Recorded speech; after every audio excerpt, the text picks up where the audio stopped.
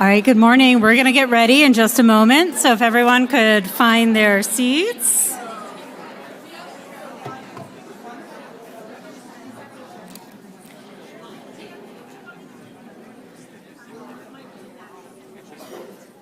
Oh, you guys are so fast at that. That's incredible.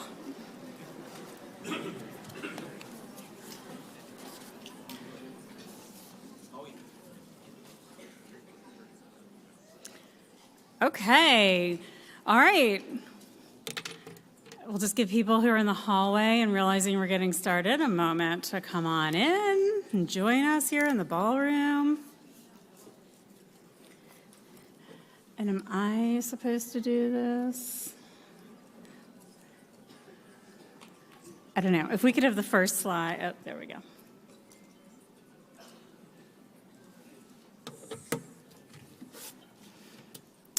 Okay.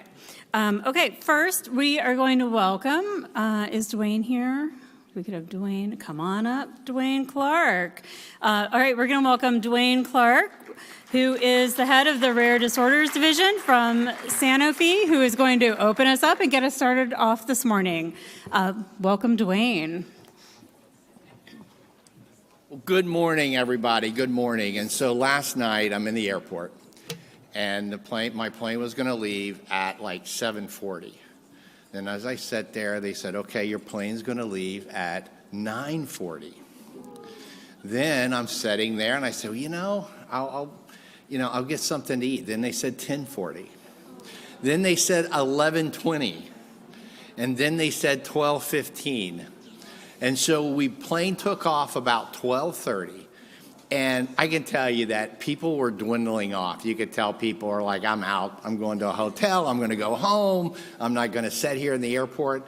But there is no way that I would miss this week in this city for any reason. I roll in at 2 a.m. I was blessed that the Marriott had a room. And I got 3 hours of sleep last night, but this is one of the best 4 weeks of the year for me. And the reason it is, when I come here and I look around this room, it is the example.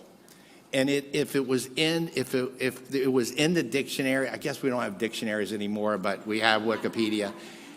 If you had the definition of kindness, which is probably the most underrated behavior on the planet, this group, this week, shows kindness because we're making the world a better place.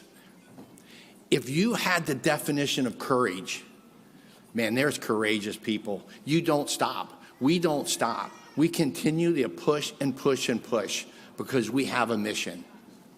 When you think about the fact that we're on this planet to lift each other up, we do that this week. We lift each other up. We lift each other up to make this world a better place. And what's great about coming to this week in this city is that people allow themselves to be lifted up. And sometimes that's hard because there are hard days and there are hard discussions. And sometimes the discussions don't go our way, but we never stop.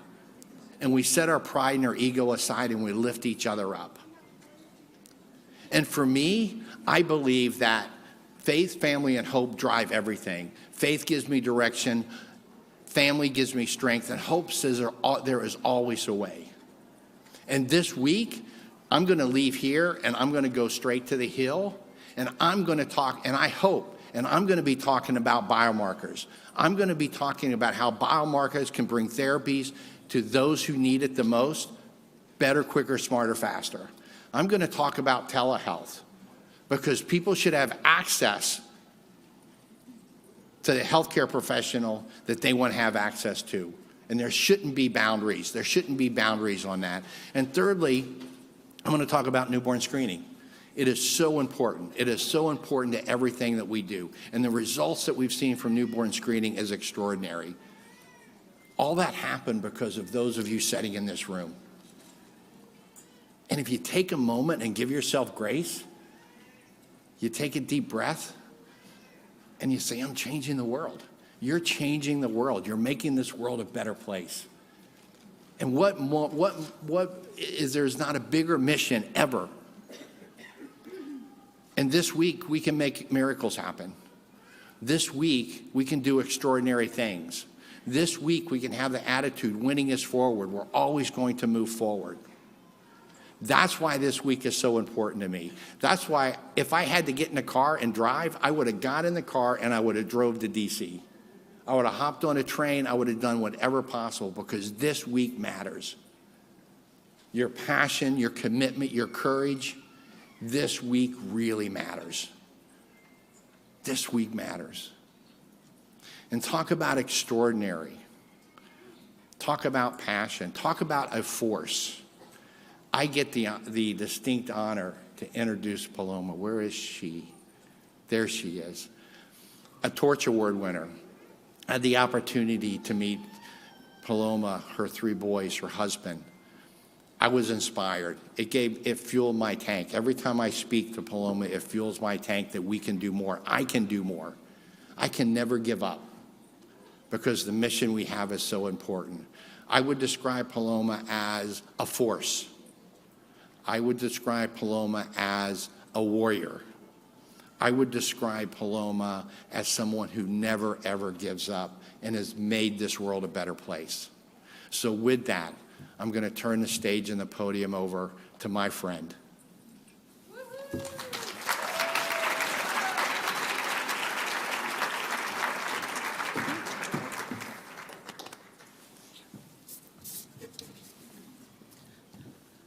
Wow, hi. Welcome to Rare Disease Week on Capitol Hill 2026.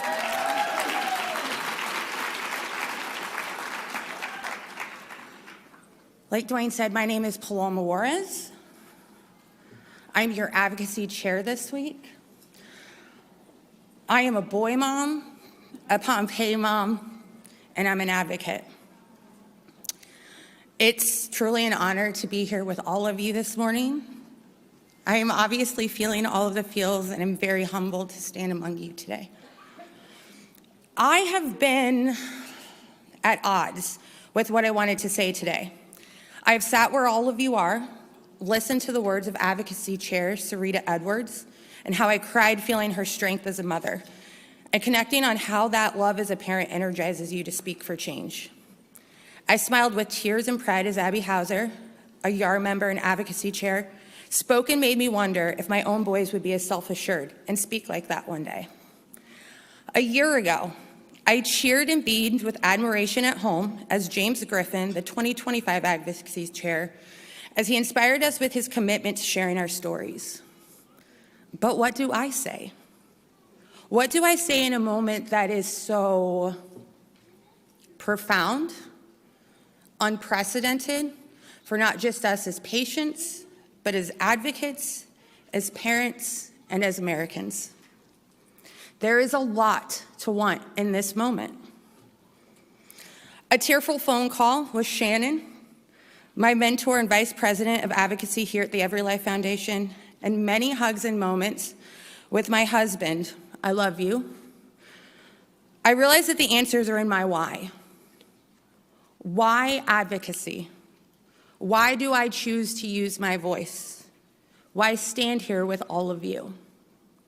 I had to go back to the little girl who loved having her hair braided by her grandmothers, women who shaped and loved me. Their words that I was worthy and my opinions will and should always be shared, and that my opinions mattered. Women who believed I had a flair for communicating and sharing ideas. I went back and thought of my mom and dad, who always say to me and my brother, don't sit on the sidelines. They always encourage us to say thank you for the good moments and to speak up when we see anything unfair or wrong happening. You say something. I remembered my high school chemistry teacher, Sister Harriet, a nun who had taught at my all-girls high school for decades and raised every student to be a scientist. Every observation matters and can lead to answers and solutions. Test, record, analyze, repeat. But my biggest why entered my life on May 28th, 2016, and redefined me. my son, my firstborn, Vaughn Sanford Way. There's no exaggeration that the love you feel the first time you see your child changes you forever. And at just 7 days old, we received a phone call about an abnormal newborn screen for Vaughn. 2 days later, after a full day with genetics and cardiology, we were given the news that Vaughn had infantile onset Pompe disease. Shattered, disappointed, sorrow. My husband, Brian, calls the next year our emergency room year. Everything felt urgent and fast and decisions had to be made. But by the time Vaughn was 1, life was just life. He was meeting and exceeding milestones. We found a routine. We were a family. And a new why entered my life. That phone call, that diagnosis, 10 years later, my feelings have changed to gratitude. That saying two things can be opposing but true, disappointment and total appreciation. Without that phone call, without that 10-day-old diagnosis, Vaughn and our family's life look very different. The effort of advocates before Vaughn was even going to be Vaughn led to opportunities that felt miraculous. So miraculous that when the unexpected news of our twins' pregnancy came 4 years later, we felt comfortable enough to work the process. Yes, twins. We received the news at 20 weeks that baby A had Pompe and baby B was completely unaffected. Only this time, instead of being shattered, we were empowered with knowledge and experience. On August 17th, 2020, in the midst of the world crashing down with COVID around us, we welcomed Cohen Peter Way and Xavier Daniel Way. They made us Way, party of 5, and my why changed again. Watching these 3 support, celebrate, challenge, rough each other up, emphasize the idea of relationships, partnership, and community. The 3 of them go through life as what many admire as warriors, but for them it's routine.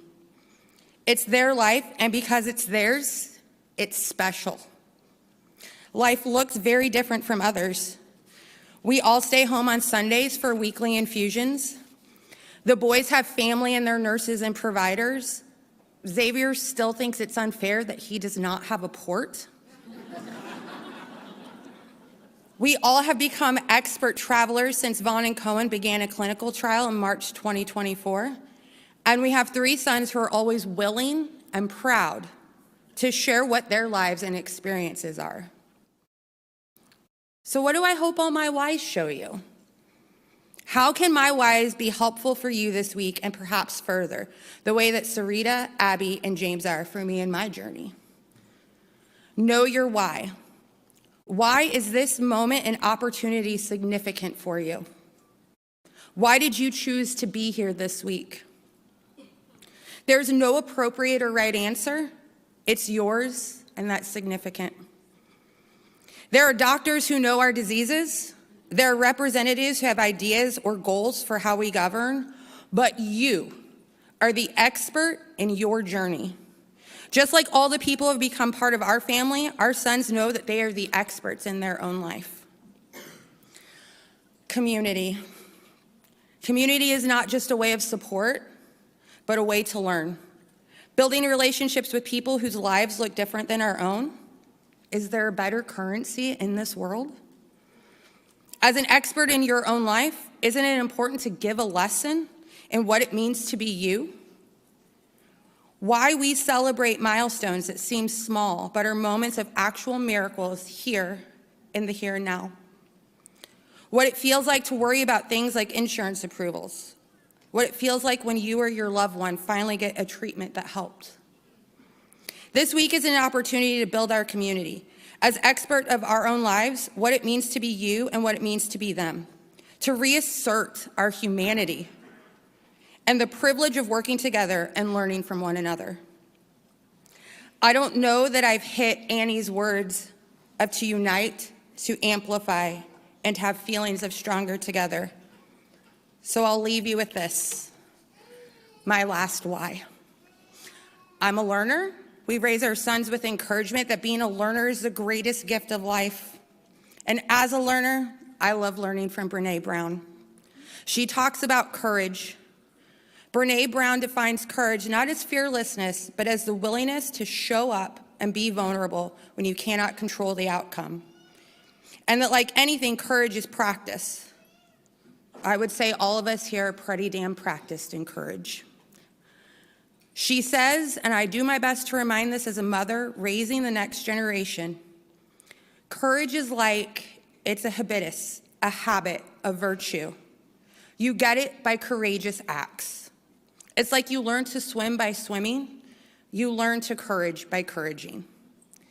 Being here as a community and the willingness to share and impact change is courageous. So I close with this. This week, seize the opportunity to practice courage and keep on couraging. Thank you.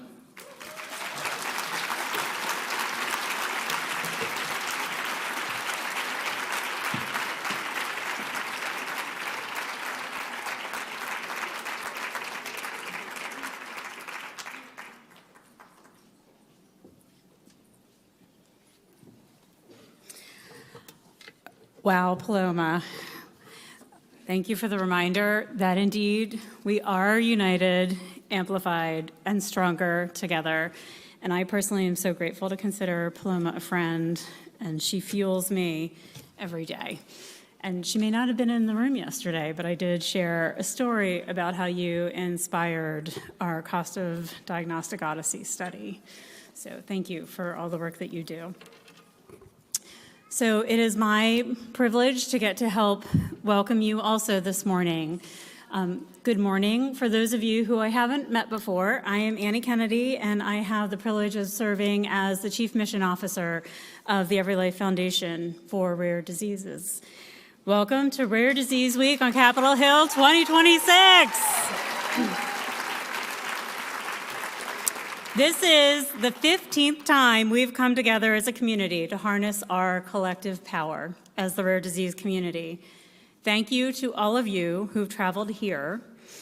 And just when you thought that you had managed all of your work conflicts, your family conflicts, your childcare conflicts, the medical arrangements, Winter Storm Hernando tossed another unexpected conflict into our lives and stepped in. And in Rare, we know nothing is simple. The planned and the unexpected is what we expect. But we also know that no barrier is insurmountable.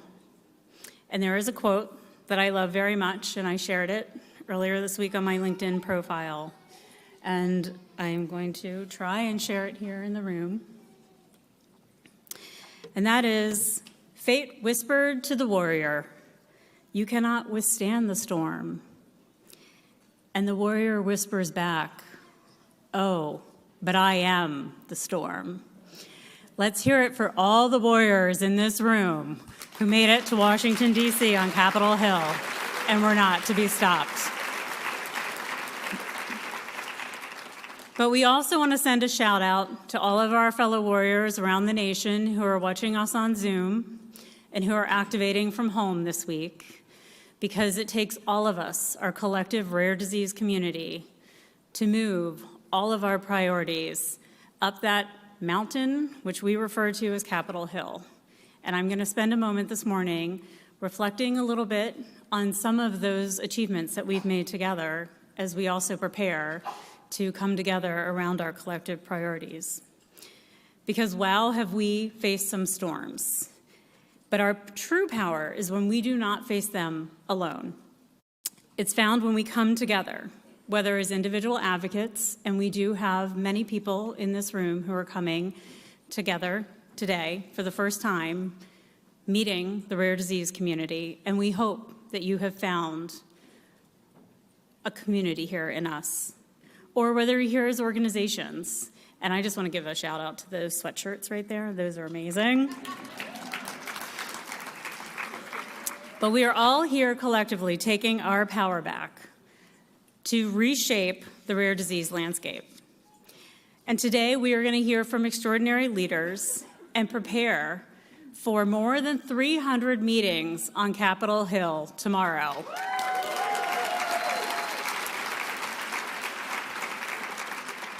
And as a community, while there are many, many, many priorities that we will be talking about tomorrow, collectively, our community came together to prioritize key policy areas. And throughout the day today, we're going to talk about what they are.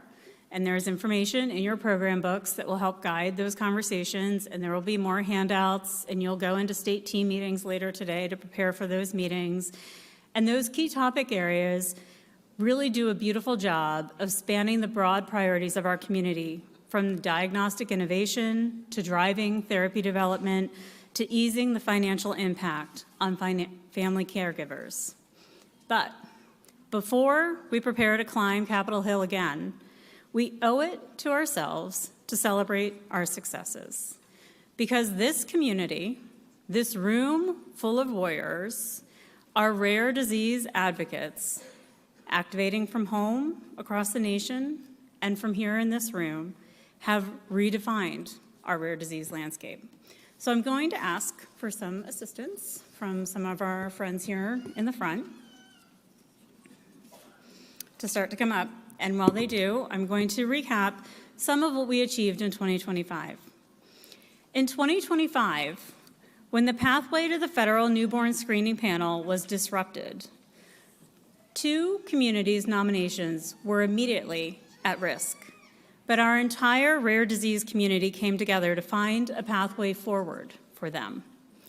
And in December, as a result of our creativity, our innovation, and our collaboration with federal agency partners and HHS leadership, metachromatic leukodystrophy and Duchenne muscular dystrophy were added to the federal newborn screening panel.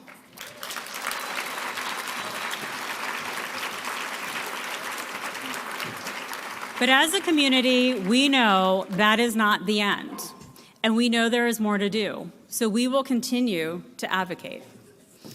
Earlier this week, our community celebrated what can be achieved when our rare warriors who've carved pathways on their own double back to ensure that those pathways benefit others.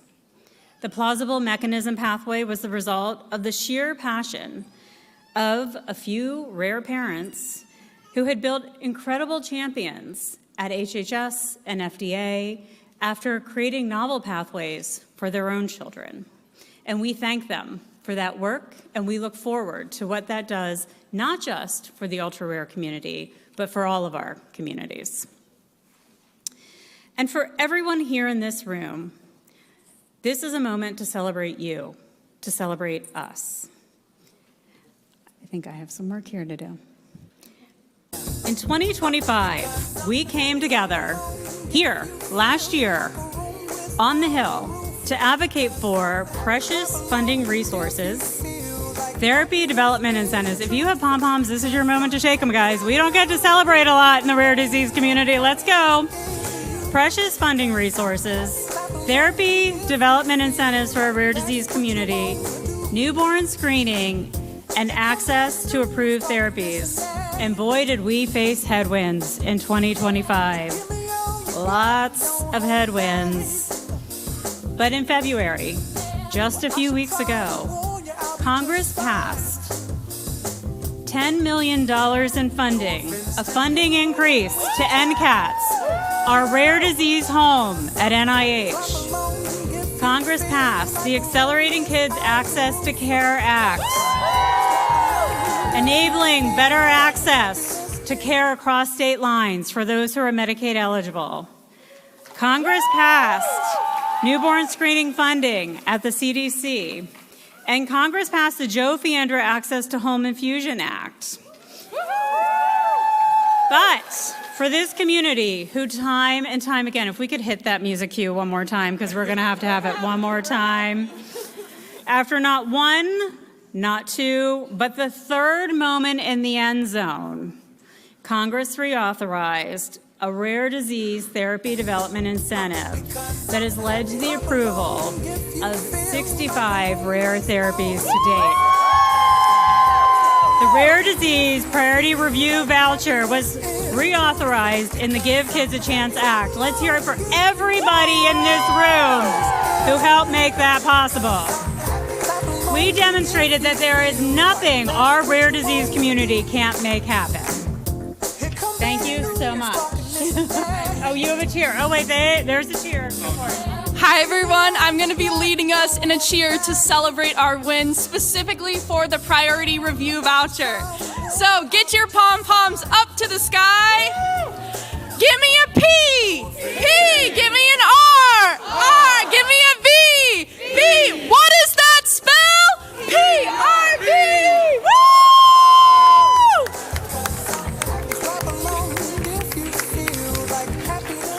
Amazing.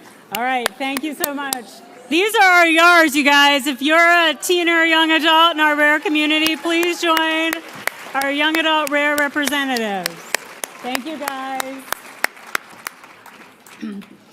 Okay, so whether this is your first year or your 15th year here with us, whether you're advocating here in DC or from home, whether you are 6 or 96 or would like to join our YAR community, because that is where the magic's happening, clearly. Rare Disease Week on Capitol Hill is about you. This is for you. We are your people. We are the storm, and we are redefining our rare disease landscape. Join us. We're so excited that you're here.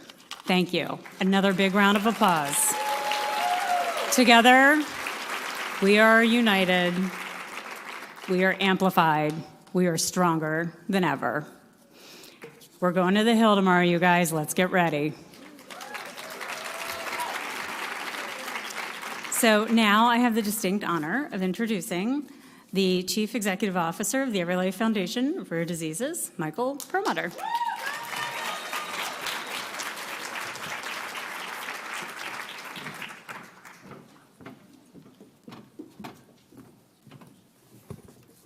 Good morning.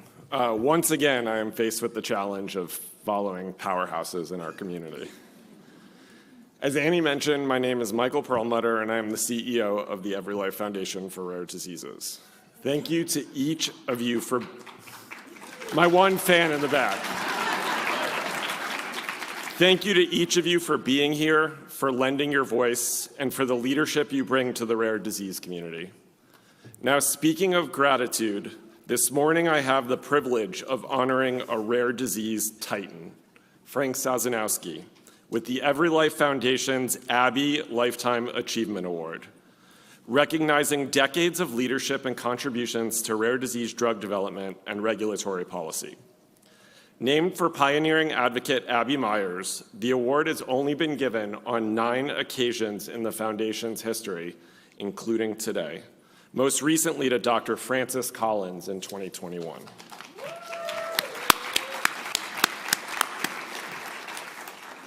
Over the course of his career, Frank has helped shape how FDA evaluates therapies intended for small patient populations, advancing regulatory flexibility and championing development approaches tailored to rare diseases. His work has contributed to hundreds of individual product approvals, including more than half of all non-oncology drugs approved through the FDA's accelerated approval pathway. Frank also played a key role in implementing the Orphan Drug Act at the FDA, and through all his work has made such an incredible impact on thousands and thousands of patients. At EveryLife, Frank's service spanned everything from being a board member to serving as both our chair and vice chair, tirelessly working to advocate for regulatory flexibility and patient-centered drug development. His wisdom, counsel, and candidly his tears have been instrumental in helping EveryLife become what it is today. Frank embodies this quote from Pope Francis, which Frank will love for oh so many reasons. We are all born to help each other.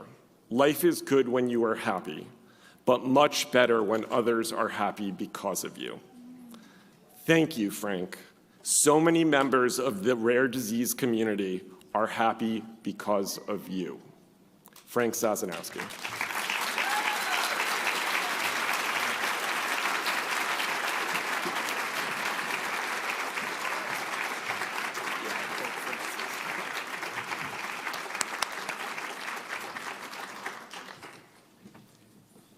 Well, Well, thank you very much, Michael, and the EveryLife Foundation. Thank you, Annie. Thank you, everyone. I just want to say, too, to Paloma, Juarez, when she was talking about milestones, I look out on this crowd, and I see so many people who weren't even born when I started on the Orphan Drug Act in 1983. And to think about it, in those days, just so that you know your power, and he was right. See, I wasn't going to give up. I just lost a dollar bet. In those days, there was 0 drugs approved for people with rare diseases. 0. And in the last 5 years, half of all the new chemical entities approved by the FDA have been for us, for people with rare diseases. It's unbelievable.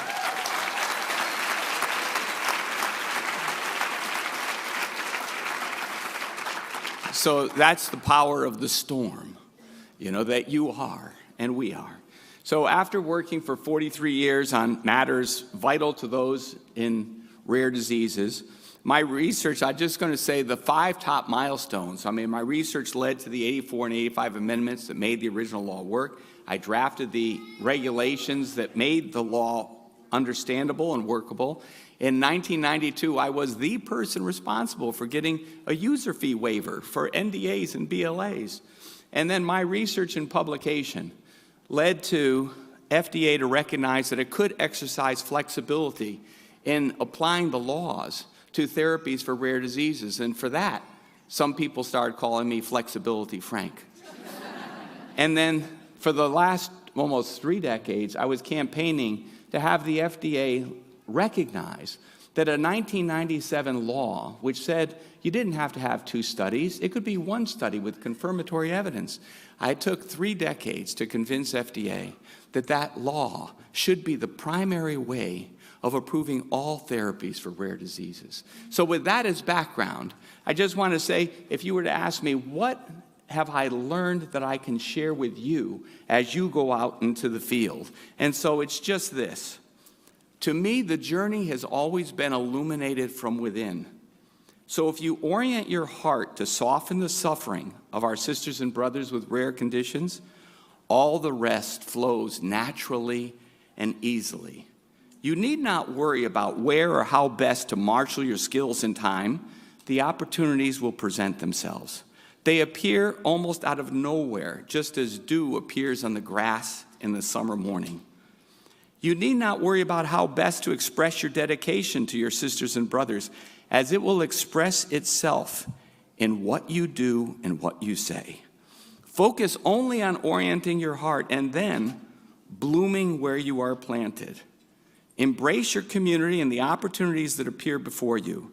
Opportunities abound during Rare Disease Week, such as speaking with members of Congress and forging friendships that you will lean on for years to come. Embrace these moments here during Rare Disease Week, and when you return home, embrace the opportunities waiting for you there. If you orient your heart to express your love of your community and each of its members, all the rest will flow as naturally as the morning dew mysteriously appears on a summer morning.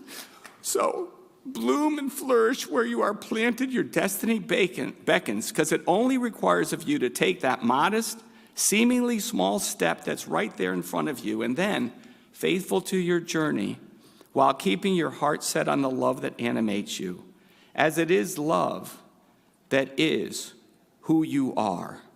So always express that love that is who you are. Ever onward, my friends, ever onward.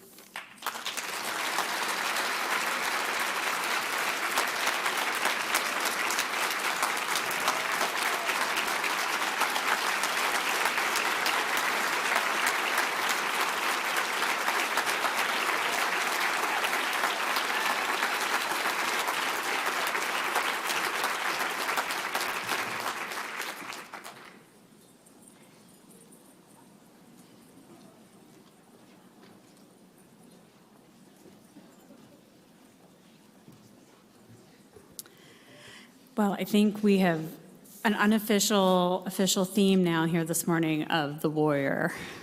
Very fitting to bestow that award on you today. really a warrior for our community. So I'm pleased to introduce Shannon Von Felden, and hopefully everyone here has met Shannon. If you haven't, don't all go do it at one time, but at some point today, meet Shannon.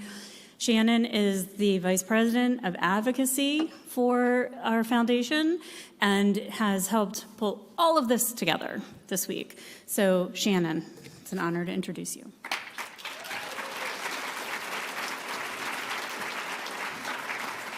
Thank you. Well, I get the fun task after all of those amazing remarks from Frank and Paloma and Annie and Dwayne to just go over housekeeping items. So, not very exciting, but sometimes we got to do what we got to do. So, thank you to our sponsors who help make Rare Disease Week and our work possible. I do want to point out that the EveryLife staff is here to support you this week, so please don't hesitate to reach out to anyone on our staff if there's anything you need throughout this week.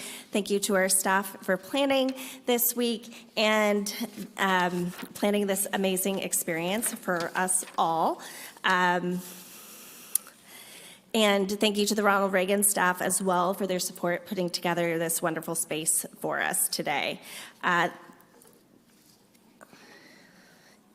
We do have closed captioning for today, as you can see, as well as Spanish translations. So please take advantage of those if you need them. And you should have all received a booklet yesterday or today when you checked in. It has tons of resources, information, event addresses, locations, times, speakers lists, maps. So please take a look in the booklet if you haven't already. Throughout today, we have a number of additional services and accommodations to make sure everyone is as comfortable as possible. We have a family room upstairs in the obelisk with a live stream of today's panels, so feel free to use that space if you need a quiet area. We have a nap nook and on-site nurse across the hall as well. We have a nursing room as well, and under the obelisk is a phone charging lounge. Across the hall is our auxiliary room if you just need a little extra space to spread out. That is also available to everyone. And I know that your meetings are top of mind tomorrow. Advocacy Associates will be here tomorrow. I mean, not tomorrow. They will be here today from 1 to 5 p.m. So if you have any questions about your meetings, Advocacy Associates will be here to help you with your meetings. Let me double check to make sure that's all I had. We hope you guys have a wonderful time today, tomorrow, Friday, if you're staying for the NIH Rare Disease Day. We will be on the Hill all day tomorrow, so get to the Hill and attend your meetings. There will also be additional events tomorrow. The hearing where we will have the live stream overflow room in addition to the hearing room with breakfast available and the caucus briefing in the afternoon. And of course, the group picture on the Capitol steps, followed by the closing reception at 5 p.m. So it will be a busy day tomorrow. Lastly, as we have done the last few years, our application for Rare Advocacy Learning is open. This is a 6-week seminar series that helps advocates with prior advocacy experience take the next steps in their advocacy journey. This year's topic will be the intersection of state and federal policy for rare disease advocacy. If you are interested in this opportunity, the application is open until March 20th, and we'll make sure to send that out to you all as well. With that said, I would like to welcome our first panel to the stage. We have Jamie Sullivan, our Senior Vice President of Policy and Advocacy at the EveryLife Foundation, as well as some wonderful partners, Caitlin Van Sant, Shane Woods, Nick Minetto, and Jennifer Bernstein.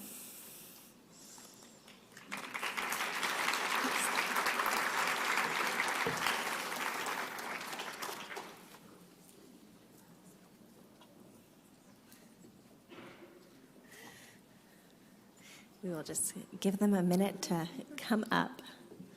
Perfect.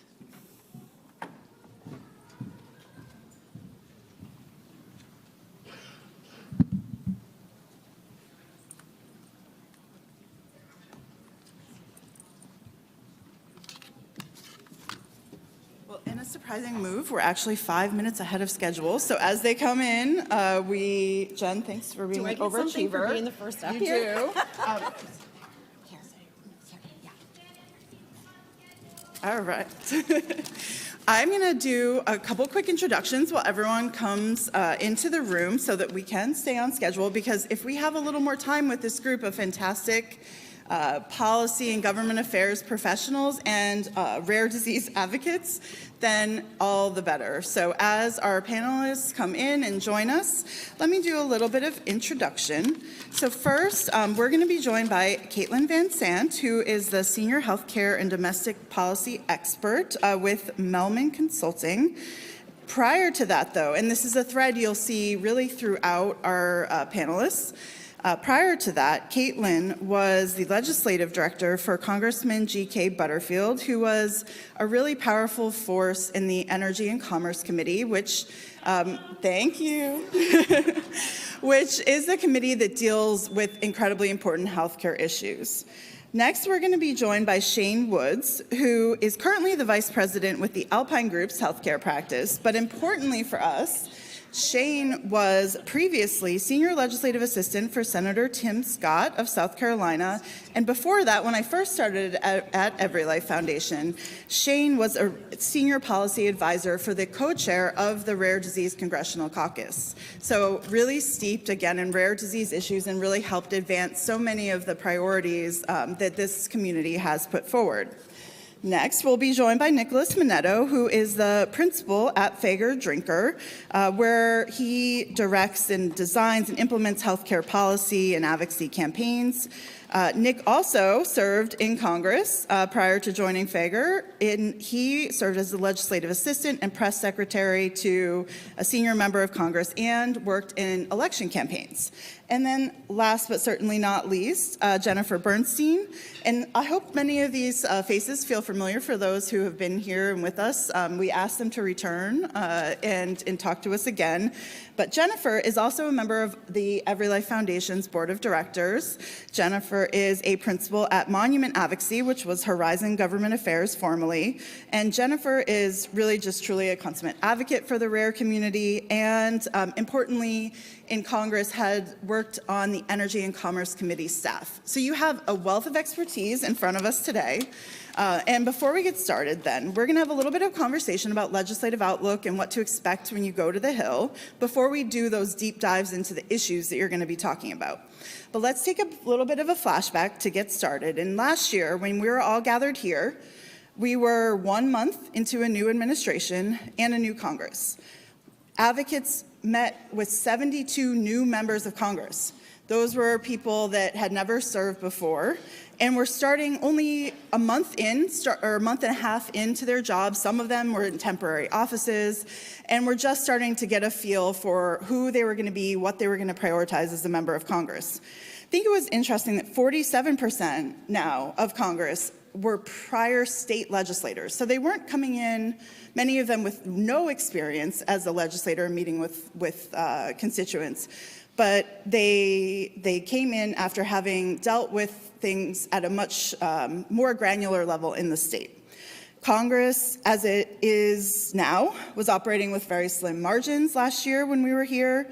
There were big changes recently after we met right after. There were big changes to federal health care programs and big goals that were out in front of them for legislation that would likely include more changes to things like insurance access and other health care programs. So where are we now? That's what we're going to talk about. But now we're on the second year of the 119th Congress. Last night, President Trump gave the State of the Union address. A few more new members have joined the ranks of the rookie members of Congress in the time since last year via special elections and people resigning. Some significant changes have been passed. We'll talk a little bit about that today, while others never came to be. So As we start out today, and before we learn about the issues, as we start out preparing for how we approach our ask tomorrow, let's have a little bit of a conversation with these experts in front of us. Okay, I'm going to sit down. All right, well, welcome everyone. So I want to start with just a little bit of a round robin and get your opinions on really how is the climate today that advocates are walking into, the political climate on Capitol Hill. How has that changed, especially for those that had participated last year? Want to start? We'll just go down the line to start. I'm sad we have water and not wine, but I feel like needed for this conversation. How have things changed since last year? I don't know that things have changed tremendously, except to say that we are in an election cycle right now. So a lot of the policies that we're going to see, and I'm sure you guys will talk about in more depth maybe later, but a lot of what's going to be happening in Congress for the remainder of this year is going to be really focused on like what the voters care about, and maybe a little less of the bombastic stuff, I really hope so, and more about things that voters will remember and think about when they go and cast their ballot. So like healthcare affordability is a big one, things that voters will, theoretically feel a direct impact of. That's where the focus is going to be now, and last year we weren't exactly in that situation. Yeah, and I think in some ways we've returned a little bit to a sense of normalcy. We just had, a big bipartisan healthcare and appropriations vote, which last year at this time did not feel achievable. We were dealing with, the incoming administration putting all of their political appointees in place, sort of the Doge and Elon Musk of it all, and lots of changes happening very quickly. Things have sort of, I would say, settled a little bit in that respect.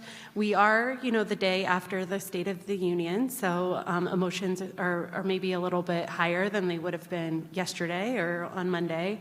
But I do think that, to Jen's point, like, people are focused on their elections. I think wanting to accomplish as much as they can before we enter, silly season this summer. I would also say, one of the things that has changed dramatically since we were all gathered here last year is that we have a slimmer majority. The majority is on the thinnest ice I think any of us can remember in recent memory, certainly. And so that creates a lot of challenges to getting the president's agenda through Congress, certainly in a partisan manner. One of the things that Republicans were looking at was a kind of a fancy budgetary term called reconciliation, which basically enables you to move your legislative priorities through the chambers of Congress through a simple majority and bypassing the need for bipartisanship. There's already been at the uppermost levels of this administration from the president himself a expression of hey, we've been there, done that. We got our agenda through for the next 3 years or just over 3 years. We can just kind of sit back and govern. There are still some Republicans that would like to do more, but that certainly doesn't seem to be a vehicle at this juncture that they are going to pursue. So I definitely think that is one of the things that's changed as well. So perhaps that is making this president or this Congress a little bit more of a lame duck sooner because again they are governing with such a small majority. But also at the same time, I'd like to add that that's going to position this president to want to lean more on executive authority. So that's certainly one of the changes moving forward that we're certainly very aware of and watching very closely. Yeah, I would just add, I agree with the points that have been made. I think the biggest change between last year to this year is at least we have some proof points that kind of keying off of Caitlin, your point. The enactment of the law earlier this month, the funding of most of the federal government at levels that are not consistent with what had been proposed in terms of level of cuts. There are some positives out there. Clearly, a lot of challenges remain, but there is that proof that things can get done and that Congress, despite some of the polarization and the partisanship, they can come together to do things like they did earlier this month. So at least a little bit of proof that that is attainable. Thanks, everyone. So we just had a moment to celebrate some of the big achievements, and you all have mentioned those as well. Now that we've had legislation passed that deals with many of the priorities that this community has put forward or Congress has put forward, that also includes things like telehealth extensions and changes to Medicaid that were included in July of last year in what you may remember hearing about H.R. 1 or the One Beautiful Bill Act. What is Congress thinking about as it relates to health care now? What's next? Yeah, sure. Nick, do you want to give us? Sure. There's a lot on the agenda. And you noted some of them, Jamie. The bill that was enacted earlier this month, again, kind of broke the log jam because it was sort of sitting out there for 13 or so months, and it created some, it chilled the ability to discuss other issues because it was sort of, well, we have to get through everything that didn't get done in December 24 before we can move further. So some of the items that are still very much out there, there's some PBM reform provisions that did not get included that I think folks still would like to see done. There's interest in the larger sort of supply chain on the prescription drug side, looking at some other elements of the supply chain, looking at like wholesale, other pieces of that. Ongoing question around coverage, whether it's enhanced premium subsidies or other approaches to affordability around HSAs or other tools.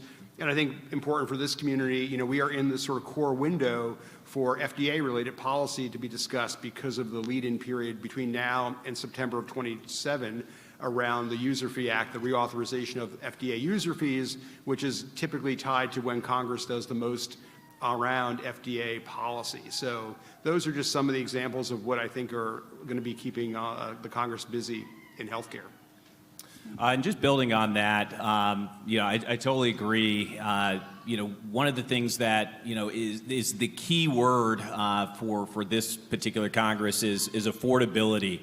It's a message that's going to be certainly punched through with regard to the Democrats, as they seek to regain the gavels in the various respective chambers.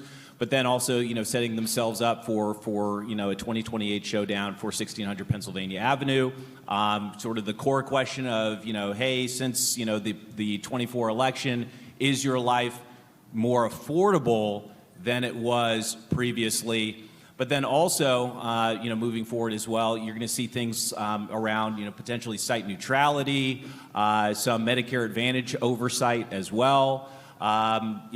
Kind of on the FDA side, certainly we saw Chairman Bill Cassidy release his white paper or framework for FDA modernization.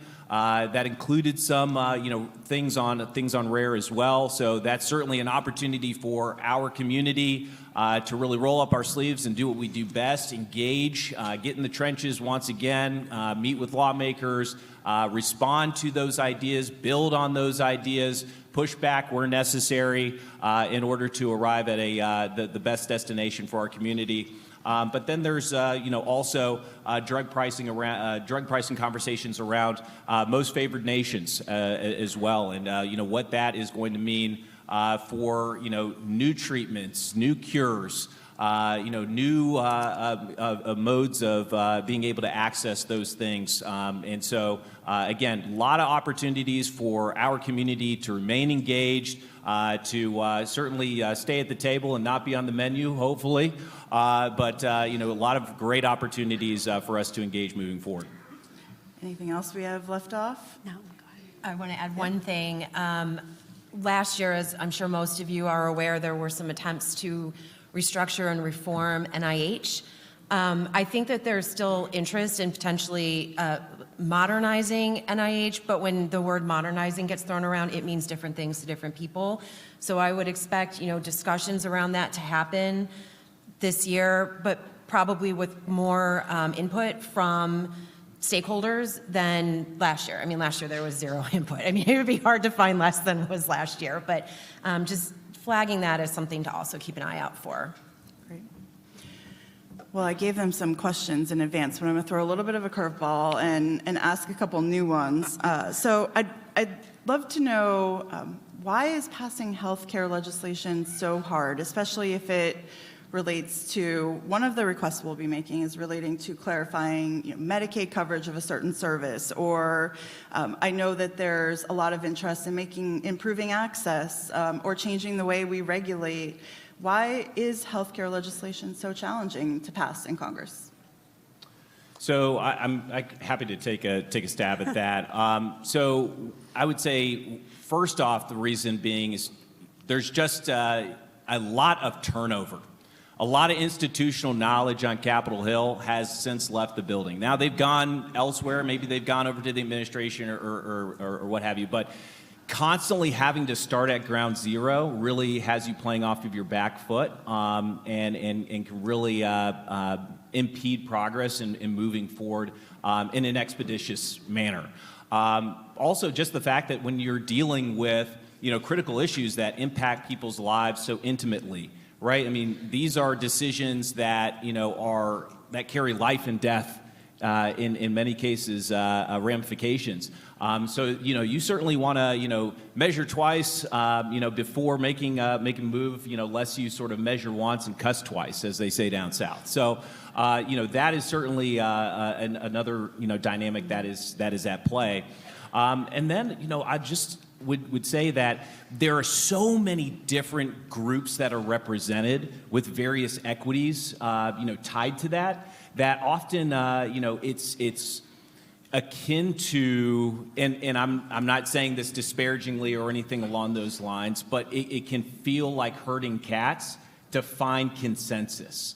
And again, in this 24-hour news cycle, social media, folks wanting to, go viral, all of those different things, the election cycle being, not just relegated to, a day in November, but really, you win your election and then you start your next election the next day or maybe that night. I mean, it just never stops. And so, folks don't really feel, or enough folks really don't feel, comfortable to, to be brave sometimes and to do, unfortunately, what we as a patient community need them to do, which is make those tough votes, stand up to special interests, do all of those things and continue to put the patient first. I say this all the time, but it is so very true. No matter who you are, right? You could be a doctor wearing the white coat. You could be a drug manufacturer, wearing the lab coat. You could be wearing the nurse's scrubs or whatever. Wherever you are in our healthcare delivery chain, every last one of us at some point will wear the gown of the patient. And we want to make sure that that system works for us. We are the North Star. Not all of these other groups. We are the North Star as the patient, and we have to ensure that that the American healthcare system is a patient-centered one, not a profit-centered one. Well, following up, would anyone like to follow up on that? Caitlin, you worked for a member that led healthcare dreading policies. Following up on that. But no, I mean, I agree with a lot with what Shane had to say. I think this year in particular has been challenging with, as Shane mentioned earlier, the reconciliation process. I think there's a fundamental lack of trust at the moment between Republicans and Democrats on healthcare, even though we just had this big bipartisan vote, but a lot of these policies had been hanging out there for 5, 6, I don't know, Nick, how long was accelerating kids' access to care? Like 8 years.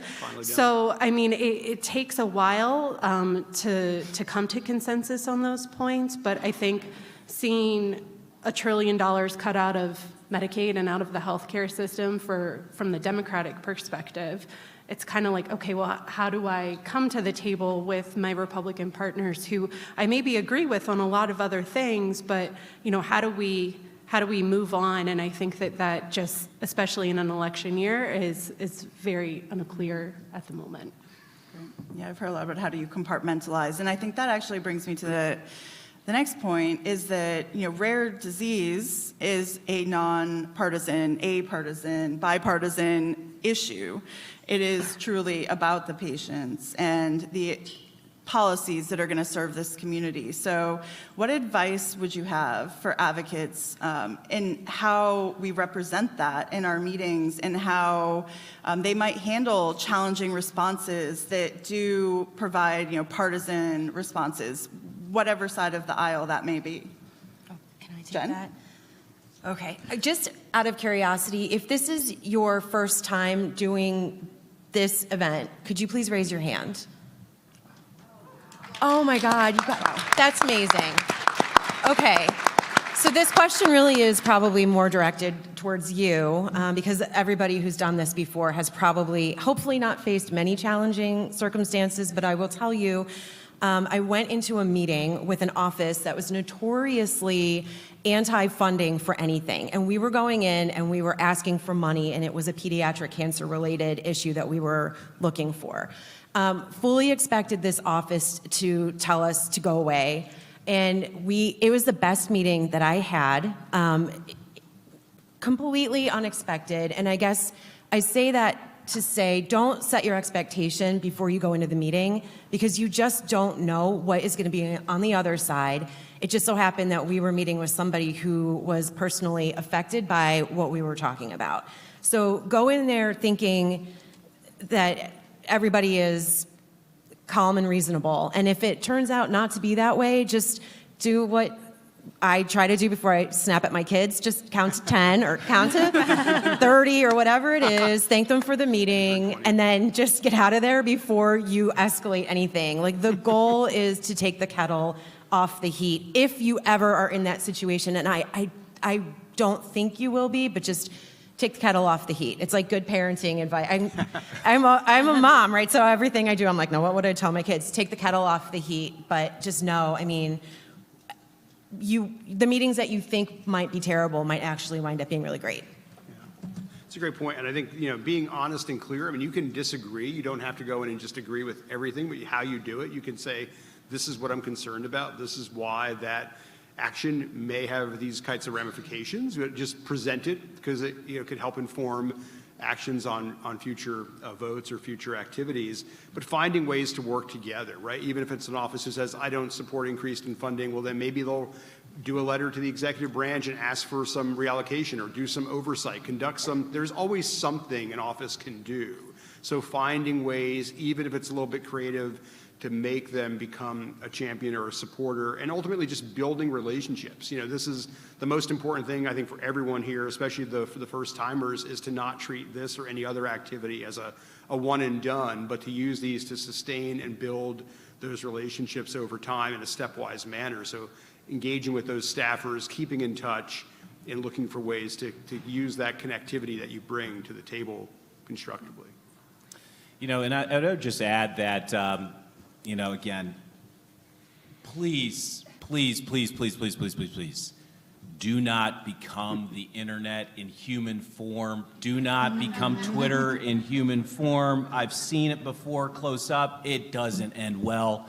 Don't do that. Like Nick mentioned, win the relationship. That's the goal. That's the goal. You're here today. Great job. Round of applause. I know it took sacrifices for each and every one of you to be here today. Thank you so much, especially you kids who are off at school. I'm sure that was a sacrifice you were very willing to make.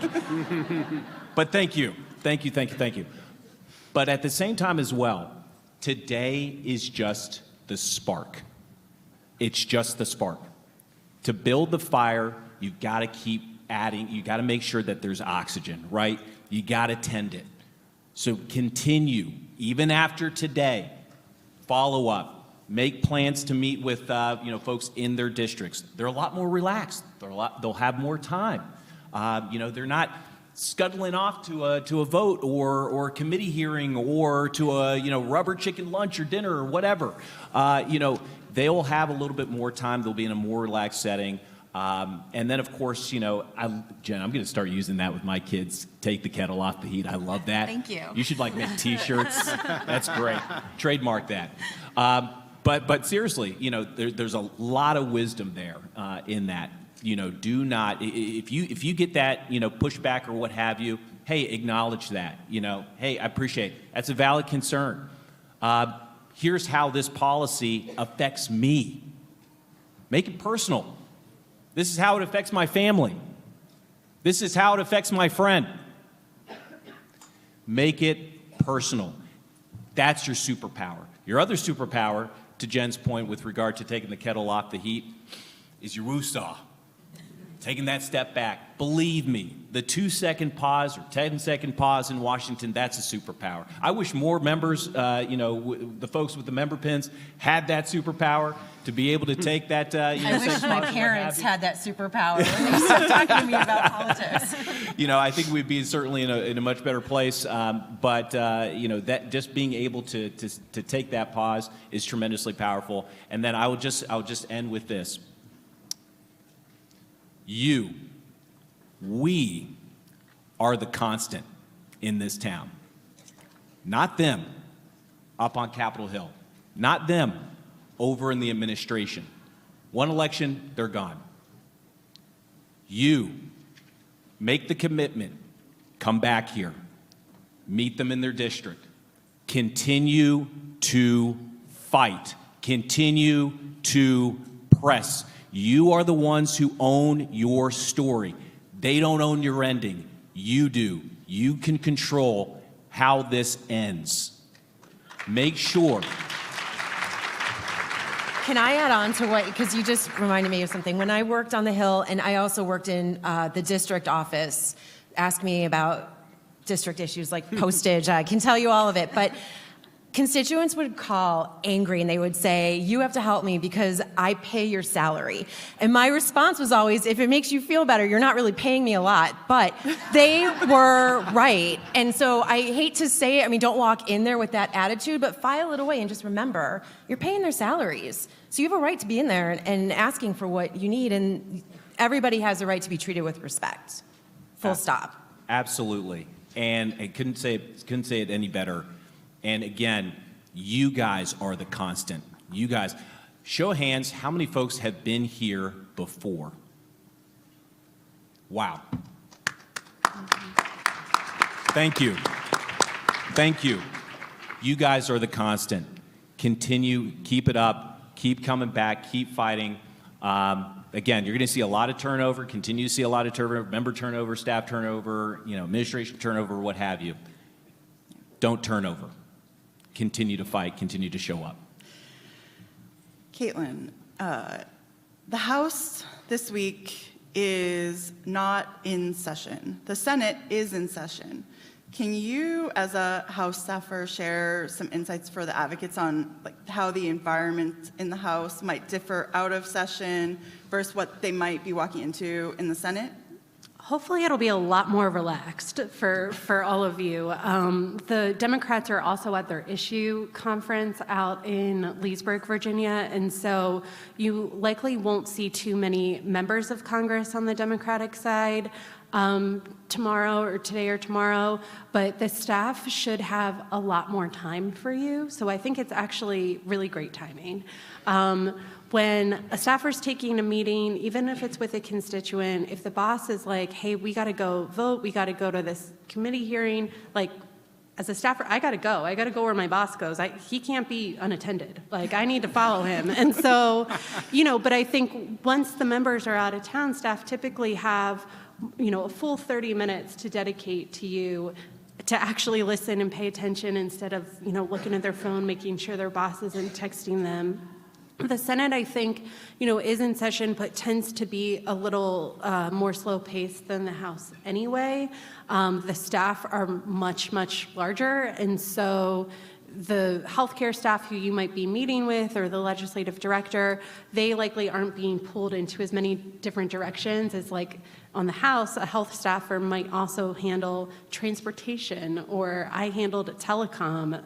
Please don't ask me any questions about it, but I handled it. And so, I think the way that their brains work is just a little bit different on the House side. So I think it's a really great opportunity for you all to spend some quality time with members or with staff and have good conversations. And I think kind of following up on the last question, I just want to make the point, it's always okay to say you don't know the answer to something.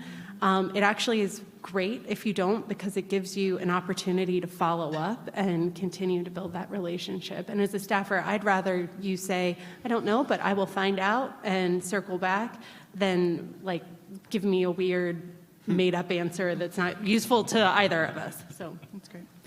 So we do have a lot of first-timers here, so I'd love to throw in one other new question before we have one last sort of lightning round. What are some of the committees? We've talked about, you've heard acronyms and E&C and HELP and appropriations. What are some of the committees that our advocates should be aware of that are really influential to healthcare that they may hear coming out of the staffers' mouths when they say, oh, I'll talk to E&C about that, or I'll talk to HELP about that? Help them understand what that means in the process. Sure. I mean, there's a lot out there. And again, I would also say this isn't something you have to feel like you have to be expert on every acronym in the federal government or on Congress, but certainly for instance, FDA and medical research policy, let's just talk about that for a second. The major committees for those issues would be the Senate HELP Committee, Health, Education, Labor, and Pensions, another acronym. And then on the House side, it would be the Energy and Commerce Committee. You also, to make it even more complicated, you have committees that write the laws, and you have committees that allocate funding for them, known as the Appropriations Committees. And there are different subcommittees within the Appropriations Committee that write the actual FDA title and write the NIH title. So there's a lot of moving pieces out there, but you have the funders, you have the authorizers, and you have other committees that deal with, for instance, on the House side, Medicaid is handled by Energy and Commerce, but Medicare is split between Ways and Means, Energy and Commerce, to make it even more complicated. On the Senate, it's handled by another committee. So, if you're dealing with Medicare and Medicaid insurance, PBM, those types of issues. So it can be a bit complex, but I think, for a lot of what you're talking about, I think on the agenda, probably heavily Energy and Commerce, HELP, and then appropriations, because they are the folks with the money who make those programs actually operate. So bottom line, you don't need to remember what committee does what. You might hear about it, so that's why we wanted to bring it up. But bottom line, why do the committees matter to progress? I would say the reason is because they have certain what's known as jurisdiction over issues, and they operate certain levels of congressional oversight over these various agencies that they oversee. So there are certainly committees that like to venture into other committees' jurisdictions. Believe you me, the chairs and ranking members do not like that, but it happens. But agencies are very responsive and really perk up, when they receive incoming from particular ranking members or committee members, or certainly chairmen, chairwomen of those committees of jurisdiction that have direct power, control over their destiny, effectively, right? What they can do statutorily,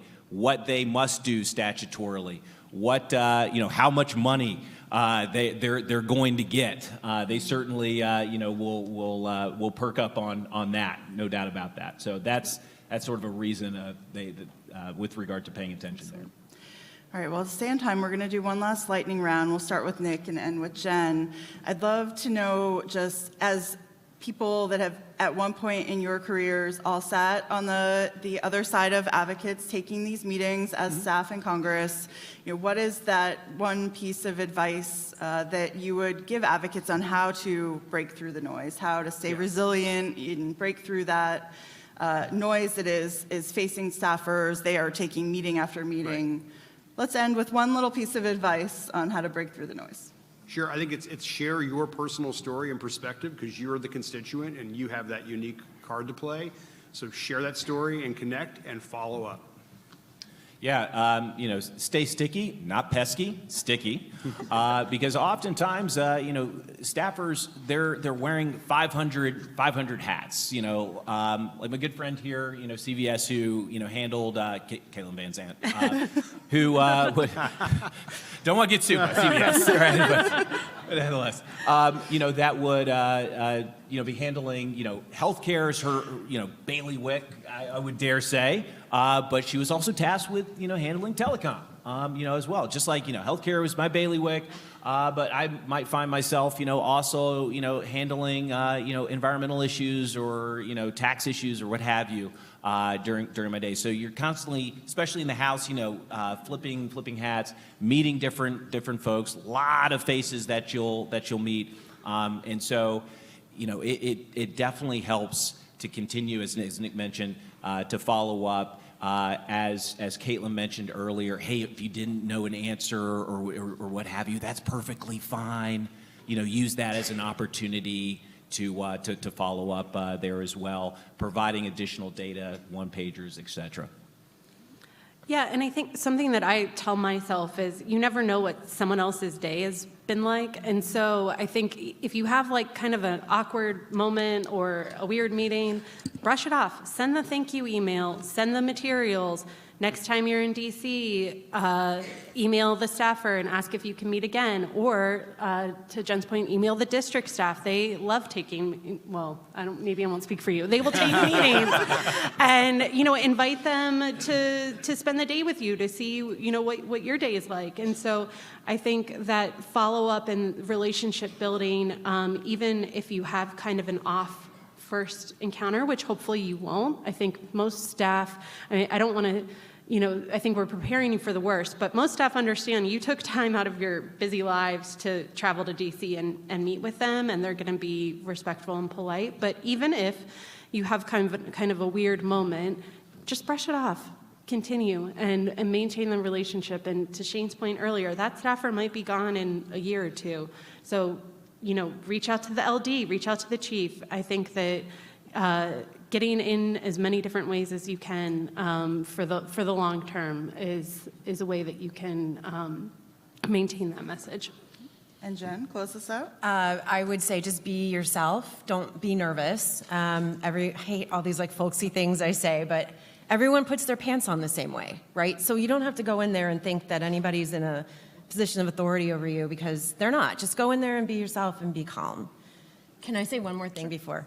Annie's cringing because I'm careening into menopause and I have a live microphone in front of me and she never knows what I'm going to say. I know a lot of you in this room feel me, so yes. The one thing I do want to mention, and not to take us too far off time, but I'm going to just say the thing that people might not want to say, and it's always me that says it, but I would just be really cautious. You're going to go in, do these meetings. It's Rare Disease Week, and I think, not to be negative, but I think sometimes what happens is, maybe agencies or offices may try to get in front of Rare Disease Week a little bit and put out policies or drafts of things that, maybe are okay but not great. It's like, I was telling Annie I was going to talk about underwear, and I saw her face go, oh my God. But it's kind of like when you were a kid and you had a Christmas present wrapped up and it was wrapped up awesome, and you were like, this is going to be the best gift ever, and it was like underwear or socks. All I'm saying is that when policies are put forward, read the fine print. Read it. EveryLife has, staff and materials that can help you do this. We can all help you. Don't be afraid to reach out to anybody, but I don't think that if something is out there and that it impacts Rare, that it's awesome, because there's always room for improvement in a lot of cases. And so I just want to say, be very aware of what you're supporting and, building relationships with offices to maybe help make things that are underwear, and maybe you can turn that underwear into something better, is what you should always be looking to do. Sorry, Annie, that I talked about underwear. Well, on that note, I'm not sure I have a great comeback to close with, but I just really like to thank our panelists for taking the time out year after year to be here and help lay the groundwork for the day. Thank you. Always fun. All right. We're gonna break down. Okay, we are now on a short break, and we will rejoin us at 10:35.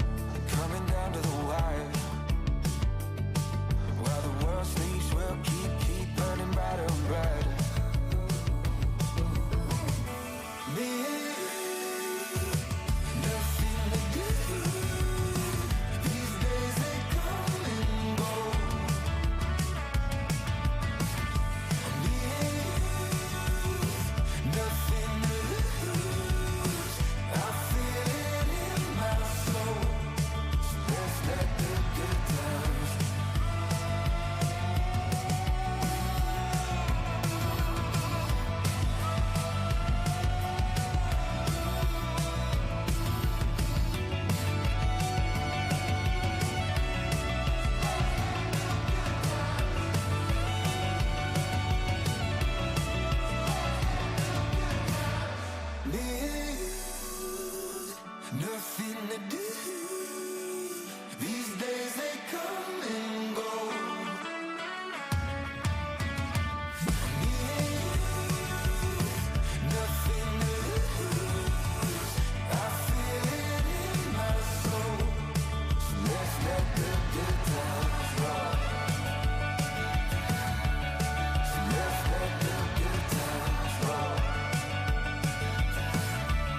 So let's let the good times roll.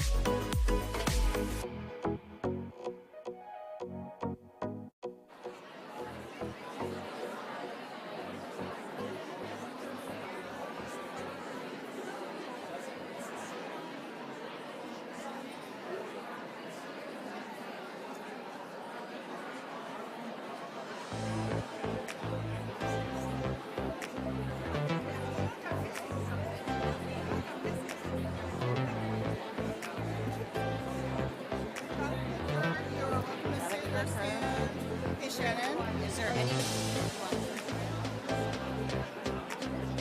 You guys have yet. Well, I'm moderating, so. Where do you want us? Do you care? You should probably sit here, Kim.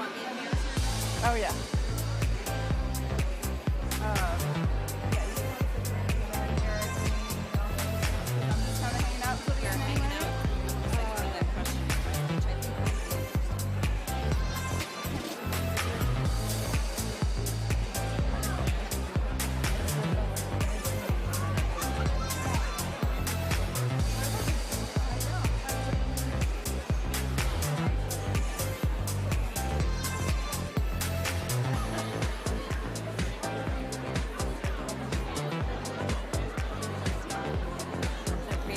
introduce, do you want me to introduce myself? Well, I just want to get it started, and then I'm going to go back to you. Okay. Introduce yourself and the panelists. Alexion. Well, Alexion is this sponsor. We are the rare disease unit. I never.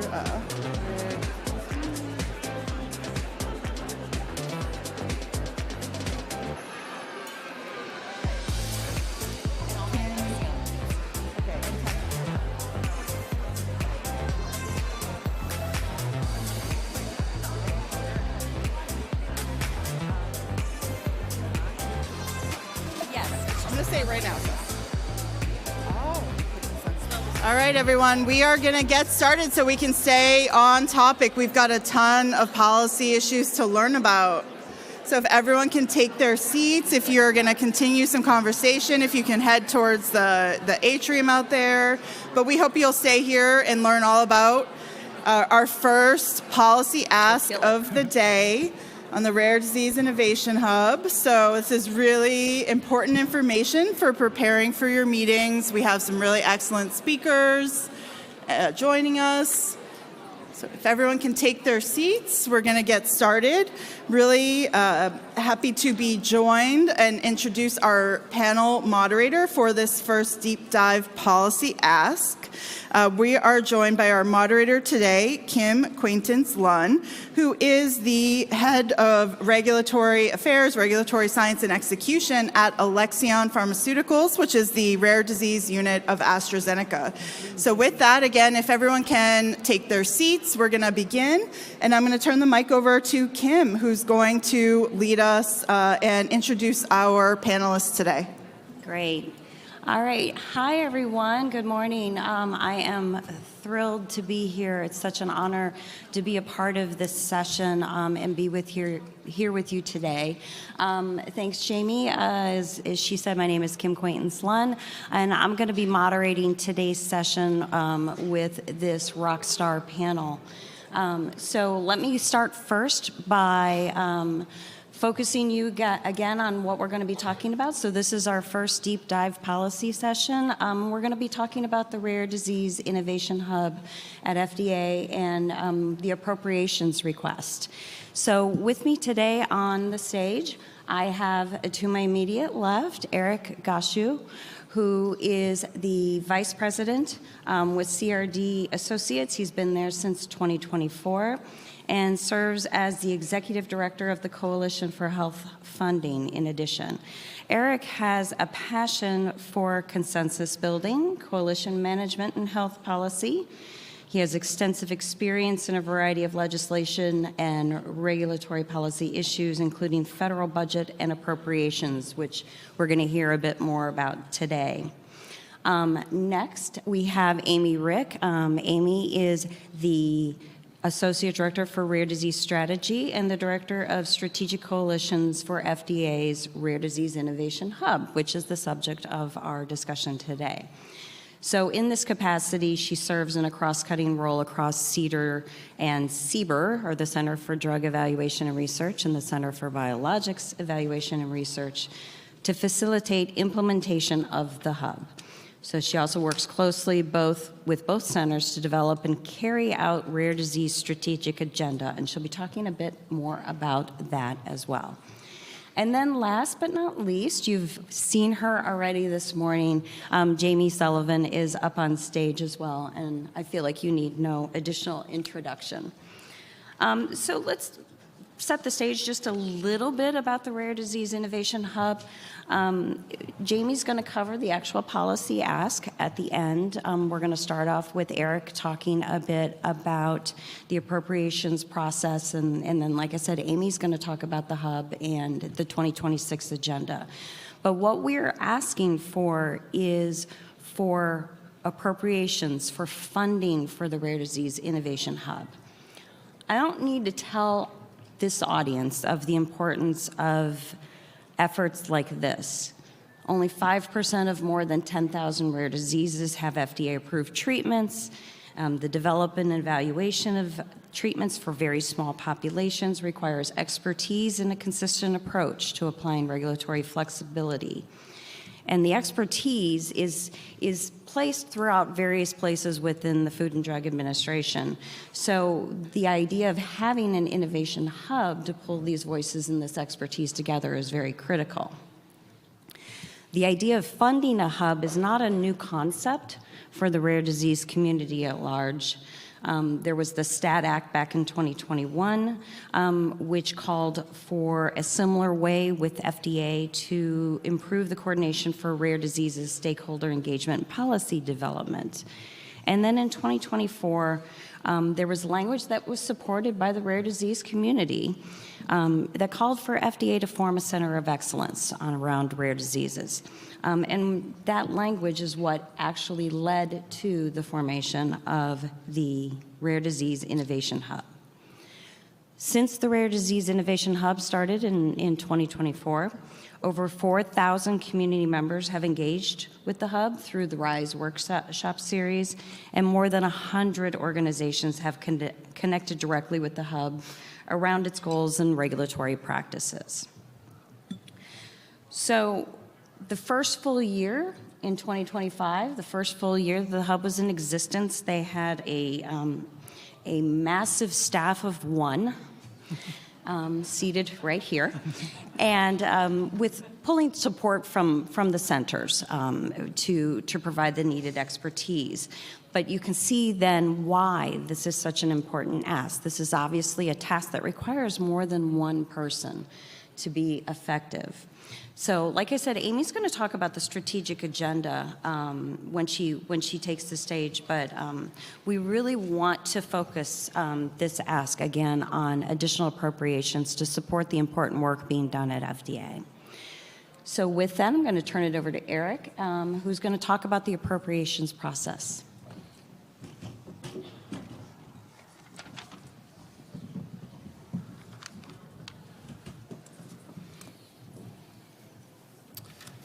Well, good morning, everybody, and thank you so much for being here today, and thank you to EveryLife Foundation for having me come speak.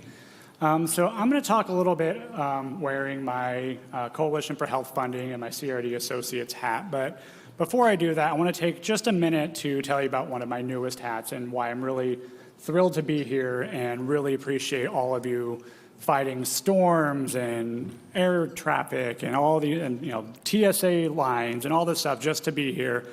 Because it means so much to me personally. So last year, this is sort of my newest hat. Last year, I welcomed my first child into the world. His name was Max. Unfortunately, soon after he was born, the doctors were incredibly concerned. He was transferred to the Children's National Hospital here in Washington, NICU, and that was our home for the 8 weeks that Max was with us. He was born with a congenital neurogenetic condition, and I will tell you, while those were the hardest 8 weeks of my life, the very first person I called, I don't think she's sitting here right now, was Annie Kennedy. And I will never forget the first two things she told me when I told her this was hours after he was born, as soon as he was transferred to the Children's NICU. She told me two things. One, I am so sorry you're going through this. And two, there is no better place in the world for him to be than Children's National. And while we did not get the answers we were looking for, I still to this day will say I continue to be in the best place where I can be in this room right now. And so thrilled and honored to be a part of the EveryLife Foundation board to really make sure that I can create a legacy for Max and really give back and really work with all of you who are going to help find the answers that we're looking for and make sure that families don't go through the same experience that we did. So, I really want to thank Annie, thank all of you for being here.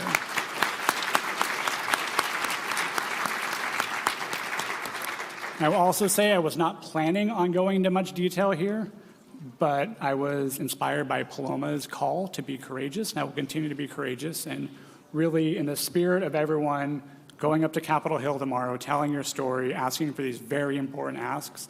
Thank you. I just want to say thank you all for doing it. Okay, so now we're going to talk about appropriations. Okay, so as was mentioned, one of the hats that I wear is as the executive director for the Coalition for Health Funding. I'll tell you a little bit about who we are at CHF. So CHF was founded in 1970. We are the oldest and largest organization who's focused on healthcare funding across the various federal agencies of the Department of Health and Human Services. So we really do a lot of work to ensure that all of the agencies are well funded and that the money is really spent in the ways that are best going to improve the lives of all Americans. So a lot of groups might focus on FDA or NIH or CDC. We really take that holistic approach and understand that all of these agencies work together to truly improve the lives of people with rare diseases and improve the lives of everyone in America. So to kind of walk through a little bit about the appropriations process. So this was touched on a little bit in the last panel, but there are kind of two ways that Congress can legislate. There is authorization and appropriation. So authorization, you heard about the Energy and Commerce, Ways and Means, Health, and Finance committees.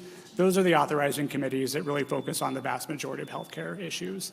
So they're the ones who are going to create agencies, they're going to create programs, they ask the executive branch to create new regulations, and they authorize the agencies to spend money.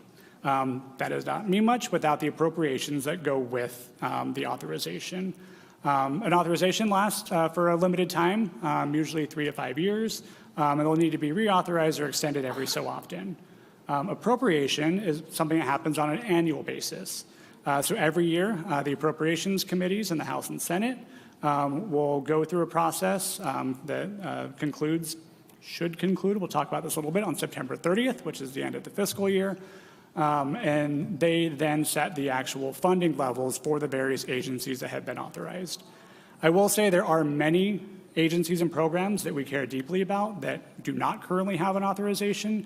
They still typically tend to receive funding, but I will say one thing you may hear a little bit about when you're talking to staff on the Hill tomorrow is that there's been a little bit more of a call recently to really focus funding on programs and agencies that have current authorizations. And so that's something that a lot of groups are working on now too, is to reauthorize many of the programs that are currently without authorization. Again, this happens on an annual basis, and we'll talk about what that timeline looks like. So there are two types of spending. There's discretionary spending, which is what we'll talk about. That's the appropriations process. That happens every year. All the agencies need to receive funding. If they don't, that's when we go into a shutdown. There's mandatory spending, or you may have heard of it referred to as entitlement. So these are things like Medicare, Social Security, SNAP. These are all things that do not need funding on an annual basis. Discretionary spending will be things like NIH, FDA, some of FDA. Some of it's also funded by user fees, which I know many of you worked on issues related to PDUFA. So there's other funding that funds a lot of the work at FDA as well. But what we're talking about today is the discretionary appropriation side of it. So there are 12 appropriations bills. You do not need to remember all of these, but I'll focus on two of the most important ones. And each of the bills are done through a subcommittee. So much of the healthcare spending is through the Labor, Health and Human Services, Education and Related Agencies, also called Labor H, or LHHS, you may see it referred to as well. And then the Agriculture and FDA subcommittee and bill is what funds the FDA. So they're on separate bills from a lot of the NIH and CDC and other ones as well. So importantly, if the person that you're meeting with happens to sit on either of these subcommittees, they are the right people to be talking to, and you're here at the exact right time, and I'll explain why in a minute. So I will not go in through this line by line, but this is a typical appropriations timeline that is in quotes for a reason. I've been working on these issues for close to 20 years now. I don't think I have ever once seen the appropriations process go through in this exact order as it's laid out. So right now, we're kind of at the beginning of the process. We just wrapped up the last one. As you may recall, we had the longest shutdown in American history. We are still technically in a partial shutdown, but we saw HHS in a 40-plus day shutdown earlier last year and into this year as well. So right now, we should be seeing a budget from the president any day now. Typically, they're supposed to come out at the beginning of February. You may note that we are almost in March and do not have a budget yet. So again, doesn't always follow this process. Once we get the budget from the president, that is when the agencies will, the committees will start going through their processes. So the appropriations committees will draft their spending bills. They'll mark them up. They clear out of the subcommittee and full committee, and then ultimately are voted on by the full Congress. When they go through the process and the committee, kind of two main things happen that are really important for the topic here today.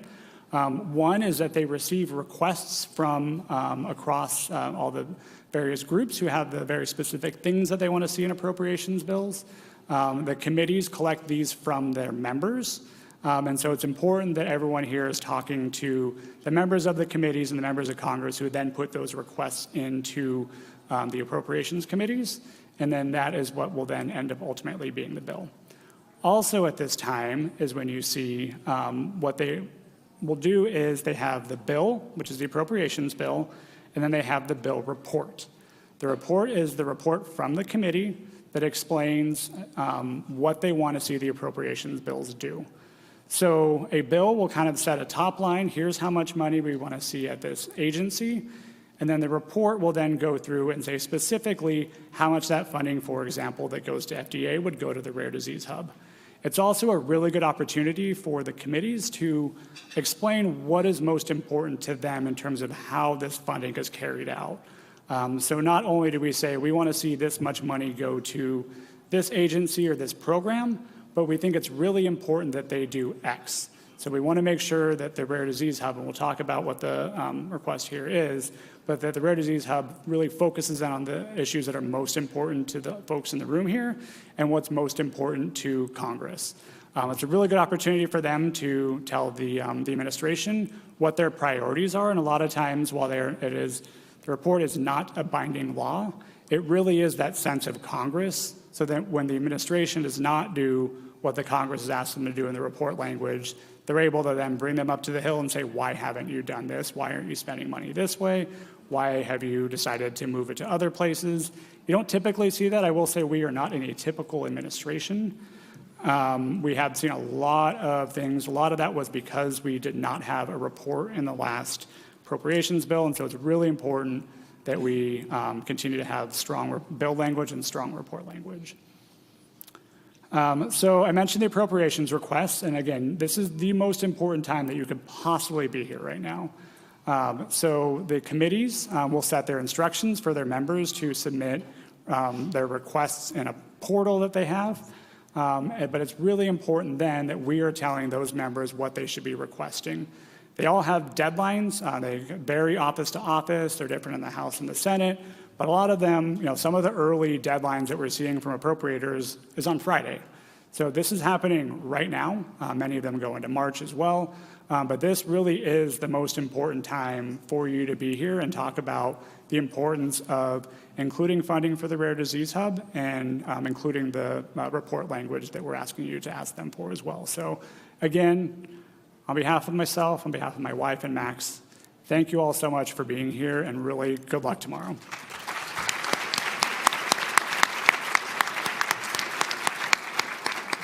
And if you want to learn a little bit more about my story and connect, here's a QR code for my LinkedIn as well.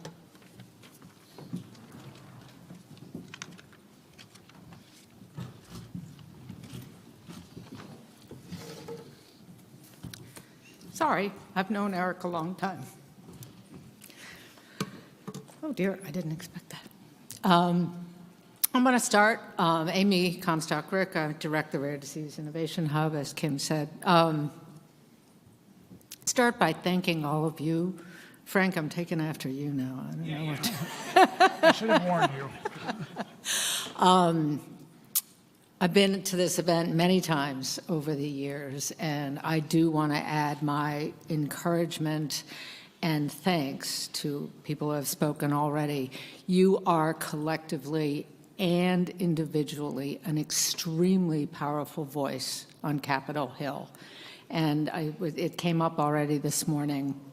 If you feel any pushback or any, maybe someone is really thinking about their next meeting, barrel right on through. You have an important, I can't talk about this ask, other asks in your story, because I'm a federal employee, so I can't actually address the ask. Your story is so important, and I really encourage you to feel powerful and confident tomorrow, because that is definitely how I see you. So please go forth. I'm going to switch now to talking about the Rare Disease Innovation Hub, but if you'll bear with me for a minute, I'm going to give a quick FDA structure, just 2 minutes on how the FDA is structured, because the hub really doesn't make complete sense unless you understand a little bit about how the FDA is structured. For 120 years, I won't go into every year, I promise, but the FDA has been around for 120 years. It started as a food agency, just purely food, and then over the years, different products have been added. So FDA is structured by product area. There's a veterinary medicine center, there's a tobacco center, a food center, and 3 medical product centers. There's a drug center, a biologics center, and a device center. They each grew up a little bit independently and with their own cultures and their own center director. There's a couple former federal FDA employees here. And so there is, certainly they work cooperatively and together, but there is a history also of them being very independent because their product areas were very different. With science evolving, I'm a lawyer, not a scientist, but the lightning speed that we're seeing innovation in science, we're seeing products and innovations that really bring in more than one center at one time. And we're seeing companies that may have products for the same disease, but in two, or class of diseases, in 2 different centers at the same time. So you were beginning in the last couple of years, Kim talked about the movement for a rare disease center of excellence, conversations about, it was never said this way, this is Amy's way, come on FDA, get it together, talk to each other more, and then hence the Rare Disease Innovation Hub. So first slide, please. Oh, do I can do that? Okay. The Rare Disease Innovation Hub, as Kim said, was created in 2024, really to bring the CBER, so the Center for Biologics and Evaluation Research, and CDER, the Center for Drugs Evaluation and Research, together to enhance their collaboration with the ultimate goal of accelerating therapies for rare disease.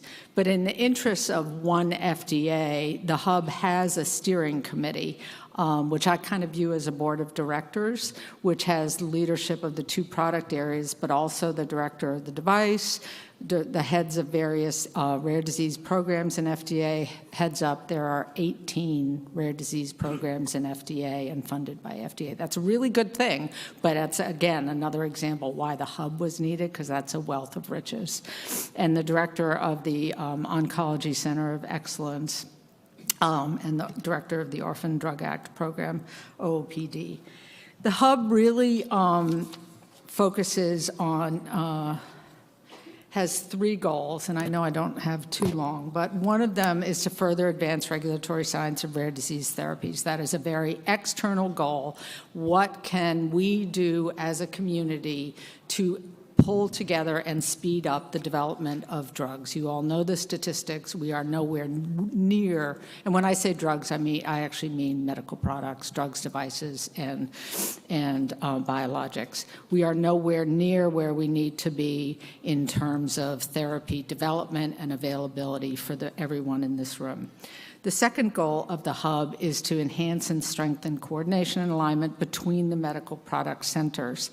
That's a very internal goal for the hub, and you may actually hear about it in your meetings tomorrow that I'm not allowed to talk about. When the hub was launched, there was a outreach to the rare disease community of what are the priority areas for the hub. And some of the feedback we got really from a high percentage of the companies and the individuals and organizations who chimed in on where the hub should prioritize. It was consistency between the centers, particularly the biological center and the drug center, in terms of of the approach and the handling of rare disease therapies. It was very vocal that the 2 centers did not talk to each other enough. That is also, we did get a few letters from members of Congress when the hub was being formed on this issue. So it is, think of 2 departments in a large corporation that may handle things a little bit differently, and you're a customer for this corporation. externally, it may just make you say, huh? Like, I don't understand. Why are you so different? You're one company. And that's a little bit of the thinking behind the hub. The third goal is also external, and that's to create a centralized point of contact for external partners. As I mentioned, there are 18 funded by or run by FDA rare disease programs, and it's a wealth of riches, but it can be very confusing and also hard to ascertain where are there gaps, where are there overlaps, where could we create more efficiencies. I will be very upfront with you that that goal, we haven't made a lot of progress on that goal in the one full year of the hub, because Kim pointed out the hub has a full-time staff of one. Although I will say, I want to tell you, and it's important to me, we have a number of people who are loaned to the hub for part of their time. And through those people and others at the FDA, I have to tell you, there is so much commitment to the goals of the hub, commitment to the people in this room, that there is a lot of support, but still a staff of one. So on the first goal, for our 2026 goals, this is very external for the hub. Our goals for this year are to drill down deeper than we have done historically on the patient voice and drug development process. We've all had conversations that industry may not pull in the patients enough. FDA in early stages, FDA does have patient listening centers, patient-focused drug development opportunities for meetings, but drug development is a full pipeline, and we need to step back, particularly with the very small rare disease populations. Where are the unique opportunities for those populations to engage in an impactful way in the drug development process? Also in 2026, and these are all efforts that will be led by the hub, FDA drug and biologic reviewers, application reviewers, at least annually, if not more often, go through training on latest innovations, and there's amazing stuff going on in rare disease therapy review. But what the hub wants to do, and the hub is very much about engagement, is bring in voices from the patient community and from industry in terms of what should that training include. There's so much innovation in science that we need to make sure industry is communicating to FDA, this is an innovation we see coming down the pike. You need to be prepared for it, because there's going to be some really cool, interesting new models, new innovative ways of looking at things for, again, particularly really small populations in this clinical trials protocol or in this new drug application. And we want to make sure on the receiving end, you're ready for it. So the hub will be hosting that conversations. The structure of how it will work is still being designed a little bit. And what you may have heard the most about, and Kim mentioned it, is our Rare Disease Innovation Science Exploration Workshop series. Those are scientific workshops. You see the first two topics right there. What makes them a little bit different, not unique, but a little bit different, is they take on issues that are immediately needed by all members of the rare disease stakeholder community, meaning industry, patient community, patient organizations, as well as drug regulators. Issues that people struggle with and don't really have enough common understanding of. So the first one was in September on clinical trial controls, internal and external control for small populations. The second one is a great example of what value the RISE workshops add. It was on individualized therapies, so expanded access for certain therapies. So it's often referred to as N of one, individualized therapy, where really one person or a very small number of people in this country have a particular rare disease.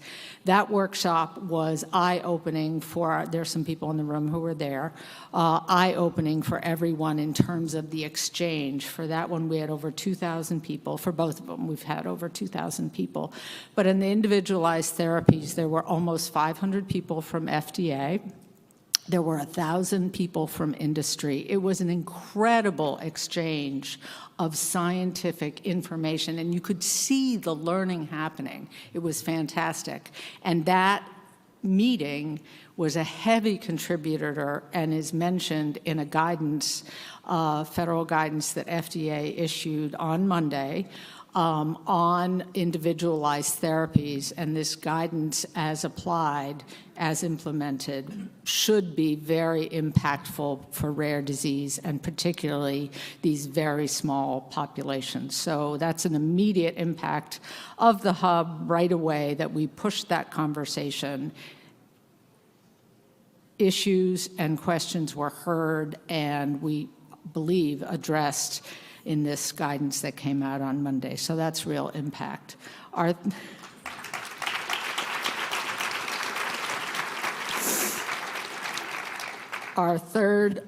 next RISE workshop is at the end of the coming month on data sharing and how data sharing and I know this is very important to our industry partners in terms, and to this community, how much we can share data, whether it's historical control data, natural history data, common control, a platform trial, master trial, share data so that clinical trials, particularly small populations, can be more efficient and draw in more people and not waste resources. We don't tend to publicize this, but I will do a shout out. The topic of data sharing was generated by a submission to a Federal Register docket that the Hub maintains for topic areas suggested for RISE workshops. And this one was suggested by the EveryLife Foundation, so thanks again to all the work that they do. So that's the external work that we do. Internally, you heard me talk about the different medical product centers. This is where what I said comes into play. The Hub has launched what we call a Rare Disease Policy and Portfolio Council, and just real shorthand, that's where each of the drug and the biologics center come together when they're each looking at an application or a current issue with either a common disease or class of diseases, to make sure they're handling the same. It's not rocket science to me, handling and addressing the same issue the same way, understanding that their products are really different, the same way, so that FDA is speaking with one voice. Certainly that happened before, but we have formalized it with this council that it meets monthly, different topics every month because it's particular disease states. It has, on that one, I am so happy with how that has taken root, actually to the point that we have now created what I call RDPPC Lite, where we've created a process that drug reviewers can have their own. We will help them find a person in the other center that might be struggling or addressing the same common issue, again, to make sure we regularize that communication across center. Again, that doesn't make sense unless you understand the history of FDA and how each of the centers grew up separately. Rare disease evidence principles is something that was a policy that came out in September. It's just another example of the Hub trying to bring all the centers together. We led the conversation of an agreed public statement on how certain conditions and data submitted to the FDA will be reviewed, again, in very small populations. So I think I'm running out of time, as I have actually 0 minutes left.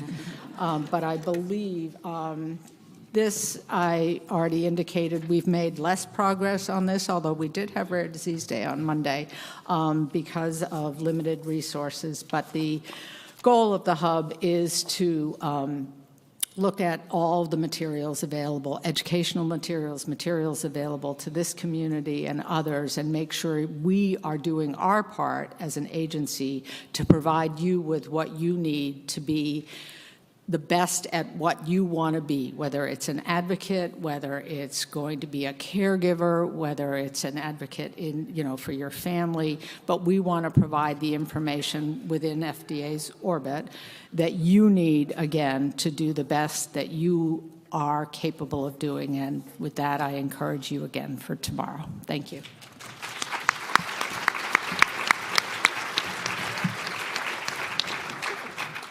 So, yeah, thank you both. Well, you want a moment? Yeah, we've got time. Thank you both. We're a huggy community. Yes, I love it. I love it. For this information, I have to say, Amy, I'm exhausted just listening to you describe everything. And can we just call it the hub? Because that's a lot easier than saying definitely. Rare Disease Innovation Hub every time. All right. It's just the hub. The hub. All right. Got it. All right. So, but managing 18 programs across FDA is just, I get the image of herding cats, right? So there's a lot of work ongoing in there, and you talked about a lot of the things that are ongoing, like the RISE workshops, and for those of us that are in the business, and again, I work in regulated industry. I work for Alexion. We focus on rare diseases. Those RISE workshops and those scientific discussions are so critical for us. But when you talked about the outreach for and getting the voices from the community, can you say a little bit more about how you are working with the community and the people within this audience? Yeah, thanks, Kim. And this is a good place for me to say something that allows the hub to do the work that it does, but is also a limitation on the hub. We do not get involved in any rare disease individual product development issues. If you all reach out to me with a question about something that's in front of FDA for your community or your disease state or condition, I want to learn from that, but we cannot and will not intervene, and I just made up a word between intervene and interfere, but in that individual product review. What that allows us to do is to talk to companies, patient organizations, all the stakeholders, and learn from them without any potential hint of bias or influencing an application. Allows us to learn and hear what are the processes and concerns you see, like consistency between the two, the drug and the biologic center, and learn and bring that information back to FDA. I have been really pleased to see the receptivity within the FDA because they haven't had that embedded in, physically, as well as administratively, I sit within those centers as an employee, but they haven't had a doorway for that. But industry and the patient organizations are the ones who live with the results of the FDA processes, but there hasn't really been a more strategic way for industry and the patient community and advocacy community to opine and offer suggestions on the process. So that's really, I prefer to meet with companies in a group because then it really assures that they're not going to focus on an issue that's really just about one product. The companies are very important, but we have to be careful about that. And so that's where the numbers that you had, I don't know how many meetings it's been, but the receptivity to the hub and opportunities has been quite strong. Thank you. If I could pull on a thread there, Sure. I know it started with a focus on the Center for Drugs and the Center for Biologics, but I'm sure everybody's aware. One of the big issues in addition to that is, of course, diagnosis, right? So how are you working with the other groups like the Center for Devices as well to pull that expertise in? So as a new program, like any new program, the hub has evolved. I will tell you that the structure of a primary focus on the Biologics Center and the Drug Center for the hub, but with a board of directors, if you will, that includes all the offices that touch rare disease at FDA, was a structure that preceded me. I should say I joined the FDA to direct the Rare Disease Innovation Hub, so I was not part of the decision. I view the value of the hub as one FDA in terms of rare disease. So we will, honestly, people who've known me a long time, I'll keep going until someone stops me. So I really think that we need, diagnostics hugely important, devices are hugely important, also as a source of real world evidence and real world data for some drug development. I mean, it's one agency. And so the hub is morphing more and more to a one FDA perspective. But it did start, and so still probably the two pillars really are CDER and CBER, but I hope if I get invited back next year, I hope I can even say, now we have three pillars. So, Thank you. When you think about, think about the importance of the hub to the rare disease community and bringing that one FDA voice in, I know one of the asks is going to be around report language. So first, Eric, let me first say thank you for you sharing Max's story and your story and having that courage. It certainly reminds us all about that this isn't an abstract idea, and I'm sure everybody in the audience here is acutely aware of that, but thank you. But thinking about report language. So can you share examples of how report language has been used in the past to really start to progress an issue like those related to rare diseases? Sure, and I'll give you one that was mentioned earlier, actually, is one of the many, many, many successes that we got to celebrate at the beginning of this conference. And that's around NCATS, the National Center for Advancing Translational Sciences at NIH.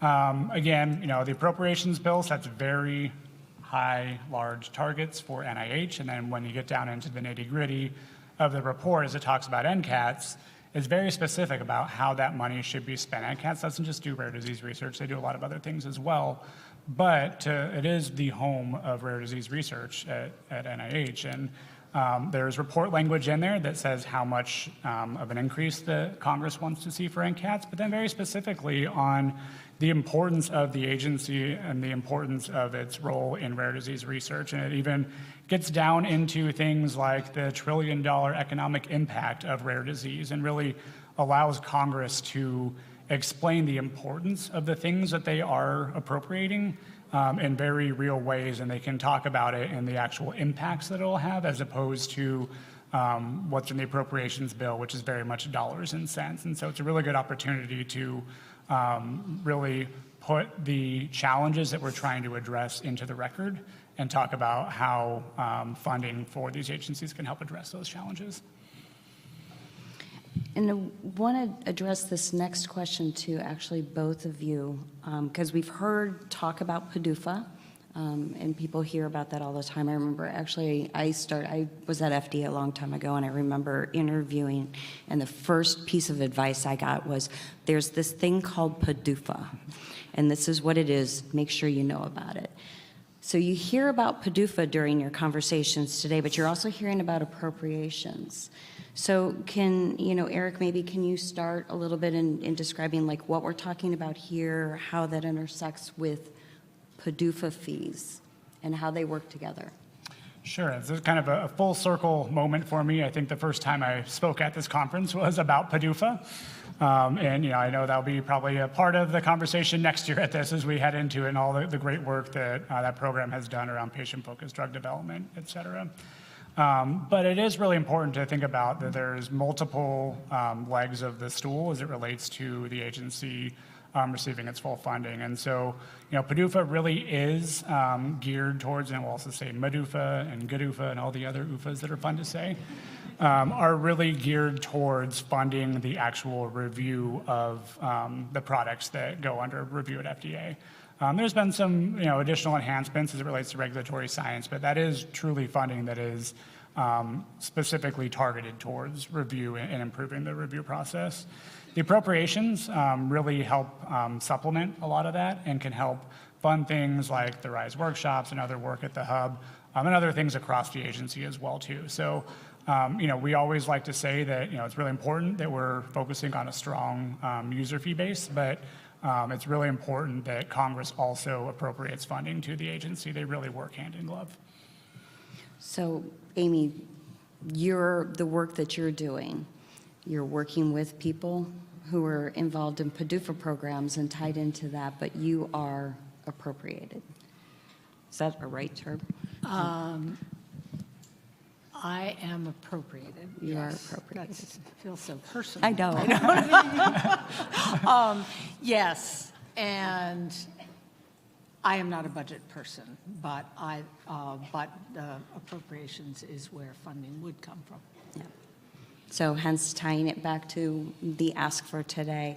I know that we're going to be talking a little bit more about this now, but actually I know that you as advocates will be going out there and having these discussions and making these asks. You know, Jamie, I wanted to ask you a question. You've been involved in this for a long time and been doing this. So how does this group need to prepare for what they're about to face? Thinking about what they've heard about appropriations and the process, and thinking about the important work of the hub. What should they be prepared for? Yes, so we're going to let Amy step down and take a minute to thank Amy for her participation as a federal employee. As we spend the last few minutes of our time really focus on what that ask is, it is best to comply with federal rules. Amy's going to step down from the panel. This is really now a real focused advocacy panel.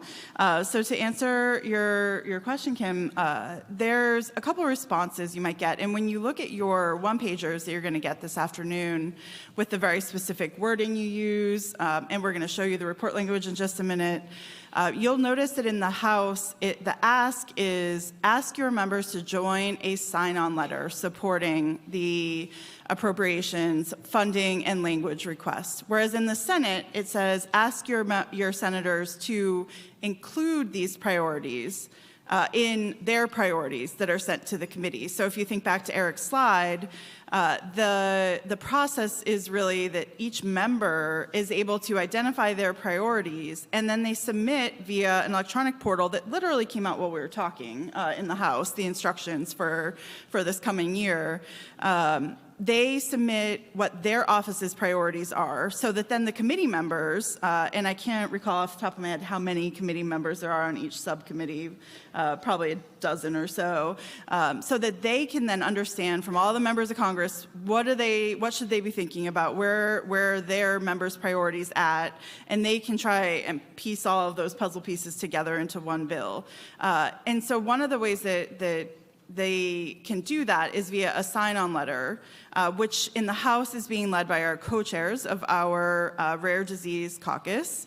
And in the Senate, the other way they can do that, we can ensure that our priorities are in their priorities, is by asking them to include it. And so there's a back-end submission system that they do that with. And if you back that up a step, one of the other things we do is advocacy organizations and other issue-based groups will actually submit to the individual offices. So it really starts with the individual. Individual may submit to the office and say, Congressman X, we want you to include this appropriations priority. And then that office takes all those in and says, which ones should we include in our priorities that are going to the subcommittee? And then the subcommittee takes all of those and they put together a bill. So you may get one of two reactions.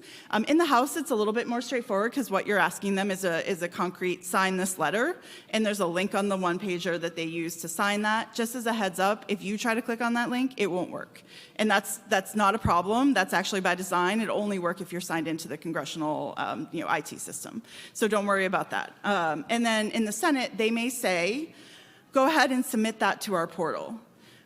We don't expect that you are going to go individually and submit each request to their portal. We are happy to help you if you'd like to do that, but we will also be doing that as an organization and reiterating that request. So it's helpful to really know what their responses are when you fill out your meeting report form so that we can do the follow-up.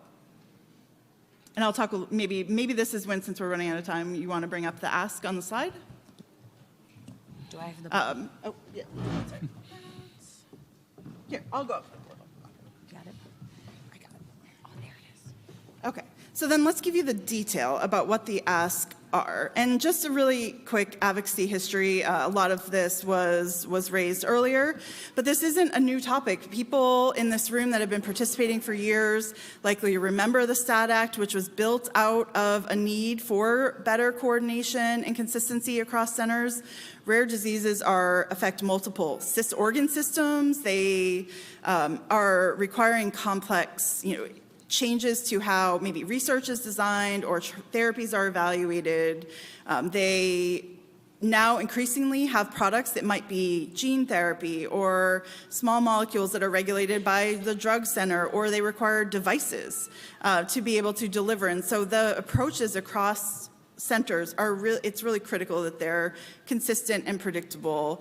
And so out of the scientific workshop and out of the STAT Act and last year's appropriations language, the hub was formed. And now it's really incumbent on us again to go to the Hill and say, great job, thank you for doing this. Thank you for sending the FDA that signal that this is an important topic. Now please resource it. So what does that mean? It means that this is a very technical language. Again, your one-pagers, when you pick them up before your practice sessions later, are going to have the very specific asks. But our ask is that we want Congress to provide $5 million to the Innovation Hub for fiscal year 27. Fiscal year 27 starts on October 1st and runs through September 30th. So we're in fiscal year 26 right now. The bill, and you recall the list of committees that Eric showed, that's the Agricultural, Rural Development, Food and Drug Administration, and related agencies. Again, you don't need to know all of those details. It's really about asking Congress to take two specific actions. In the House, sign a letter supporting this request, and in the Senate, include this request within your office's priorities to the Appropriations Committee. You'll see the language, just one more minute here, that the Rare Disease Innovation Hub, the words in italics, that's the actual report language that we're proposing. Congress loves to have something to start with. So, we are suggesting that this is the language they include. Then the Appropriations Committee will take it and they'll workshop it. They may have other requests that come in that are similar, and so they'll come up with some final language, hopefully, and include that in the final bill report. So again, while you are all practicing, as with any of our asks, we'll be circulating, we'll help answer questions, we'll have a final question and answer panel at the end of the day after you've heard about all the asks. And again, I just so grateful to Amy for being here, for her leadership that has positioned the hub to really make the progress that can be made if Congress invests in these additional resources, and to Eric for helping break down what is a very complicated and sometimes unpredictable process. So with that, I'll turn it back to Kim.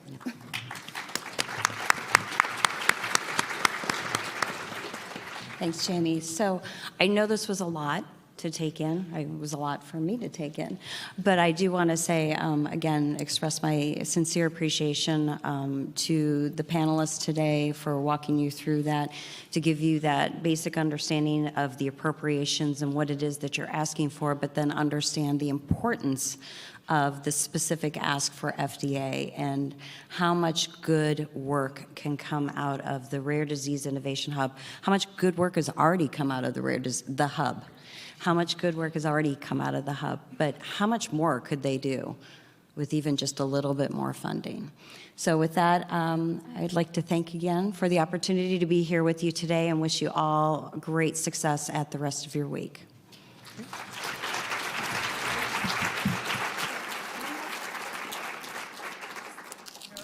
One last reminder you have a QR code here to help prepare for our last question and answer panel. If you have unanswered questions, please do use that link or QR code and submit those questions so we can go through them for the end of the day and make sure we get you all answers. And with that, Annie's going to come up and lead us in our next panel.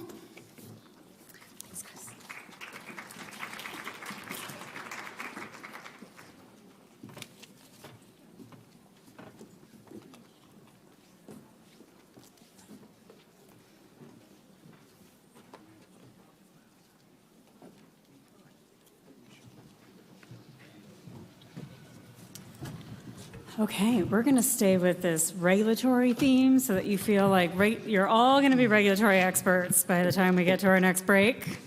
You guys feeling that? All right. You guys ready? All right. We have an all-star panel again here. I'm really excited about this. Okay, so for this panel, I'm going to point you to first, this is Legislative Ask number 2. So this is page 18 of your handy-dandy little booklets, if you want to follow along. And then I am going to let everybody know that when you go into your session at 2:55 today, you are going to be given more information about the ask also. So I see people taking pictures of the slides, and there's the QR codes, but you are going to be given everything you need to know with all the finite details about the ask as well. So you're going to be given a one-pager that's going to have all the specific details as well. So just so you know, you're going to get all that. We're not going to leave anything unanswered for you. But what we are going to do here is give you some background and give you some context and give you some examples so that when you go into your Hill meetings, you feel super prepared around this, okay? And to do that, we have a panel of experts here. So I'm going to first introduce them to you, and then we're going to take you through it. So first, let me tell you what the ask is. So the ask is going to be that we have had, I talked initially this morning that as a community, we come together collectively to make sure that all boats rise. And we have a community where we've had some in the community that have had some real successes and some wins this year. And we've had some in the community that have hit some choppy waters. But what we know is that as a community, over the last several decades, we have advocated for some real incredible resources, infrastructure, and regulatory tools at the FDA. And we've talked about some of those already, but we're going to go into greater details around those, that we want to make sure are being deployed and utilized to ensure that every shot on goal that should be a win becomes one. And so we're going to take you through what those resources and tools are that we're going to be asked to be deployed. And so the ask, in short, is to support congressional action to ensure that today's patients, those who are living today, will benefit from robust rare disease treatment pipelines. That's the ask. And we'll take you through it. So first, I'm going to introduce James Valentine. James is the director at Hyman, Phelps & McNamara, who assists in medical product industry and patient advocacy organization clients. Many in this room know James. If you've had a PFDD workshop in the last decade, you've probably met James or seen James in a wide range of regulatory matters relating to new drug and biologic development and approval. In this capacity, James has helped secure FDA approvals for many new drugs across a wide range of therapeutic areas and treatment modalities, including ERT, ASO, mRNA, and cell and gene therapy. James is also a champion for the patient voice in drug development and review. So a lot of what we've talked about, James has helped make happen. Before joining the firm in 2014, James worked in the FDA Office of Special Health Issues, where he facilitated patient input and benefit risk decision-making. James helped administer the FDA Patient Representative Program, facilitate stakeholder consultations during the reauthorization of PDUFA and MDUFA. Next year, we're going to have a bingo card, and every time we use an acronym, you can hit bingo, fill out the card, and we're going to get prizes for it. We're going to do it. It's going to be fun. And launched the Patient-Focused Drug Development Program, which, by the way, is another acronym, PFDD. In his time at FDA, James also worked at the FDA Center of Drug Evaluation and Research, CDER, Office of Regulatory Policy, where he handled a variety of post-market safety issues, including REMS, look, another acronym, and safety labeling changes. So welcome, James.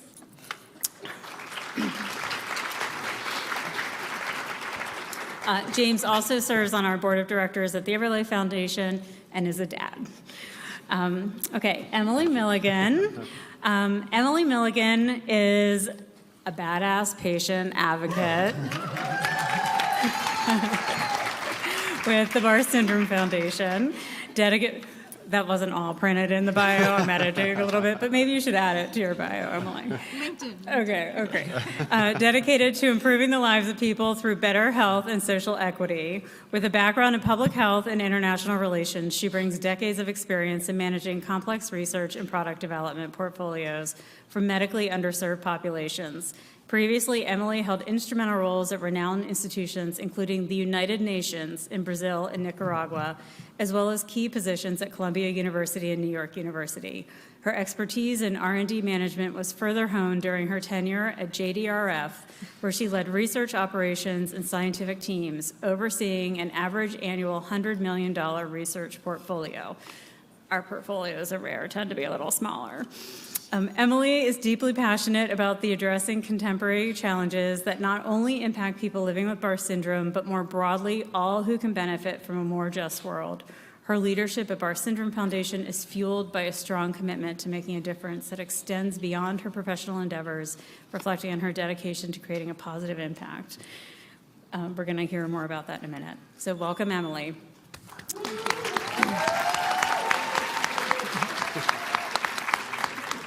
And last but definitely not least, Ryan Fisher. Ryan works as the COO of FAST, which is the Foundation for Advancing Angelman Syndrome Therapeutics. And he works closely in collaboration with FAST president to establish, direct, and achieve the organization's short and long-term strategic goals and objectives across all operational areas, including general administration, programs, grants, and external relations. He maintains and builds effective relationships with key stakeholders, including Congress, regulators, pharmaceutical companies, and other foundation leaders in the broader rare disease advocacy community. Prior to joining FAST, Ryan served as the Chief Advocacy Officer for Parent Project Muscular Dystrophy. He and I were partners in crime at PPMD. Ryan held various roles with PPMD over his 18-year tenure there, helping to grow the organization into one of the leading rare disease advocacy nonprofits globally. Ryan also serves as the co-chair of EveryLife's Community Congress Regulatory Working Group and is one of the founding fathers of patient-focused drug development in our rare disease community. So welcome to our panel. Okay, so I'm going to just quickly go through just a little context because probably nobody in this room needs this slide, but we're just going to make sure that everybody knows that rare disease therapeutic development is complex. You probably didn't know that. That's why that's why you're here. You all knew that. But here are just a few of the reasons why they are. And we have a lot of challenges that other spaces don't have. And so for that reason, there have been novel approaches, and there has been legislation passed recognizing those complexities. And these are just a few of the things we mean when we use the term regulatory flexibility. So it's really important that everyone in this room and everybody in Congress that we talk to understand that when we say that and use the term regulatory flexibility, we don't mean bending the rules.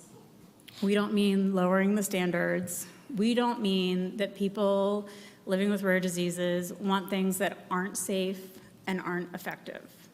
What we mean is that due to the complexity in rare disease, there are tailored approaches to designing therapeutics. There is a significant unmet need in rare disease that requires that we recognize that and have trials that are smaller, faster. If possible, don't require placebo arms because often placebo arms are unethical.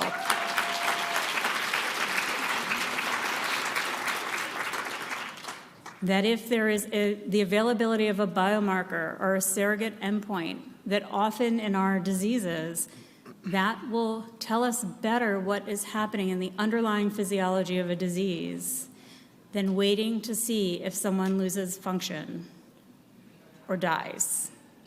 And that use of a surrogate endpoint is the best way to detect benefit. That is what regulatory flexibility means in rare disease. So regulatory flexibility does not equal a lower standard of evidence for safety and efficacy, and that our community deserves therapies that are safe and effective. So I'm going to just pause because you can take a picture of this slide. Okay, so I'm going to hand it off to James because he's going to go in a little more detail about some of the laws that got us here. And then we're going to hand it off to Ryan, who's going to take us through a little bit of that journey and how that's been applied. And then Emily is going to take us on a journey of how that has worked for the Barr syndrome community. All right, James, do you want to do it from there? Sure. I'll sit. Yeah, so it's so great to be with everyone this morning, and thank you for inviting me to be a part of this panel. I guess actually it's afternoon, and we're your last panel between lunch, so thank you for all sticking with us as part of this panel. So I was asked to initially, just do a little bit of more stage setting, because I think what Annie just said is really important, that we all going into talking about how FDA approaches the regulation of therapies for rare diseases, navigating through development and ultimately making that benefit risk decision, that approval decision, is based off of the same standards that apply to a product for a very prevalent condition, diabetes, heart disease. And so it really then comes into how do we apply that in a nuanced way that is really fit for purpose for rare disease. And there are a lot of tools that have been given by Congress, that have been actually developed by the agency themselves to try to address some of those unique challenges in rare disease. But fundamentally, at the end of the day, FDA still has to maintain that same standard of substantial evidence of effectiveness, and ultimately the benefits of a drug outweigh the risks. What I think is really important for this audience is that, while FDA is a scientific agency and their scientists are evaluating that data and trying to understand what the benefits are, what the risks are, what the uncertainties, and in rare disease studies, we have a lot of uncertainties in understanding the benefits and risks when a study reads out. Those are scientific determinations, but there's no formula that you can plug in the standard into the data set into the standard in a rare disease and know whether the benefits outweigh the risks. That has to be calibrated based off of the needs of the community and the rarity of the condition. But that's easier said than done. Developing rare drugs for rare diseases are hard. Regulating drugs for rare diseases is hard. And so what that means is, we heard from Flexibility Frank earlier today, and some of the really important work that he did in cataloging flexibility.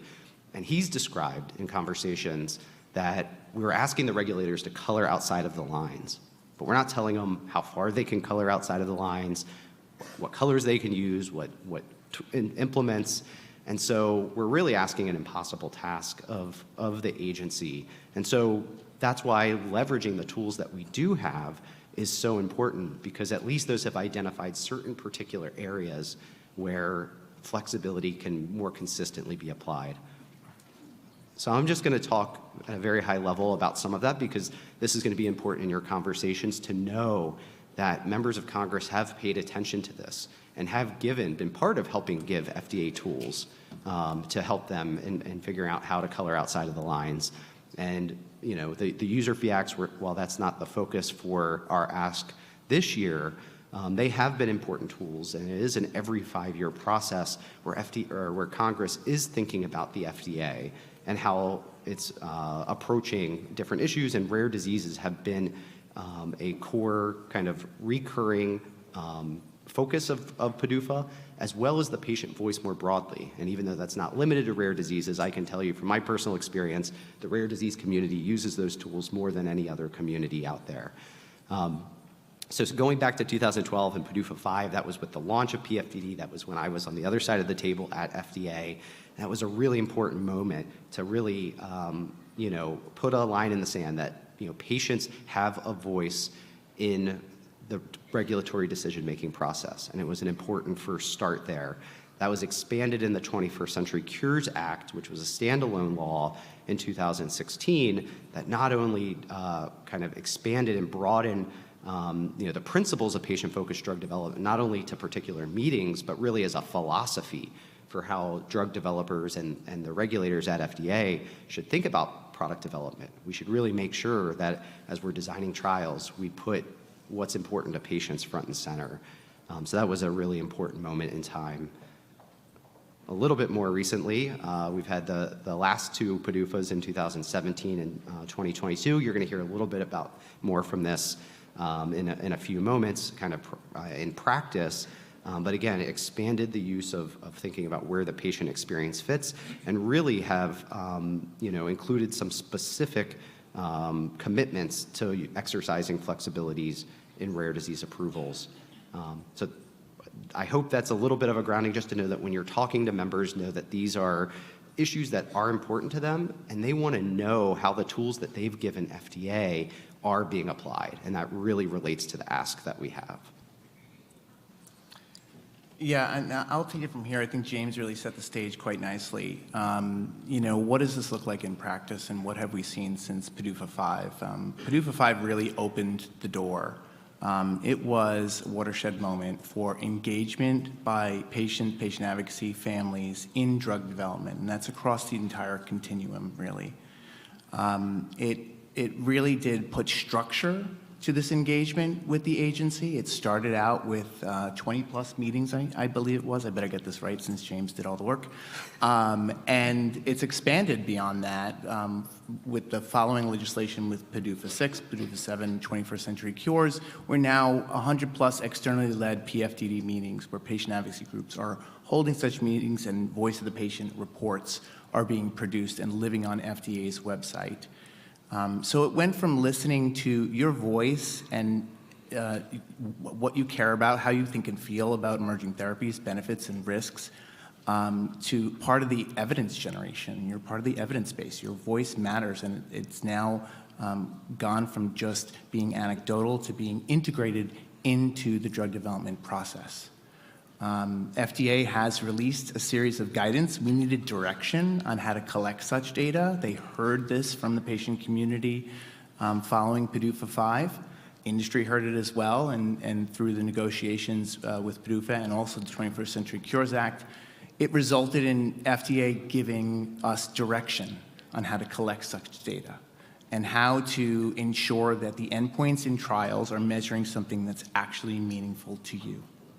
And they defined what this data is, patient experience data. And it's a broad definition, but I really we should give Congress credit. We also should give FDA credit. But we want to see these things applied more consistently, more predictably, and more transparently. And I think that really ties into what the ask is. There are feedback loops. In PDUFA 5, this benefit risk framework, this assessment came out so we could better understand how the FDA was weighing benefits and risks against what they know about the condition, the current treatment options. This is that benefit risk assessment. So this was, Congress told them to take a structured and transparent approach to incorporating the views of patients into drug development and review. So that was the first sort of tool that we saw, and then 21st Century Cures brought about this patient experience checklist. So essentially telling us what type of PED was available at the time of review. So I think we've made a lot of strides in this, and we've seen good uptake, but it hasn't been as consistently applied as we would hope, and we're going to continue to push for that. And I also think another area that we need more insight in is how they're weighing this data. That's something we're going to keep beating the drum on, because at the moment, I think there's a little uncertainty on exactly how FDA weighs patient experience data. But let's talk a little bit about FDA flexibility, as James was alluding to, and where FDA has applied such flexibility when it comes to rare diseases. And Frank has done amazing work documenting this and publishing on it. But Brineura is a great example for a disease called Batten disease, and it's a neurodegenerative condition, serious unmet medical need prior to this first approval. But with the study design, this is a single-arm trial. We keep hearing that about the use of FDA actually had the ability to approve single-arm trials prior to the recent announcements, but it's good that we're hearing more and more that this is possible. And this was using a natural history control arm to compare the patients that were on drug. And the data was clear. The FDA saw the data, and they didn't even need an advisory committee meeting, and they also didn't, pursue some sort of accelerated approval pathway. This was a full approval, and I think the ethical considerations are serious here for a placebo-controlled trial with a population this small. But it shows that this is possible. FDA has applied these tools, and we've seen the flexibility in real life. And this was 2017. And then the other example I just wanted to point out was this accelerated approval using a surrogate endpoint for Kosolti for a genetic form of ALS. This was a double-blind, placebo-controlled trial. And what's interesting here is it didn't meet the primary endpoint. They were using a functional rating scale. But there was a secondary endpoint being a biomarker for neurofilament light chain. And they did see in the findings that the patients on drug had less decline, but they took this to an AdCom. And the AdCom agreed 9-0 that this was enough to be a surrogate endpoint and that a confirmatory study should be done to fully understand the impact of this drug. So just two prime examples of where FDA flexibility has led to approval. And the importance of AdComs. So I'm going to hand that to Emily next. Thanks, Ryan. All right, lunch is almost here, guys. Stick with us. This is a really important opportunity for us, a moment for us in the Barr syndrome community. Barr syndrome is a condition X-linked, primarily affects males, that includes cardiomyopathy, musculoskeletal deficits, neutropenia, a whole slew of things. It just doesn't give you the chance to thrive. But on September 19th of last year, we got a chance at that because we had our first drug approval ever with Yeah, we're still celebrating. Yeah, we're still celebrating. We're happy to celebrate with you also. Yes, this is elamipritide. You'll hear reference to that shortly. Trademark for Zinity. First ever approval for Barr syndrome and first mitochondrial target drug in the United States. So for all of you out there with mito diseases, stay tuned. I can't speak on behalf of that, but I will speak on behalf of the Barr syndrome community here. One thing you'll notice, though, is that we are wearing these shirts because our job isn't done. We're not done until every child under 30 kilograms of weight, that's 66 pounds. For those of you who struggle to get weight on your kids or yourself, that can be formidable. We're not done until everybody can then access this therapy. We're not done until people with heart transplants have access with insurer policies. And we're not done until we have full traditional approval for all ages. So we're back on the Hill, and thanks for your advocacy here as well. I also want to mention that we are, as an individual who leads a nonprofit with complex symptoms, multi-system impact, we're not solely focused on one therapy. To Annie's point, we want a pipeline of therapies, plural. And so our struggle is not just for Barr syndrome and one therapy, it's for every person with Barr syndrome and all of their symptoms. It's for all of you. So together we hope to achieve this through this ask this week on the Hill.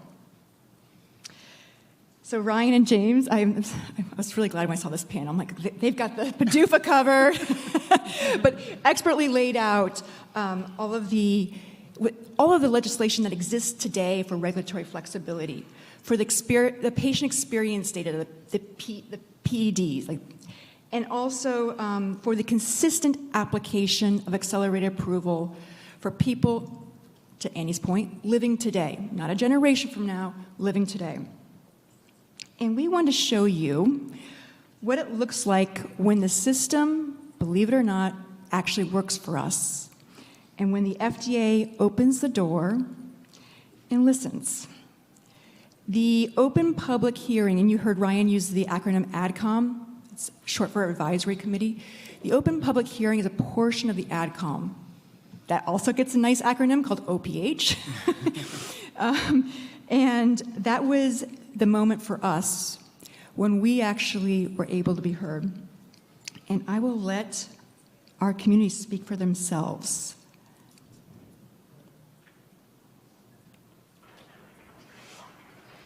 Good morning and welcome. At 8:15, we will start the meeting.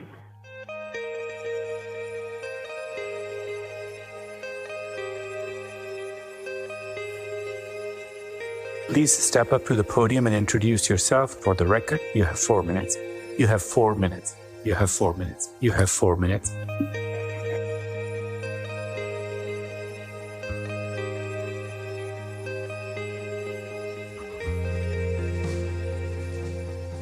At 3 weeks old, I was on life support and my parents were told I would not survive. Since 2014, 18% of our U.S. community has died. I am the caregiver for my 3 Barr syndrome sons. My son Robert passed away from the effects of Barr syndrome at 3 years, 9 months. Before his 5th birthday, he suffered a massive stroke and my beloved son died. I was preparing myself, my family, and my 2 daughters, ages 5 and 1, to lose Jalen before he even had a real chance at life.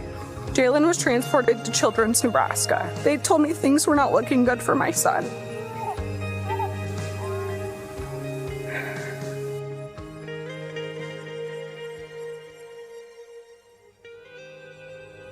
It was almost as if I had a new life, a new body, a new mind. By having the benefit of this drug, I'm able to live a much fuller and active life. I can keep up with my peers both work and socially. Eating has been easier and I can consume more, allowing me to gain weight. Since Declan's discharge, he himself functions like a normal, healthy little boy. His life totally changed. He can play and babysit his nieces and nephew, and he no longer has to use his wheelchair. Since members of the community have been taking Elamepride, I have seen things for the first time ever. I've seen babies with Barr syndrome hitting their developmental and weight milestones. I'm hearing about adolescents who do not regress during puberty. And I'm seeing adult men who are on Elamepride who are working full-time jobs. This is something that has never even been a possibility for this community. Please consider the impact Elamepride has had on my life. Discontinued use would be devastating to me. Every birth individual deserves this targeted treatment. In summary, if someone were to ask me today if I have the symptoms of Barr syndrome, I would say no, I had the symptoms of Barr syndrome. Please approve Elamepride for our community and use your maximum flexibility in your decision-making, and please give us hope. Thank you. Thank you for your time. Thank you very much. I will now read the vote into the record. 10 yeses, 6 noes.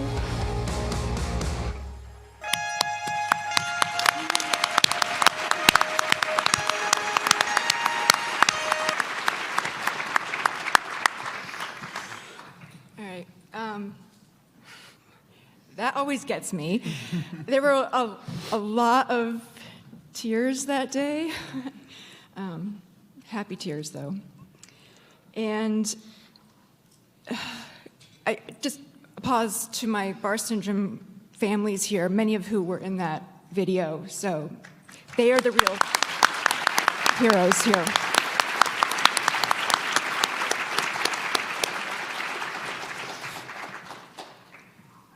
I don't expect all of you to read everything that's on the screen.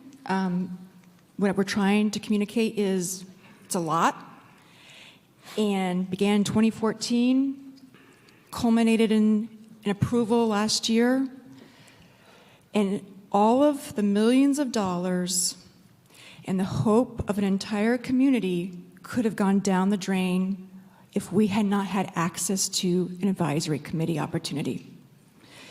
It is that important.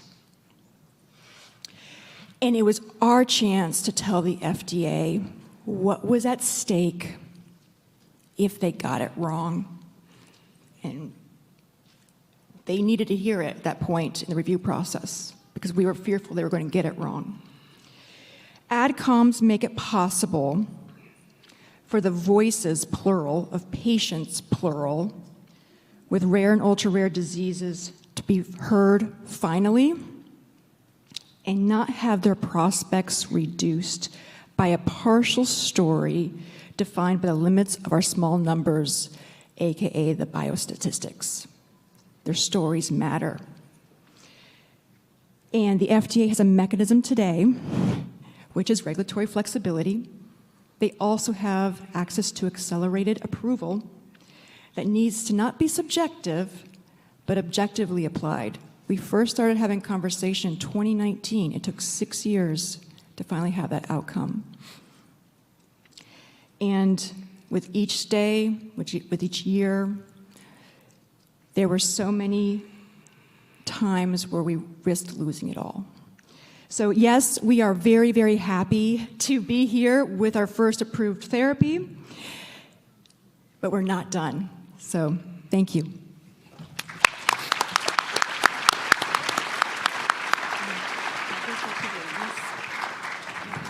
Okay, so we've teed this up for you, told you a lot about what regulatory tools we have, what some of the history is, but now we're going to tell you why this is the ask right now. Because we have had some choppy waters recently, and we're not sure, well, we know not all these tools are being applied with the predictability and the consistency that we need them to. And we know that some in this room, many of our communities, are experiencing a lot of uncertainty right now. So James is going to take us through what that looks like, and then we're going to take you through where we see opportunity to solve for this. James. Yeah. So this is the hard part of the discussion, especially, seeing all of those faces from the Barth community and knowing the uncertainty that so many of you lived with for so long to finally get to this point of having that approved therapy.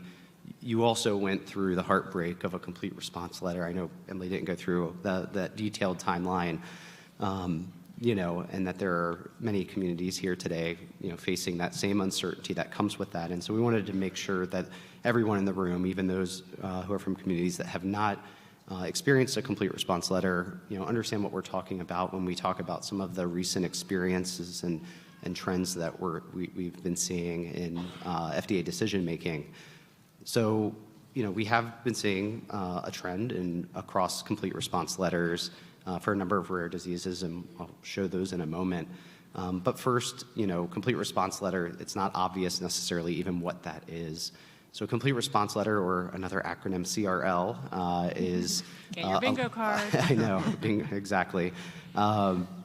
Is a letter issued at the end of FDA's review of a marketing application, a new drug application or biologics license application. Once they reviewed all of the data, from all of the clinical trials, including the pivotal clinical trials, whether that be phase 2 or phase 3 studies and for rare diseases. And it's the opposite of an approval letter. It's not, FDA not approving the product. The reason it's not called a non-approval letter is because the idea is to give more information than that. So the letter stands for the fact that the application can't be approved in its current form. It doesn't mean that it can never be approved. And elamipretide is an example of an application that was not in its first form approved, but later was.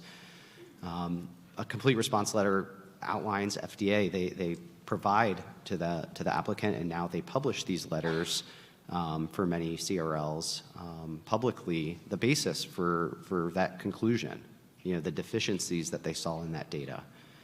It also provides information about a path forward. When information about a drug's benefit, which is a very common reason for FDA issuing a complete response letter, is the basis, usually the path forward. This wasn't the case for Barth, is to conduct a new prospective clinical trial. So typically something that will take years to design, conduct, complete, read out, ballpark, 5 years of communities waiting to see that result. And so that's why this matters, is, that's a period, time matters to people living with rare diseases. We know that, every day matters. And so, there's a real question of whether Was the information in that first application that was not approved enough, given the preferences? We talked a lot about patient experience data and the patient voice, not only about what's meaningful in terms of benefit or what risks from a safety perspective they would tolerate, but the uncertainty, because the lives that you live come with certainty of knowing the disease burdens for many diseases, the progression that will occur in the absence of having access to a therapy. And so those uncertainties and the ability to accept uncertainty is a real important part of FDA's decision, and the tools that FDA has can help them try to embrace and accept greater uncertainty and take risks. And so what we're hoping is to have more predictable acceptance of that risk within rare disease. This is probably the hardest slide to speak to, because this is a list of conditions, but I know many people in this room, a mom of someone living with MPS, somebody living with Friedreich's ataxia who's wheelchair bound and is, disease continues to progress. So many of you, this is real. This is not just a list that's meant to be a statistic, that are facing uncertainty. And a few of you have in bold here, have gone through that uncertainty and now have access to the therapy that was issued a complete response letter. But we heard, Ryan gave examples, Emily's example with Barth, talk about times where the patient voice was clearly taken into account, where flexibilities in using single-arm studies and natural history were accepted, even when there wasn't a robust prospective natural history study. Bronura was a retrospective set of information that was collected to compare to a control group. We've heard about situations where primary endpoints weren't hit, and yet FDA still approved. And surrogate endpoints in SOD1 ALS, neurofilament light is a non-specific biomarker, not the type of biomarker that's the poster child of a surrogate endpoint. So where uncertainties were embraced and led to approvals, there's a concern that we have that that's not being consistently applied. And so I'll turn it back now to Annie to walk us through our ask. Okay, so I just want to be clear that we're not in a position, Annie Kennedy, am not in a position to adjudicate whether or not all these products are safe and efficacious. And I think it's also important to point out that even when AdComs are conducted, not every individual and every member of the patient community who appears and goes to an open public hearing appears and says that a product should be supported and move forward. And not all communities even rally behind products. What we're saying, though, is that all of those tools and resources that were put in place so that communities could engage, so that outside experts, clinical experts who are experts in these conditions, could be brought in when there are complex reviews that need additional information. If there has been guidance that's been given by the agency that implied or explicitly stated there was agreement on a surrogate so that a sponsor could move forward, and then there seems to have been a U-turn later on, there should be outside experts who are experts in those conditions who are being called in to help provide additional guidance. And we are concerned that that is not happening at this time. So in the last year, this community, these communities have been very actively and very effectively advocating to Congress. And they are to be commended for that. So if they are in this room, because in addition to everything that we all do in our daily lives, having to advocate to Congress is typically not on your daily to-do list when you wake up in the morning. But what Congress has been doing is trying to figure out, where is the through line? How do we connect the dots? Is there something that all of these situations have in common? And they haven't been sure. And so we have also been hearing from all of these communities and wanting to do something as well, but also been looking for, is there a through line? Where is the through line? So here is where we feel like there is a potential through line. Because what we also know is that there are very hardworking, very dedicated scientists at FDA and regulatory reviewers. We've seen them all day. We saw Frank here this morning. We see James. We've seen Amy. We know there are people dedicated to rare diseases. So what we're also trying to figure out is how do we make sure that we give people stronger tailwinds also at the same time to do their jobs and do their great work. So here's what we are going to the Hill to ask Congress to do. We know that Congress has heard us since 1983. Since PDUFA 5, we keep using these acronyms. They've put these tools in place. We want to understand how are they being used, whether they're being used. We know that in 2025, there were 65% fewer AdComs than there were in 2024, and we know that there were none after July. We just saw how an AdCom works. We saw how many CRLs there were in rare disease. A question we could be asking is, in the case of all these CRLs, especially where there was one that seemed like a reversal of decision, why wasn't an AdCom called? That seems like a good case to bring in outside experts and help answer complex decisions. That seems like a good case to bring in the patient community and to understand the patient community's experience. Those are the tools at the disposal of the agency that Congress has authorized. So the ask that you will pick up later today has more details, and there is precedent for it. We're not asking for anything unprecedented, but we are asking that Congress start to ask some questions. And you'll hear more of that if you're at the hearing tomorrow morning. You'll see that in your ask. And if you're in meetings tomorrow, you can, if this connects to your personal experience, connect this to your personal experience as well. Here are some examples of where we've seen this happen. There are ways that Congress can do this. They can reach out to the agency to better understand its approach, how they're using the accelerated approval pathway. We know that the use of surrogates is incredibly important in rare disease. How predictability and consistency are being applied in regulatory flexibility across the agency, CBER versus CEDAR. We want to make sure that the Rare Disease Innovation Hub has the resources it needs. I won't repeat what that whole panel just talked about previously, but I am going to go to another slide in just a second to talk about a way that we could also add additional infrastructure to the Rare Disease Innovation Hub.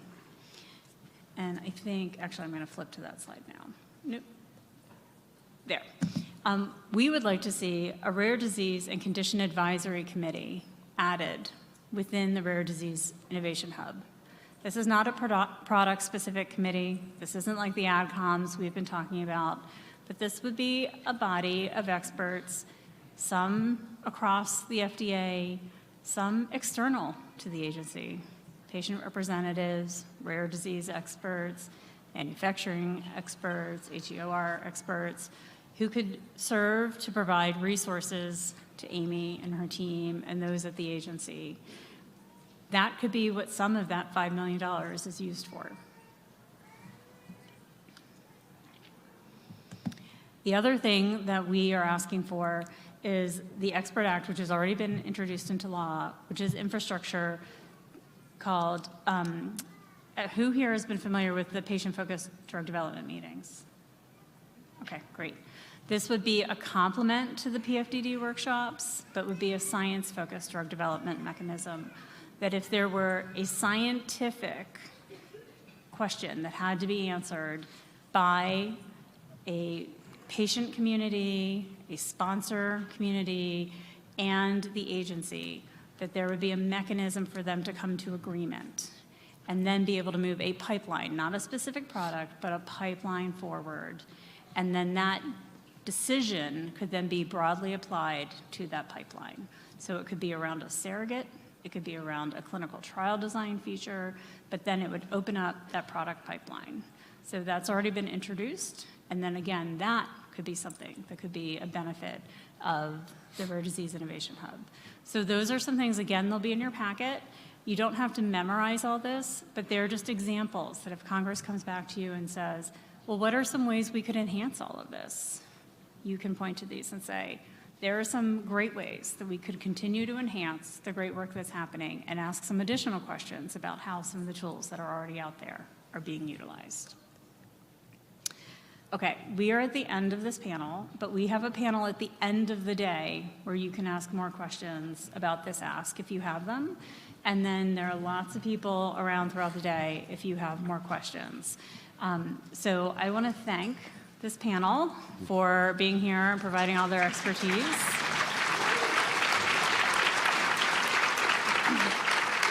And I'm sorry that we ran over. It was a lot of information.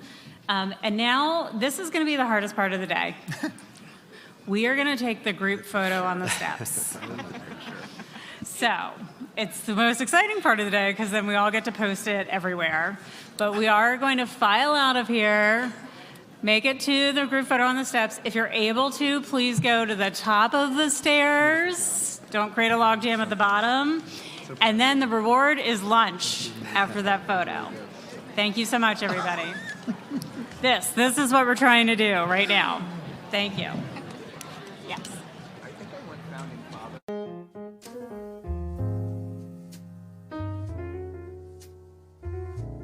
I'll also add, if you received a travel reimbursement and haven't picked it up yet, during lunch, you can pick up your check at the registration tables.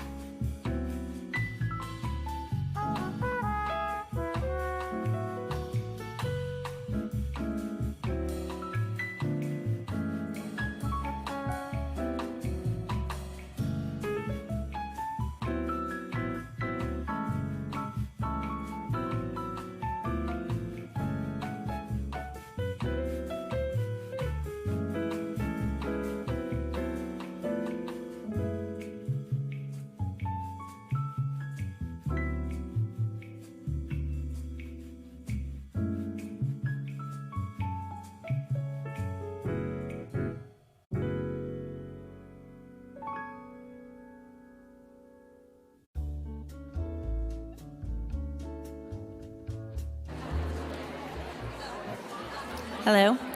All right, we're going to get started in a minute. If you can take your seats, come on in. I hope everyone got a good spot in the group photo and grabbed lunch and ate. We had a great morning.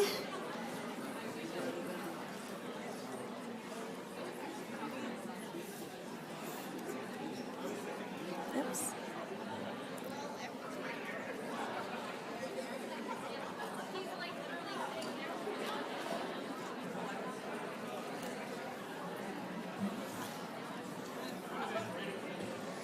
All right.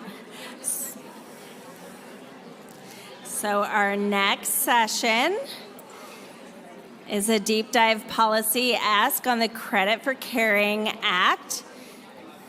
And we're going to keep this train moving on to our next policy-related session. And we have Sky Collins from Oklahoma Rare moderating this session, and we'll be introducing our speakers for today.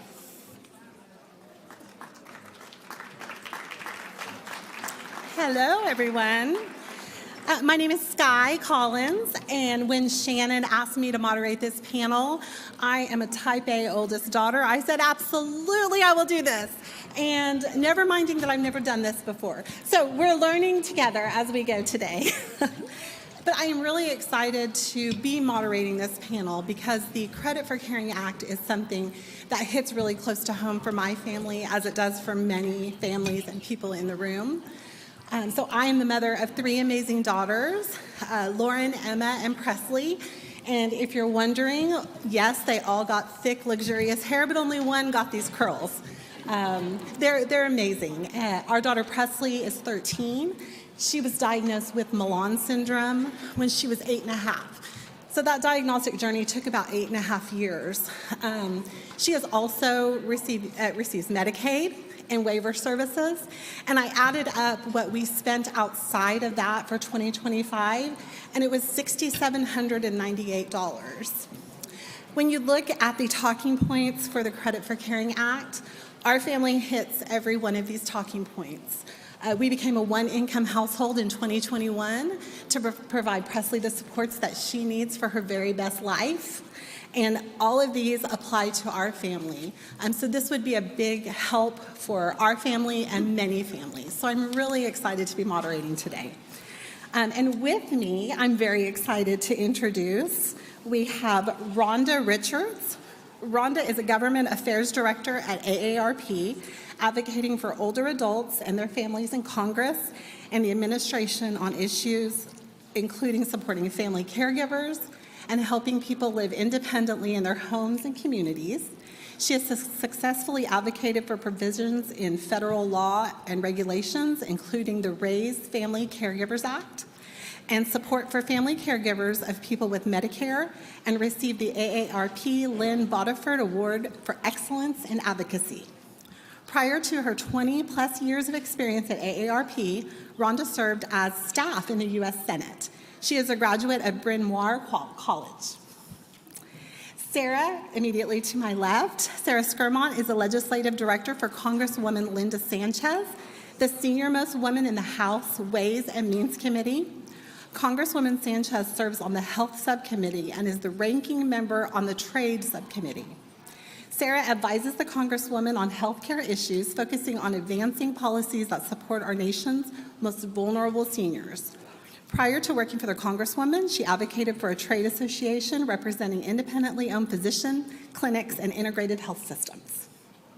And last but not least, we have Wayne Galasek. Wayne ran charitable golf events before his wife, Judy, was diagnosed with Huntington's disease in 2012. He is now her full-time caregiver, while their 2 daughters and 5 grandchildren are all at risk. Joining HDSA Illinois chapter in 2018, he is a second-term president. As a member of HDSA advocacy leaders, he has been active in state and federal advocacy efforts for 8 years and was awarded the HDSA Woody Guthrie Advocacy Award in 2025. In 2025, he also co-founded Illinois Rare Disease Alliance. Wayne represents Judy, their extended HD family, caregivers everywhere, and the entire rare disease community. And with that, I welcome Rhonda to the mic.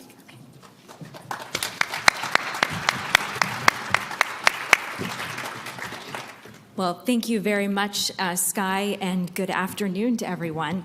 And thank you to the EveryLife Foundation for Rare Diseases. I'm pleased to join you here today from AARP, which advocates for the 125 million Americans age 50 and older.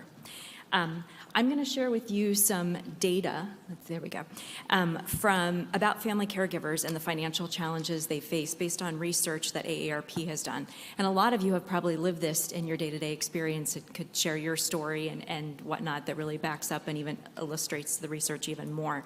I'll mainly be using data from Caregiving in the U.S. 2025, which is a national survey of family caregivers that's done every 5 years by AARP and the National Alliance for Caregiving. And I'll also be talking about some data from a 2021 study by AARP on caregiving out-of-pocket costs. So today, when I'm talking about family caregivers in the context of the data that I'm using, under caregiving in the U.S., when we talk about family caregivers, we mean the 63 million adults, or 1 in 4 adults in this country, that provides ongoing care over the past year to a family member or friend. And I will note also that there are family caregivers under 18 that care for family members and friends. But today, for the data that I'm going to be talking about, I'm going to be focusing on adult caregivers. And all of you can speak to this, I'm sure, that as caregivers, you assist with daily activities, everything from shopping and help with transportation, meal preparation, managing finances, bathing, dressing, and other tasks that help loved ones live independently. And helping with things like medical nursing tasks, coordinating care, managing appointments, monitoring health, advocating with care professionals and service providers. So family caregivers on average provide care for about 5.5 years. For a lot of folks, it's more than that. For some, it's less than that. And family caregivers face physical, emotional, and financial challenges. For the purposes of this panel and the Credit for Caring Act, I'm going to focus on the financial challenges and strains that family caregivers can face. Almost 8 in 10 family caregivers pay caregiving expenses out of pocket. And family caregivers spend, on average, over $7,200 a year in out-of-pocket caregiving expenses. That's pretty close to actually to the figure that Sky mentioned, and she even has Medicaid as a resource to cover services. And on average, that $7,200 a year equates to about 26% of someone's annual income. Again, that's on average. And I will note that 84% of voters support a family caregiver tax credit, which is what the Credit for Caring Act is. Looking at working family caregivers, a lot of caregivers are juggling paid employment and caring for family and friends. And 70% of working age caregivers, so people 18 to 64, are employed while they're caregiving. So they're juggling and balancing the work responsibilities and the impact of caregiving on their work with their caregiving. I will also note that about 30% of family caregivers are what we call sandwich generation caregivers, where they might be caring for older family members or friends, but also raising children at the same time. So they're sort of on both ends of the age spectrum providing care. And half of all family caregivers experience work impacts, whether you're going in late, you're leaving early, taking time off, reducing your hours, giving up work entirely, retiring early, and other things as well. And too often, leaving the workforce and reducing your hours because of caregiving means that you have a loss of income, retirement savings, workplace benefits, and career mobility as well. So in terms of some of the financial challenges of caregiving, almost half of family caregivers experience at least one negative financial impact. And that can be everything from stopping or reducing your savings to leaving bills unpaid, borrowing money, taking on more debt, and even struggling to afford basics like food. And some groups of caregivers, including younger caregivers and others, also disproportionately experience negative financial impacts due to their caregiving. And here's some more examples of some of the financial consequences of caregiving, whether you're thinking in terms of savings or debt, bills, expenses, work, or your home. It can really cut across the landscape and the spectrum there in terms of the impact. And I will also mention, in terms of working family caregivers, that they also tend to actually experience more negative financial impacts, as you can see here, when compared to non-working caregivers, which in some senses you might think is counterintuitive, but there's the data to show that. So a few key takeaways. So family caregivers need financial relief. You can probably speak to this from your own stories and experiences, but the data also bear that out. And again, the fact that family caregivers spend over $7,200 annually out of pocket, and nearly half experience those negative financial impacts like I talked about. And again, strong voter support for a family caregiver tax credit. I will also mention that you all will be getting a one-pager on the Credit for Caring Act that has some of these stats that I mentioned and bill summary. And also, I understand in the attendee corner in your resources online, you can see where it says caregiving in the U.S., caring across the states. There's state data there on family caregiving, including a one-pager for every state, and some states have more detailed information as well. So if you're looking for state-specific caregiving for your state, feel free to use that as a resource. Thank you very much.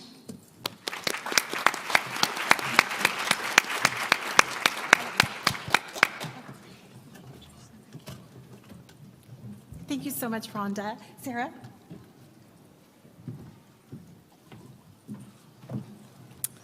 Hello, everyone. Just want to start off by saying thank you for coming to DC and doing these meetings on the Hill. They are so important in terms of advocating for your work with your legislators.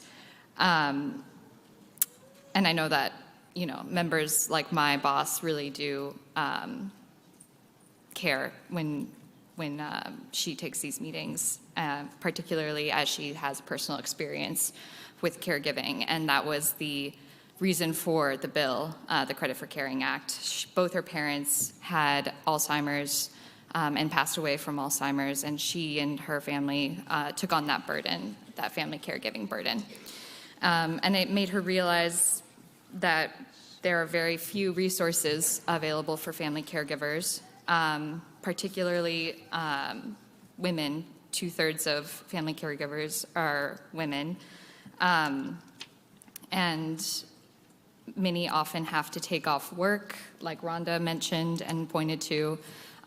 They sacrifice their own financial stability to care for their family members, spouses, loved ones. To go into a little bit on the background on the bill when you're speaking with your members or with staffers, one of the things that may come up is you're talking to a health staffer, but it is technically a tax bill.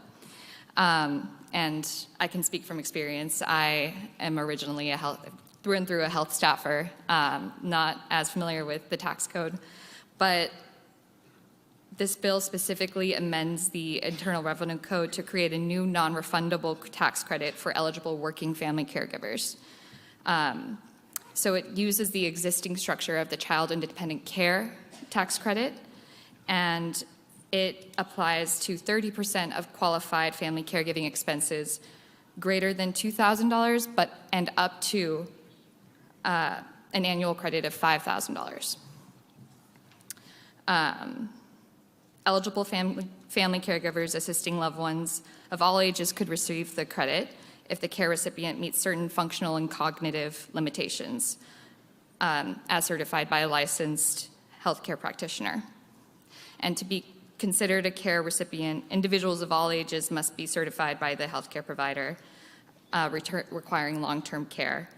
And to be considered a caregiver, you must have an earned income above $7,500, and can go into more detail on the credit specifically, but I think it also, the bill is prescriptive on what counts as a qualified good.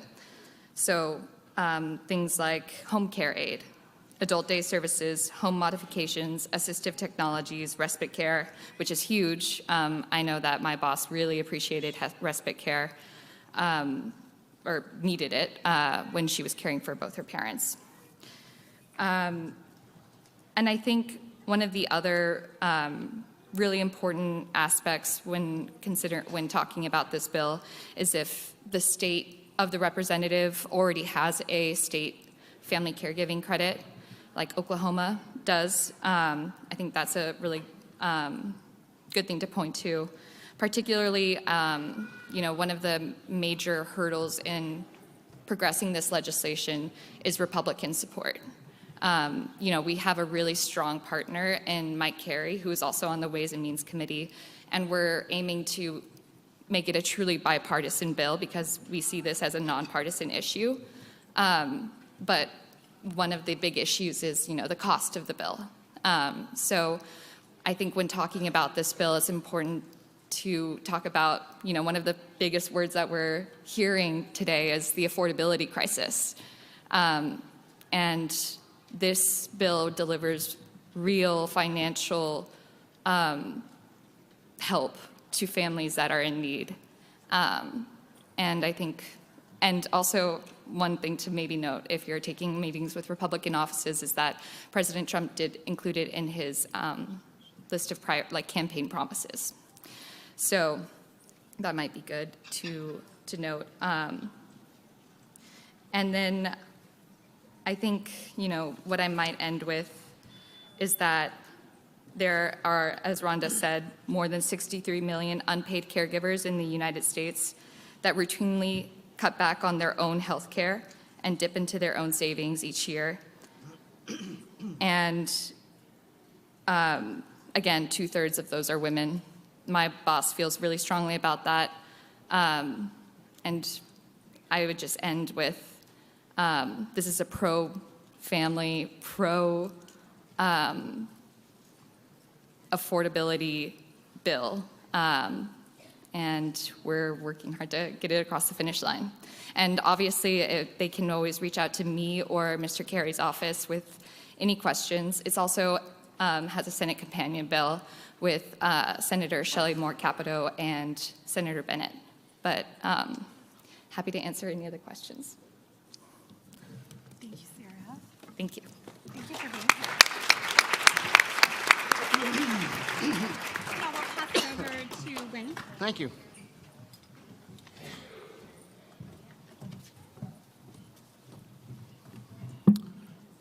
Well, good afternoon, everybody.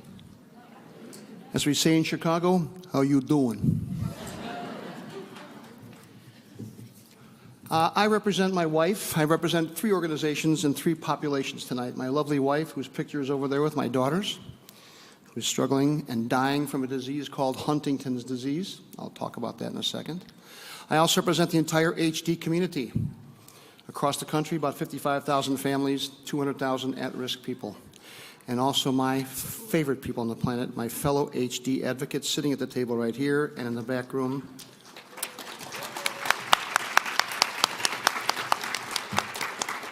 And I, like many of you, also represent the caregivers of our society, the largest unfunded, unrecognized, unpaid working force in the United States and maybe the world.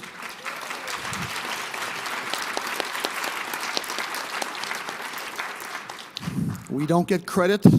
We need help. I also represent, oh, by the way, for those of you who don't know, Rosalind Carter, remember Rosalind Carter, who was funded a caregiver organization? She said one time that there are 4 kinds of people in the world. Those who were a caregiver, those who are currently a caregiver, those who will be a caregiver, and those of us who will need the services of a caregiver in the future. And that pretty much covers everybody in this room. The third group I represent is us, all of us here today, the rare disease community.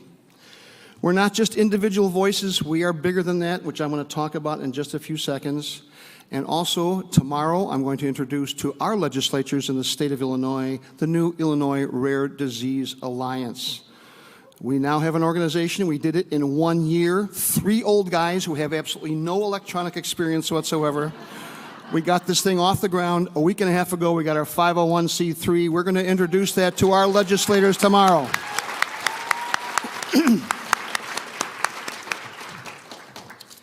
So what is HD? Huntington's disease, been identified about 120 years ago, is an inherited degenerative neurologic disease. You inherit it from one of your parents, and every child of that parent has a 50-50 chance of coming down with this disease. It is called the family disease because you only get it from the people who love you the most, and you only pass it to those who you love the most, which is your family and your children. It is a horrifying disease. Doctors say that it has the same symptoms of 3 different horrible diseases: Alzheimer's, Parkinson's disease, and ALS at the same time. So yeah, it's pretty horrifying. My wife inherited it from her father. She started showing symptoms about 17 years ago. My wife is a world-class musician. She's on 8 Grammy records. She has performed around the world as a singer, performer, pianist, and organist. She started dropping things, driving erratically, started talking and mumbling, the beginning of a neurological she was having troubles talking and thinking. Then she lost her job as a teacher. She was a university professor in Chicago. She was teaching college music theory. She had to lose her job because she couldn't keep up with the rigors of the job. And then we had to take her driver's license away from her. At this time, if you know anything about cost and income, look at yourself as a family. Think of these 2 hands as your income and your expenses. This is your income. Hello, hand. This is your income right here. Your income from your family, your spouse, maybe your investments, and of course, maybe your gambling income comes there at some point, who knows. And the other side is your expenses. And for most of us, we have a little difference there between our expenses of life and our costs.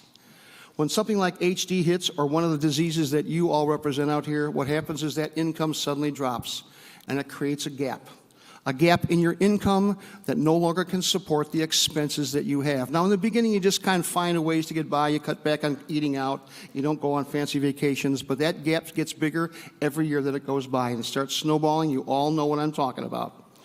It starts getting bigger and bigger and bigger, and pretty soon you start nibbling away at your savings, your investments, maybe your retirement program, and God forbid you have to mortgage your house to pay for the bills. My dear friend Steve, his wife had MS, and after paying for her care for a number of years, after mortgaging his house, she passed away. The day she died, he walked over to the bank, gave him the keys to the house, walked away, walked 1 block over, went to his attorneys, and filed for bankruptcy. That is what happens in our life, you guys. It is horrifying to think about that. So along comes this wonderful bill, the Credit for Caring Act, which will help us fill in some of the gaps that we have. Now, it's a wonderful idea that we can get a $5,000 credit. Does everybody understand the difference between a tax deduction and a tax credit? All right, so I'm not going to go into that. I got 2 minutes now. He's going to get at me real quickly here. Syed is haunting me already, my buddy over here. So keep in mind that this is a wonderful bill, but it's just the beginning, folks. Down the road, we need to take that bill, if it passes, and increase it by having steps over the years, so that if you're taking the credit for 5 years at $5,000 and the increased expenses that you have as a caregiver for your loved one goes up, maybe that should be stepped over maybe $7,500, maybe $10,000 down the road. And second of all, this bill needs to be refundable. Ooh, I know, a refundable tax credit. Don't get your Grundies in a bind here, ladies and gentlemen. The point is there are many refundable tax credits out there. This should be one of them as well, and would go a long way to reducing the debt that these people are incurring. Now, tomorrow, each and every one of us is going to be going to our senators, our offices, and we're going to be talking. We're going to be telling our stories. We're going to be providing them information. We're going to give them statistics and data and backup of why bills are important. You'll have your own asks. We're going to be asking these people to be our superstars, our heroes, our angels. But we also need to let them know, remind them gently, that we hold them accountable. And the only way we can hold them accountable is with a ballot on Election Day. Somewhere you need to say that somehow, in some way, to get it across to these people who are working for us. We want to help them, we want to work with them, we want to support them. And you in this room, along with every state that we have out there, is now an ocean, a sea, a mountain, an army. And I call them EMVs. That's what you guys are, EMVs. No, not electric motor vehicles. You are educated, motivated voters. And you have the power to take what our story is to your legislators tomorrow. Thank you for your time.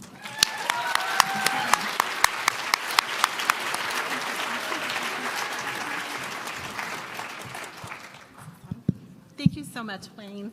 It looks like we have time for a couple of questions, so I think I'll throw a couple out. Rhonda, as advocates meet with their members tomorrow, what have you found to be important data to include to help legislators understand the difficulties facing caregivers? Sure. Well, I'll go back to some of the things that I mentioned on the last slide in terms of that $7,200, more than $7,200 on average out-of-pocket expenses that family caregivers have, which equates to about 26% of their income on average. And that nearly half of family caregivers experience at least one negative financial impact, whether that's borrowing money, reducing or stopping savings, difficulties with things like food, some of those things that I listed earlier, and that 84% of voters support a family caregiver tax credit. But I think just as important as you could hear from our panelists here, and all of us, I think, probably could speak to caregiving in some way or other from personal experience, most likely, or at some point in our lives. Your stories are very powerful. And so you can use some data points and things like that to help back it up from research, but it's your stories that staffers and whatnot are going to remember of the experience of how you've faced financial challenges or just other challenges as a caregiver, because that resonates and that helps stay with people, because more and more members of Congress and their staffs are experiencing these issues themselves personally in their own families and friends. So they get it.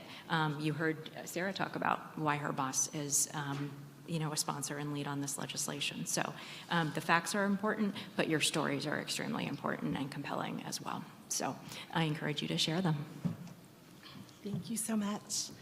Sarah, I'm just going to ask if you have any tips. So I know at the Oklahoma table we were really talking about what we can plan ahead to do as we're talking to the healthcare staffer and we want to get the information to the tax staffer. Maybe some tips and tricks. What should we be doing after the meeting? Just any advice you might have about that. Yeah, absolutely. Always offer to follow up. I think, as staffer, I'll speak for myself. I never mind an extra email in my inbox. Some staffers feel differently, but I think it's always important to always follow up with information. Ask for the tax staffer's card and information. If they say that we'll have to talk to the tax staffer, offer to have a follow-up meeting with maybe AARP or to connect with the sponsoring office to talk to me or Mr. Carey's staffer.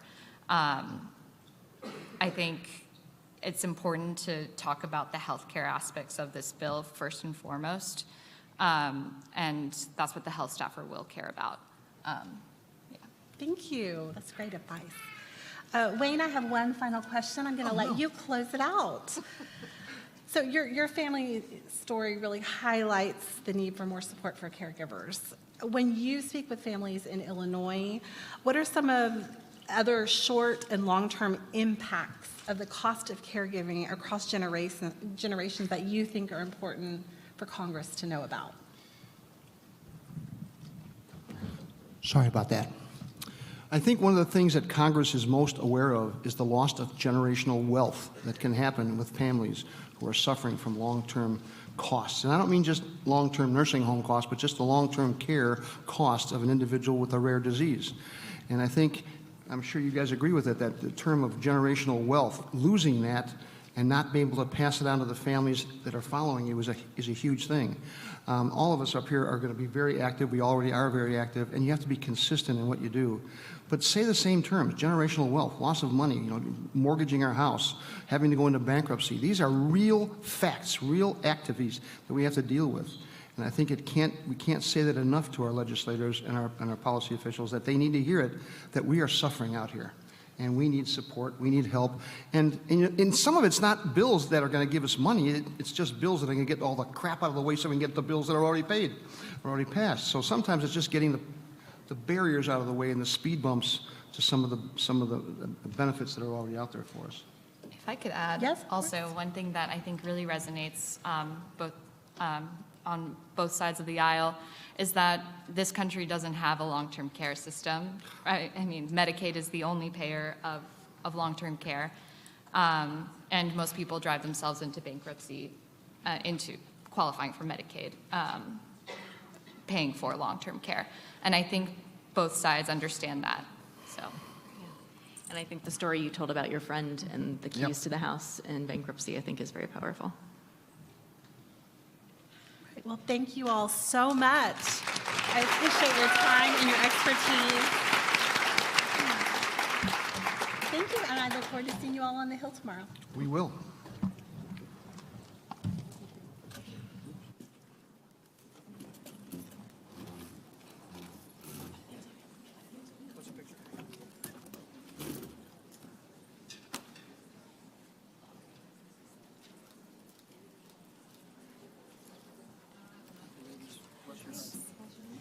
Let me know.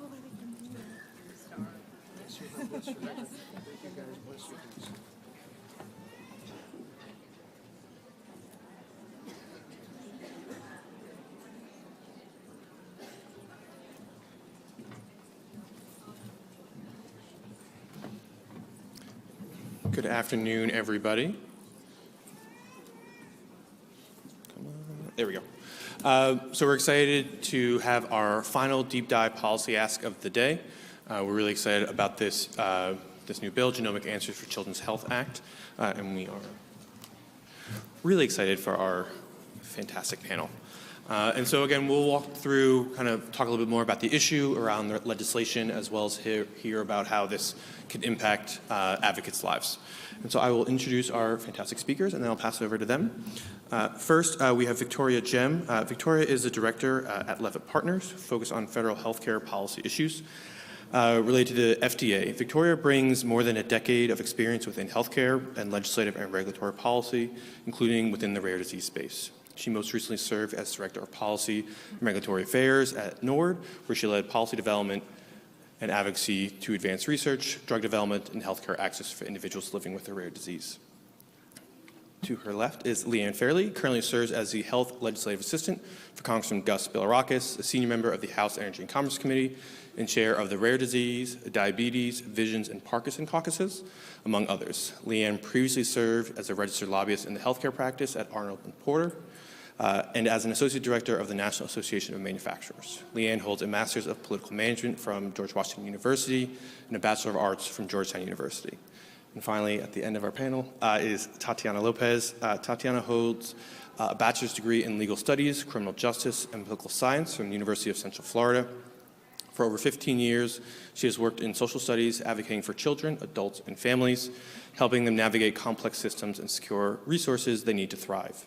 In 2019, her daughter Eliana was diagnosed with Dravet syndrome after a life-threatening seizure and the discovery of an SCN1A gene mutation.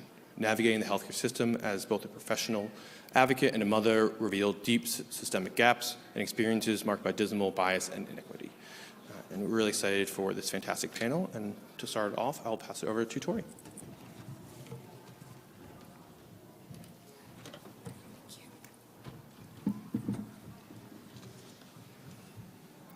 Great. Thank you so much, Dylan, for that wonderful introduction. And I'm really excited to be here today.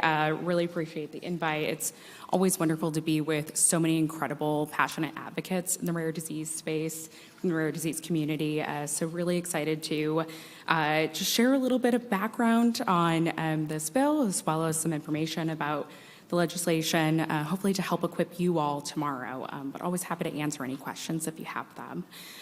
So as Dylan mentioned, my name is Tori Gem, and I'm with Levitt Partners, but I'm also an advisor to the Genomic Answers for Children's Health Alliance.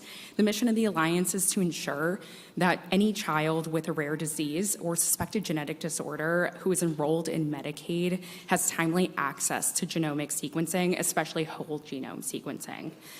So excited to share a little bit more detail here on a bill we're really passionate about and are thrilled to have had such wonderful partners in Congress and champions to actually introduce the legislation last month. Great. So I know that many of you here, unfortunately, have experienced the diagnostic odyssey firsthand. So as you know, children with rare diseases can face years of delays in getting to a correct diagnosis. It's important to convey when you're speaking to folks tomorrow about how this impacts you or folks in your community. As you know, this can involve numerous visits with different doctors, during which children and families often endure unnecessary tests and procedures, receive incorrect diagnoses, and experience delays in getting answers and appropriate care. Because of these delays in diagnosis, we know that some patients may miss therapeutic windows or have fewer effective treatment options when they finally receive that correct diagnosis. We know care coordination and family adjustments to having a loved one living with a rare disease can also be impacted in the absence of that diagnosis. Finally, we know there are substantial financial costs associated with delayed diagnosis, and an EveryLife Foundation study estimated the economic impact of that delayed diagnosis is up to $517,000 in avoidable costs per patient. So as Medicaid is the primary insurer for many children living with rare diseases, that diagnostic odyssey potentially costs the program billions of dollars in avoidable costs. So according to NIH, National Institutes of Health, roughly 80% of rare disorders have genetic origins. So I'm sure many of you are familiar, but until recent decades, doctors were able to take the study of genes or genetics into consideration only in cases of birth defects and limited set of other diseases.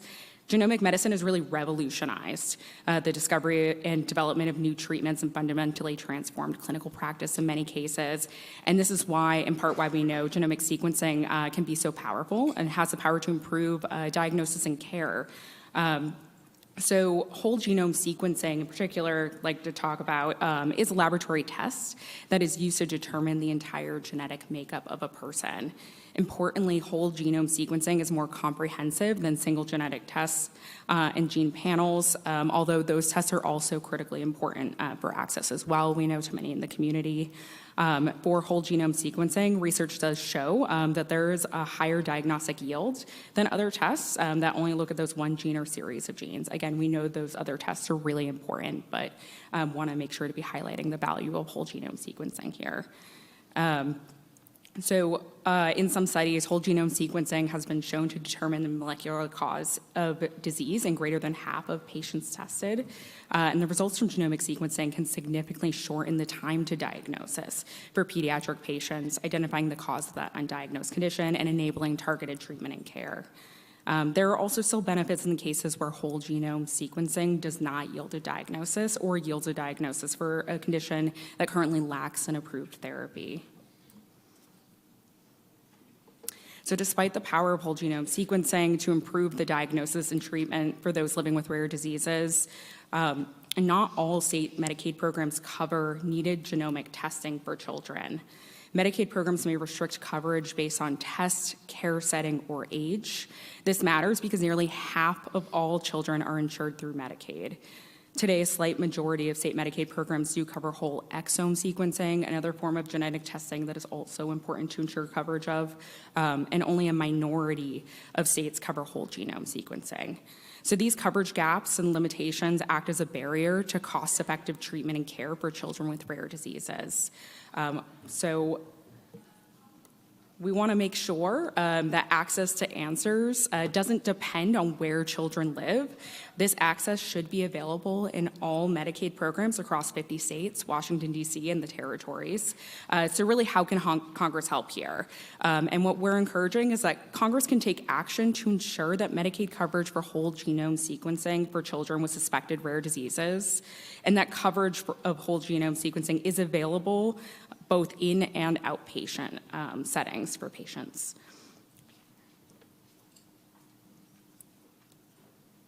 Always trouble with the slide changing. This is really where the Genomic Answers for Children's Health Act comes in. Again, we're really excited about this bill. This act does three key things. First, the bill clarifies that whole genome sequencing and whole exome sequencing are covered by Medicaid services under Medicaid's required early and periodic screening, diagnostic, and treatment services for children with certain clinical criteria. It also adds a diagnosis-related add-on payment for inpatient sequencing services to better incentivize use of whole genome sequencing in these settings where appropriate. The second thing the legislation does is promote awareness for the coverage requirement through required Centers for Medicare and Medicaid Services convening of national stakeholders to convey such information.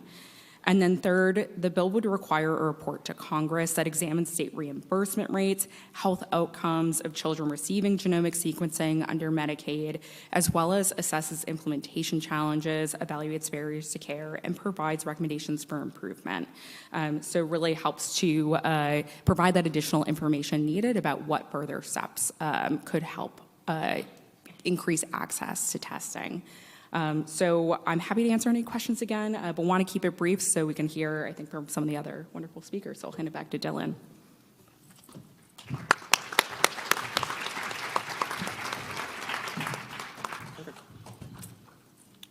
Nope, we're going back, we're not there. I'm just going to leave this slide up. It does have a lot of fantastic information, so not a terrible one to leave up there for the remaining of our panel. And with that, I'll pass over to Leanne.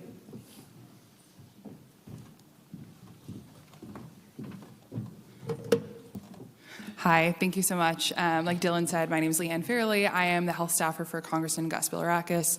He's a Republican from Florida, the 12th District. We have the honor of serving as the House co-chair for the Congressional Rare Disease Caucus, so I'm so honored to be here with you all and to work on a lot of these important issues, so thank you. So I'm just going to share a little bit about, what is it like, and I think Sarah covered this in her last presentation, but what are some of the questions you may get asked about this bill? What is the process like? And I'm hoping that in sharing I can sort of demystify the experience of meeting with the Hill. I think I always tell people that it's like less West Wing and more Veep. When you come to the Hill, it's a lot more lighthearted and, great community, great bipartisan work happening. So I hope I can share some of that with you. But just a little bit about why we got involved in this legislation. We've been proud to champion Give Kids a Chance Act, which I know y'all talked about earlier, and we are so pleased to celebrate that is signed into law, the PRV reauthorization, and all those wonderful provisions. I think from our perspective, we are doing a lot of great work in Congress on drug development, but we really haven't done nearly enough on this coverage for screening and this early diagnosis. So it was just honestly perfect timing that this bill came to us with the alliance that Tori mentioned while we were sort of wrapping up the work with the PRV. So we co-lead this bill with Scott Peters. He's a Democrat from California. He's also an incredible champion for life sciences and rare disease issues, so you're in great hands.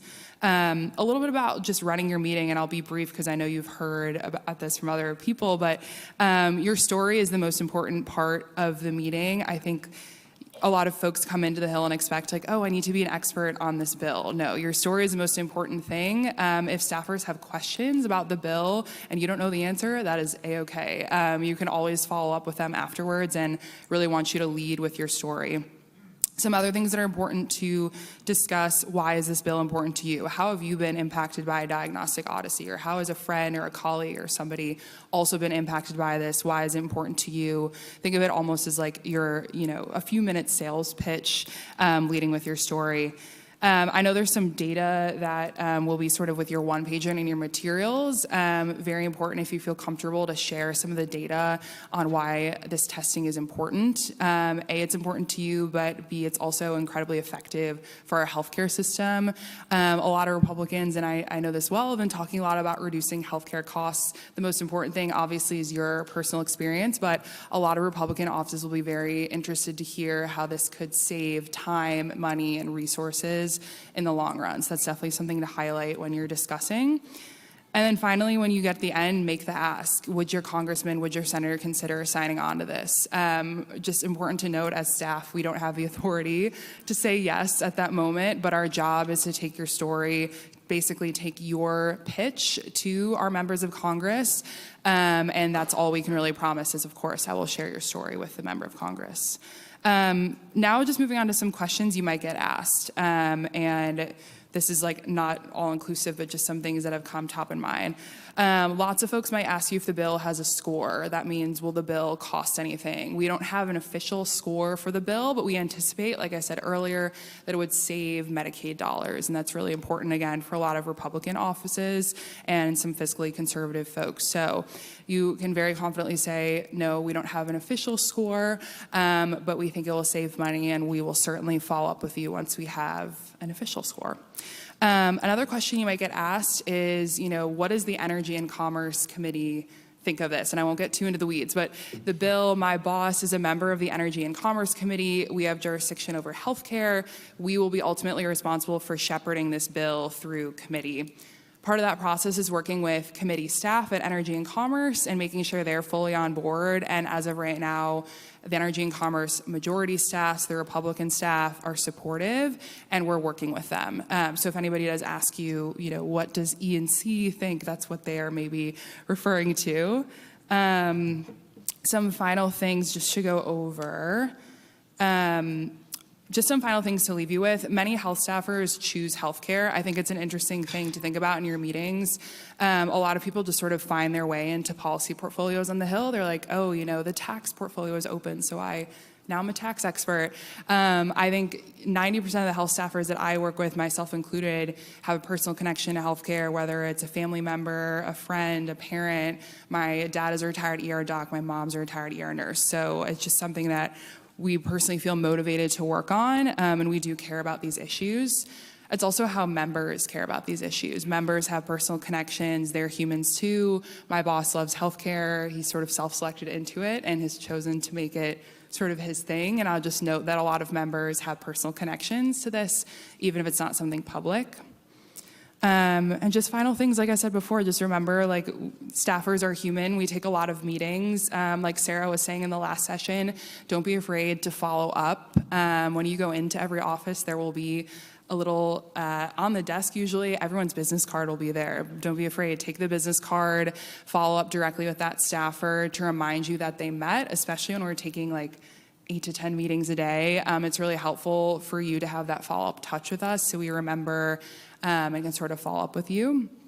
And then again, you can always tell offices if they have questions to reach out to the leads on the bill. So I think my contact information may be on the one-pager, but my job internally, at least on the House side, is to be an advocate for this bill. So if folks have questions, that is my job and Mr. Peters' staffer's job. So again, thank you for your time. Thank you for being here. Thank you for sharing your story. I know that's the most challenging part, and we'll answer any questions at the end. Thank you.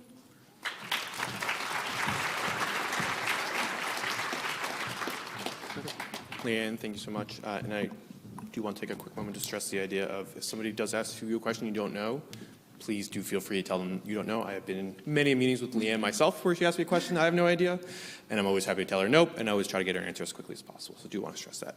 And with that, we will let Tatiana Lopez tell her story.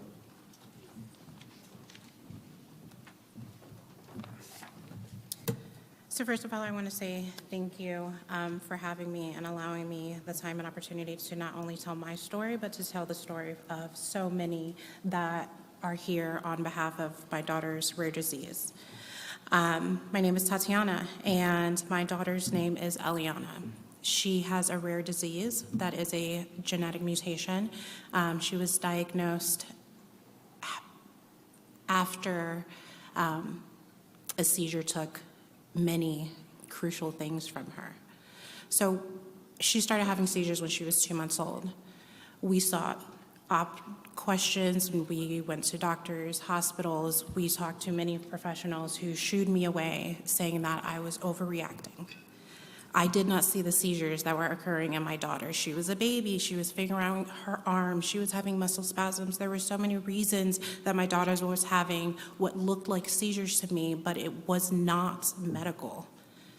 I was suffering from postpartum depression is what the neurologist told me after they ran their test and said that there was nothing wrong with her. One day she had a seizure that was so long that by the time we drove her 10 minutes to the ER, it continued going past 3 hours, and she ended up needing to be intubated. I finally was able to beg them to test her for absolutely everything under the sun. I had a neurologist come in, and he said to me, "There's one test that she has not been given." And I asked, well, what could that be? They've done labs, they've done everything that I knew that they could do. And they said, well, I can run a genetic test for you, but calm down. I'm sure we won't find anything. 2 weeks later, I got a call from his office, and they told me that I could come in at any moment as long as I came in to his office within the next 24 hours because they immediately needed to speak to me about the diagnosis that they actually did find on that genetic test. She had the SCN1A mutation, and the diagnosis was Dravet syndrome. I knew nothing about Dravet syndrome. I had no family history of epilepsy. I was told to possibly Google it because there was no information or pamphlet that they could give to me either. I Googled it and I did find a website. It was Dravet Syndrome Foundation, and I was able to start piecing together what life is about to look like for us. At that time, my child, who was hitting all of her milestones, she was crawling, she was starting to make noise, she was almost to the point of saying mama.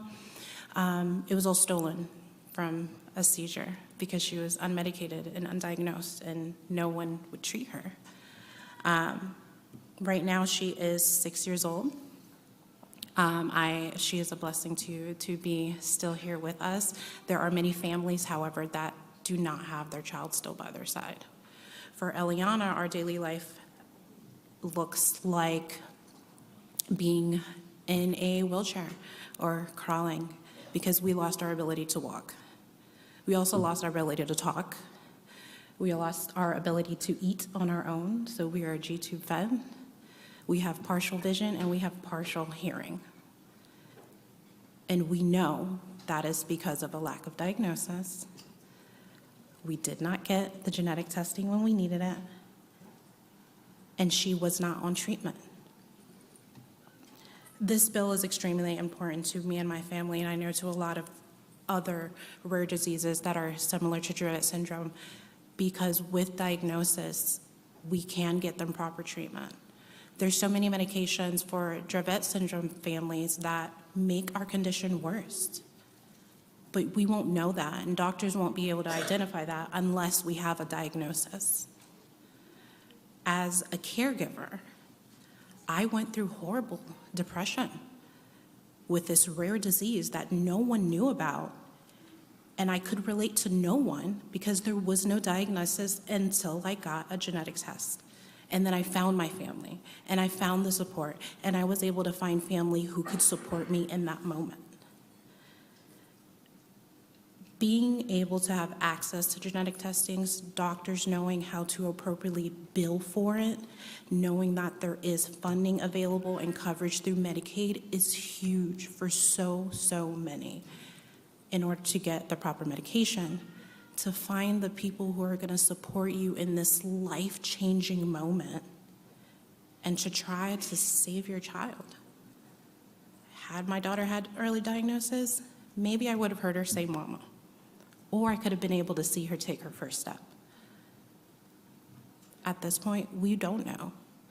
But I hope that if this were to pass, that another family can get early diagnosis with a genetic test and get the opportunity to be on the proper treatment.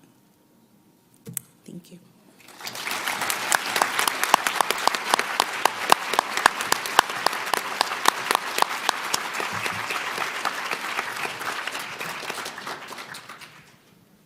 Thank you so much. Thank you so much, all three of you, for such fantastic presentations and for being with us today. I do have a few questions, so I'm just going to kind of go down the line. Tori, there have been similar bills on this issue in the past that many in this room have advocated for. Can you talk us a little bit about how this bill is different from previous genetic testing bills? It's a lot further away from this mic than it seems. Of course, yeah, and I certainly don't want to take up too much time on this or add too much fluff into it, but I think the important distinction between the Genomic Answers for Children's Health Act and some of the past bills you may have seen and advocated for is that those past bills really look to provide temporary expanded access to whole genome sequencing or genetic or genomic services. This bill is a permanent change, and so I think that it's really important to, we're at this moment where we're ready, I think, to make that permanent change for Medicaid coverage. And it's really not about, this bill is really not about making a change, but it's about clarifying that this testing should already be covered under an existing benefit. So I think important distinctions to draw on. I do just want to say that all of the advocacy and work that you've done on those other pieces of legislation were hugely important for paving the road, for building those congressional champions on the Hill, for getting people aware of the issues. And so this bill really is standing on the shoulders of that past effort that you all have done. And so we hope that this will help keep moving the ball forward and encourage some actual permanent change here. Perfect. Thank you. And Leanne, working in the office who is leading on this bill, how can advocates help to advance this bill through the legislative process? And could you also, within that, touch on how that might differ in the House versus the Senate, where I know we're still looking for champions and we're pretty close, but how that might differ between the House and the Senate?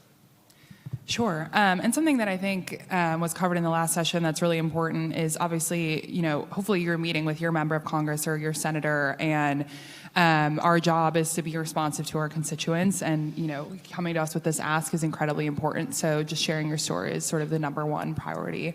I think in terms of differences between the House and the Senate, the House moves at, I would say, a much, much quicker pace than the Senate does for various reasons, but there's obviously a lot more House representatives than there are folks in the Senate side.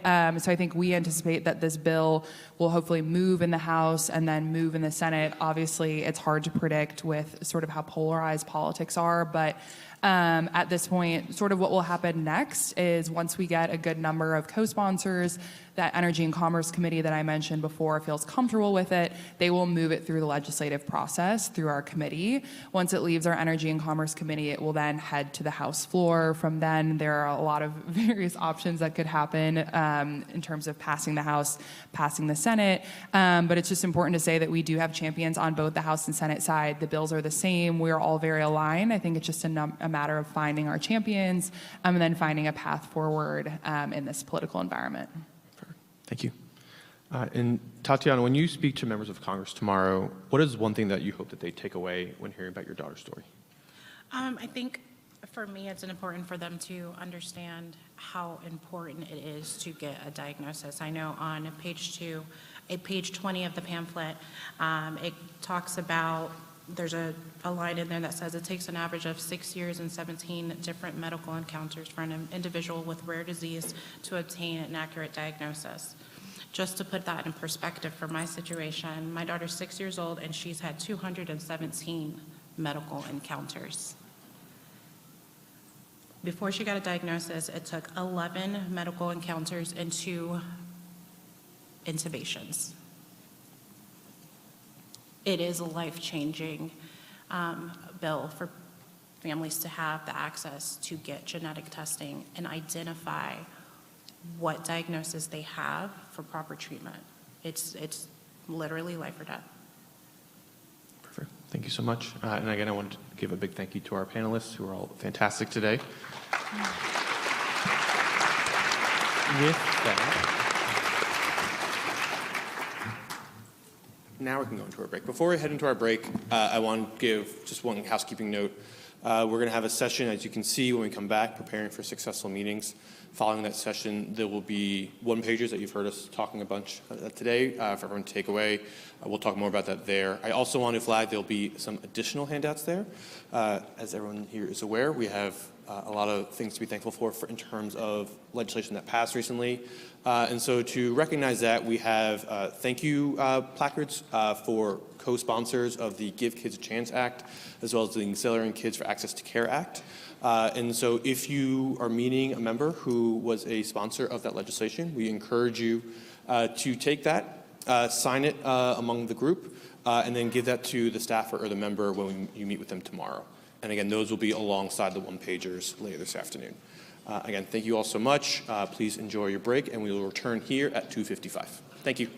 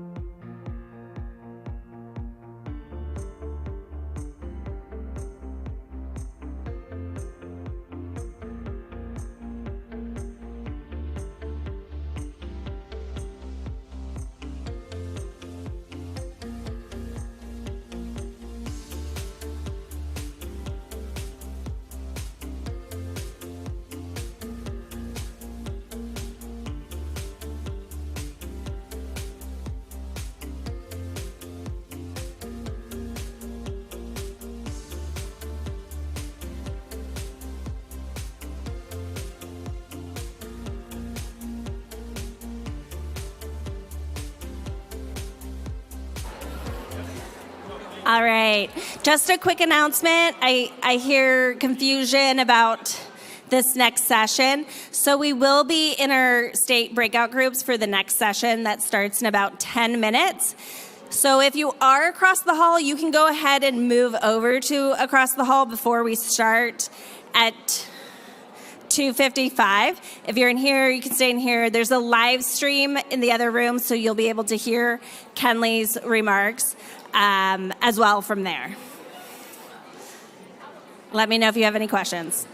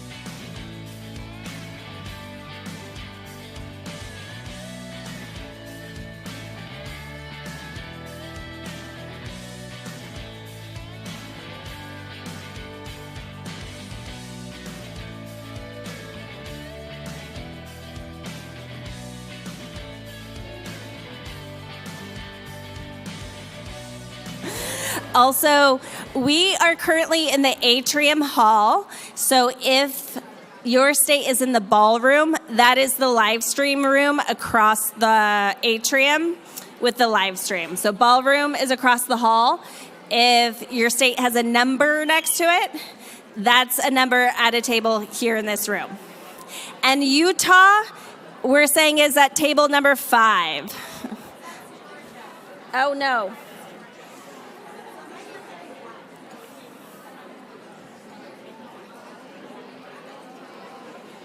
We're figuring out Utah. Hold on.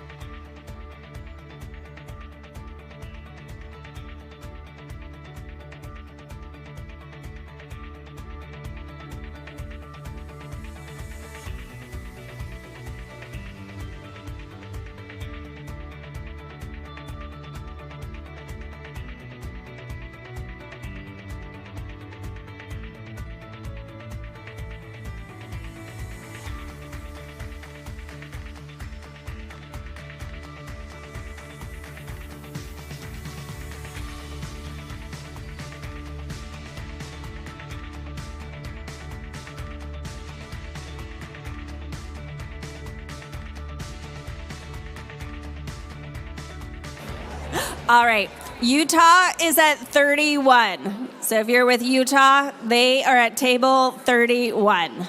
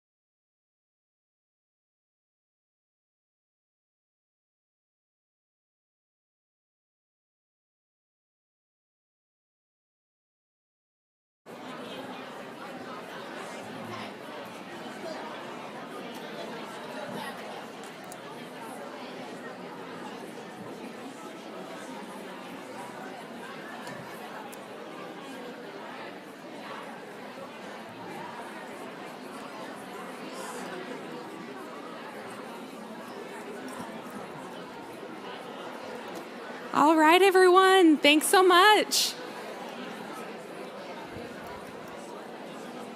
Perfect. Okay.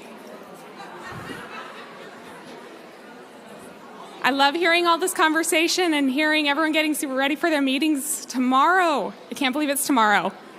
All right, so a little bit about myself. My name is Kendley Jones. Many of you may have received emails from me. It's so good to see you all in person. So I am the RD-led program manager. I just have a little bit of information that I'm going to cover today, and then we're going to break out into the groups that you're currently sitting with. So those are your states. And then we are going to have you just get together, have that conversation, and get ready for tomorrow. Okay, so a little bit about Hill meeting schedules. Everyone should have received an email from Advocacy Associates with their schedule last week and updates as needed. So you will receive an update in real time. If you haven't already, please download the Advocacy Day app on your phone to access your schedule. You will also receive updates on your Hill meetings, fill out the feedback form, and find information on your members on this app. The Advocacy Associates is currently in the atrium. They're there from 1 to 5. So if you have any questions or if you want any changes made to your schedule, they can do it right then and there. So please be sure to go and find them. They're just right outside. Perfect. A couple of meeting tips that we're just going to cover. So remember, every meeting is important. So whether that's a Senate meeting or a representative meeting, every meeting matters. And so please be sure to give that your focus and your attention as you're preparing. Meetings are scheduled for 15 to 30 minutes. Please don't plan to speak for the entire time that you are in the meeting. We want to have a little bit of time for questions at the end, and we want to have some time for conversation to build those long-lasting relationships with our legislators. Please remember to be respectful and kind. Kindness goes a long way, so be sure to say thank you for a past action, like joining the caucus in a meeting if you can. And you can see if your member is part of the Rare Disease Congressional Caucus on the legislative scorecards, which are on the attendee corner. Do not miss a scheduled meeting. It's really important that everyone shows up to their legislative meetings. It's really important that we represent the rare disease community well, and so we want to be sure that if you're not able to make a meeting, please let us know and we can contact Advocacy Associates and have that taken care of. If you're running late, please also contact Advocacy Associates through the app. Don't reschedule a meeting on your own. Just notify Advocacy Associates if there are any problems and they will take care of it for you. And then check the app for updates to your schedule in the morning. Meeting times can change up to the day of, so many of you may be seeing that those are still getting scheduled. If it says TBD, there's still a chance that it could be scheduled, so just be sure to check your schedule and get that up-to-date information. All right, a bit of Hill meeting structure. So the size of your meeting will depend on the size of your state and your congressional district. House meetings will typically have 2 to 5 attendees, and some meetings will be much, much larger, up to 50 people if everyone attends. So that is why team coordinators are so important. A team coordinator, we did our best to assign those to meetings with 5 or more attendees. If you're in a meeting with 5 or more attendees but don't have a team coordinator, that may be the case. For some, it is either because we didn't receive any volunteers or for some reason the team coordinator was not able to join. So if that is the case, you can discuss amongst yourselves and determine how you want a meeting to run. We still encourage you all to coordinate the meeting together. If it's a small group, so about 1 to 4 people, each person will be able to speak for about 2 minutes. In a large meeting with 5 or more people, a team coordinator will help decide who will tell their story and make asks in the meeting. Everyone may not be able to speak, but everyone should be able to introduce themselves. Even if you don't share your story, your presence matters. There is power in numbers, so just by even you being in the room for those larger meetings, it shows how much rare disease impacts your legislator's constituency. And it really, even if you're not able to share your story in that meeting, that's still, you're there representing the rare disease community. All right, so what does a Hill meeting look like? In a few minutes, or you already have, you will meet with your teams and develop a plan for each meeting. Please keep in mind that the format will be as follows. You'll start with short introductions, usually name, rare disease, and city or town. Then you'll have 2 to 3 people share a 2-minute story. Your team coordinator will help determine which advocates will be the ones sharing their story. And then 3 to 4 people will make the legislative asks. We recommend 1 person per ask, so it's not repetitive. And this person who is sharing that ask can change meeting to meeting, depending on what you determine is best with your team coordinator and state. If there's not enough time for you to share your story, follow up with the staff person to share. All staff emails will be on the Advocacy Associates platform. The goal is to share your story and have your members of Congress take action on your priority. So be sure to stay on message. You can guide the conversation by introducing yourself and sharing your story. Be clear, so make sure that your request is clearly articulated and actionable by the legislator. You want to be specific. As an example, please co-sponsor Senate Bill 2158 or whatever Senate or House bill you would like the legislator to take action on. Each advocate should have no more than 2 asks, and then you want to choose what legislation is most important to you and connect it to your story. All right, so we are going to do a little bit about the 2026 legislative asks. I saw that many of you were able to pick up the 1-pagers on the way in. If you have not, there are 1-pagers just right outside on the other side of that wall that you can share with your legislators that cover these asks that we'll be discussing. So advocates participating in the Hill Day can determine asks for each Hill meeting. This year's suggested legislative asks include co-sponsoring the Credit for Caring Act, co-sponsoring the Genomic Answers for Children's Health Act, appropriations funding for the Rare Disease Innovation Hub, and supporting congressional action to ensure today's patients will benefit from robust rare disease treatment pipelines. All right, like I just covered, there are legislative asks 1-pagers in the back. The 1-pagers are in the tables on the foyer, Please have 1 person from each meeting pick up the needed 1-pagers to share during the meeting. So your legislators have been sent these 1-pagers, and we will follow up with the 1-pagers again, but it's always really helpful to have those physical ones left with your legislators. So at least one individual should have those 1-pagers for all asks put together that you can give to your legislator at the end of the meeting. So as a reminder, each team only needs one of each per meeting. Links to the 1-pagers are also in the Advocacy Day app for you to review as needed. All right, a little bit about tomorrow's schedule. There's a lot going on, but we're so excited, and it's going to be such a neat time to see you all attending meetings and attending each of these events. So from 8:30 to 9, breakfast will be available for attendees. From 9:30 to 11:30, the Senate Committee on Aging hearing will be happening. From 9 to 5, Hill meetings will be as scheduled. So there may be some that go slightly before 9 or slightly after 5. Meetings are largely dependent on the office's availability. So, there I can hear myself a little better. But largely those meetings will be between 9 to 5. From 12 to 12:30, we will have lunch available for attendees. From 12:30 to 2, we will have the Rare Disease Congressional Caucus briefing. And at 4:30, we will have that group picture on Capitol steps. So we had a great showing today on the steps here in the Ronald Reagan building, and we're going to get to do it again in front of the Capitol tomorrow.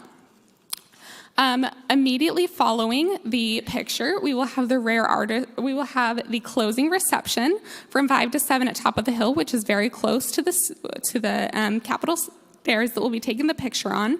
So we can all just head immediately over and celebrate the amazing Rare Disease Week that we've had. All right, let's cover logistics for the day. Maps of Capitol Hill and the DC Metro are in your program booklet, so please be sure to review those. It's a little bit of a maze, but there are some amazing advocates here who are going to be able to assist you if you're new, and everyone's here to help. So you can see up at the top, there's the Union Station Metro, and then there are the Senate office buildings, top of the hill. Everything is kind of in this one large area. It is larger, so be sure to wear comfortable shoes, because you will be walking between some relatively far distances between those buildings, but it is easy to navigate with those maps.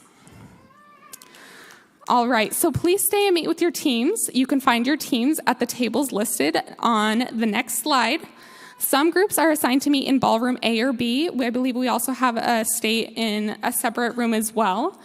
Large groups with 5 or more meetings, and the attendees should have a team coordinator assigned. Again, if there is no team coordinator, please don't worry. You can just discuss it with the individuals who are at your table to determine how you want to proceed for your meeting tomorrow.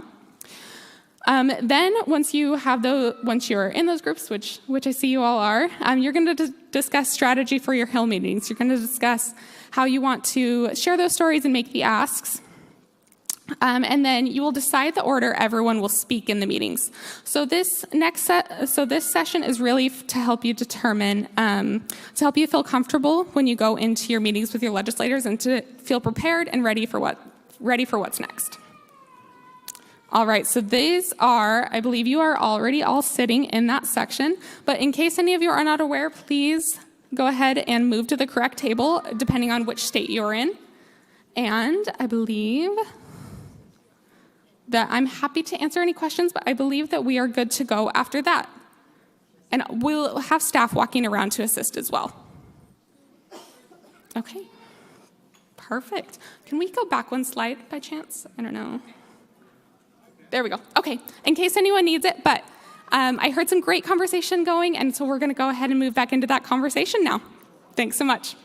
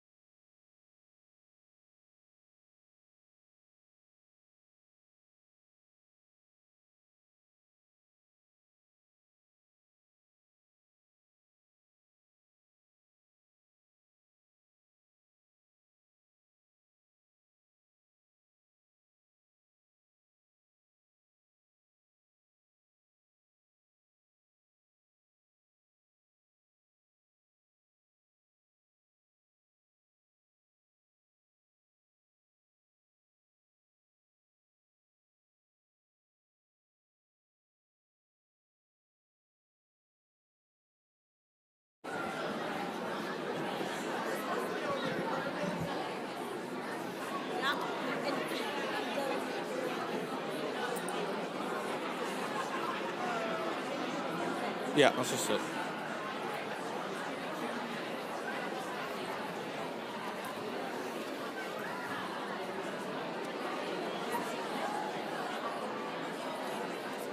You grab the...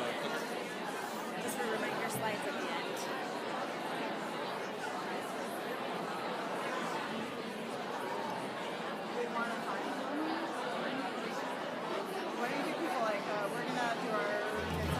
This is, good afternoon, everybody. This is a 2-minute heads up that we're about to start our question and answer panel. We will have mic runners who can go around and answer any questions you may have. 2 minutes. No.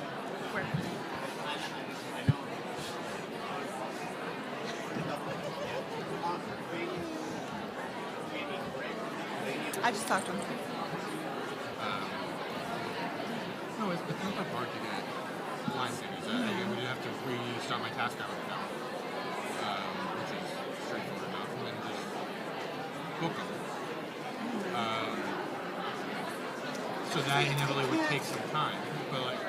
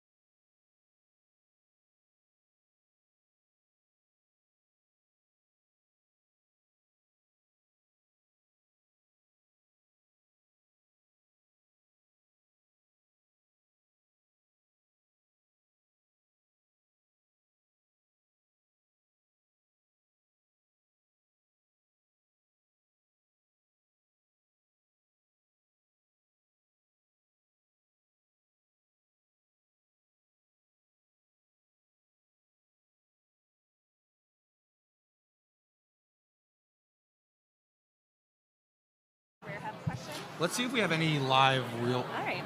Good afternoon. We have a few mic runners out, so if you have any questions, please raise your hand. Colin, there's one literally right there. Yep, and please take your seats. And can everyone please take their seats? And I guess just to preface this can be questions about the asks that were presented earlier today, questions about your meetings tomorrow, runs the gamut. Perfect. All right, ready to go? I have a question about newborn screening, and I know we have the genetic testing that we're talking about tomorrow. Can you tell us where it's headed, newborn screening? Can you give us an idea of what's going on? His face. So that's for me. As of right now, the reauthorization, we are still working through the informed consent issue in the Senate.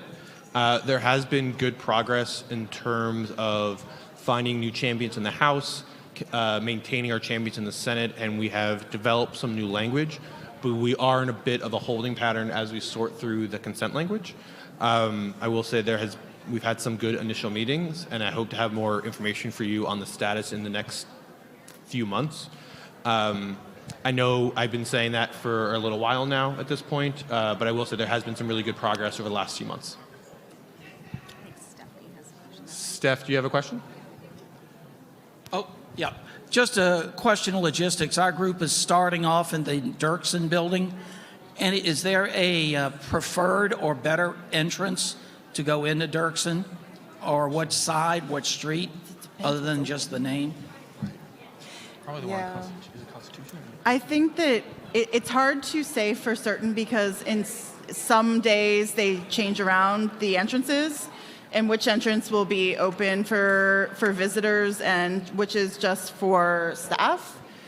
So I hate to give you an uncertain answer, but you want wherever if you're Ubering or if taking a cab, I would have them drop you off right in front, because either way, the Uber won't be able to get to the back of the building. I would also add that most buildings usually have multiple entrances. So if you go to one entrance and the line is ridiculously long, see if you can find another entrance, because maybe that line could be shorter. Colin, do you have a question? Hey guys, could you do me a favor? Could you clarify which members are going to receive the signed thank you? Yes. So in your program book, there is a QR code, and it's a page that if someone has a program, we can get It's the like at page the number. very end, so after the legislative ask, it should be like the next page. And it It's says, orange. like, it's about PRV and accelerating kids' progress, and there's a QR code, and if you scan that, it'll bring up the list of co-sponsors for each bill. And so if you see your member on that list, then I would give them that certificate.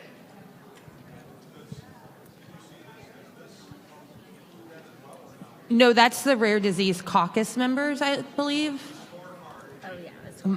Gotcha. Yes. Yeah. So the scorecard shows who co-sponsored the Give Kids a Chance Act and the Accelerating Kids Access to Care Act as well. And it's only the members that sign one or both of those that get this. That's our suggestion. Ultimately, it's up to you. Okay. Thanks, guys. Appreciate it. Yeah. Thank you. So, how do you think the newborn screening would affect the future of our rare disease community and our country? How would newborn screening affect the future? Newborn screening has the opportunity to provide timely diagnosis to countless rare diseases. And so what we hope with the legislation is that we will increase the ability to add conditions that should be on newborn screening actually are added to newborn screening, make it a little easier, as well as make it a little more patient-focused, and so that the patient voice is included more within newborn screening. Paloma, anything you want to add? So I'm obsessed with you. Hi. That's a really good question.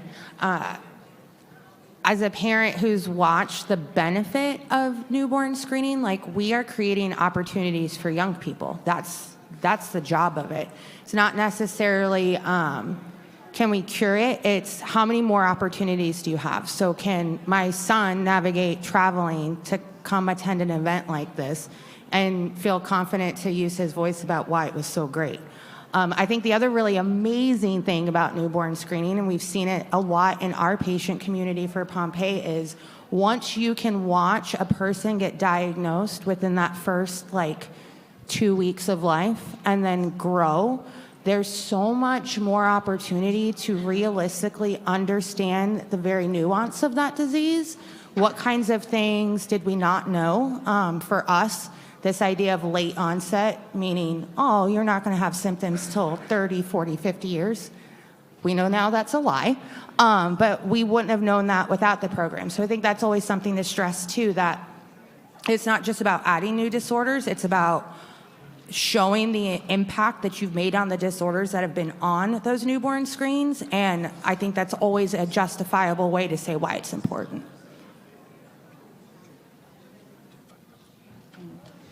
Yeah, probably too late to make this, but when we're talking about entrances to go in and such, if you go to each of the buildings, there's going to be on a corner a sign, a big wooden brown one, and it's going to show you where the handicapped entrance is, which can speed you up considerably. And they oftentimes take in consideration that you're in a wheelchair and you're not going to be able to go through the scanner, so they'll bring you to the side and do a quick scan and get you out. Thanks, Eric.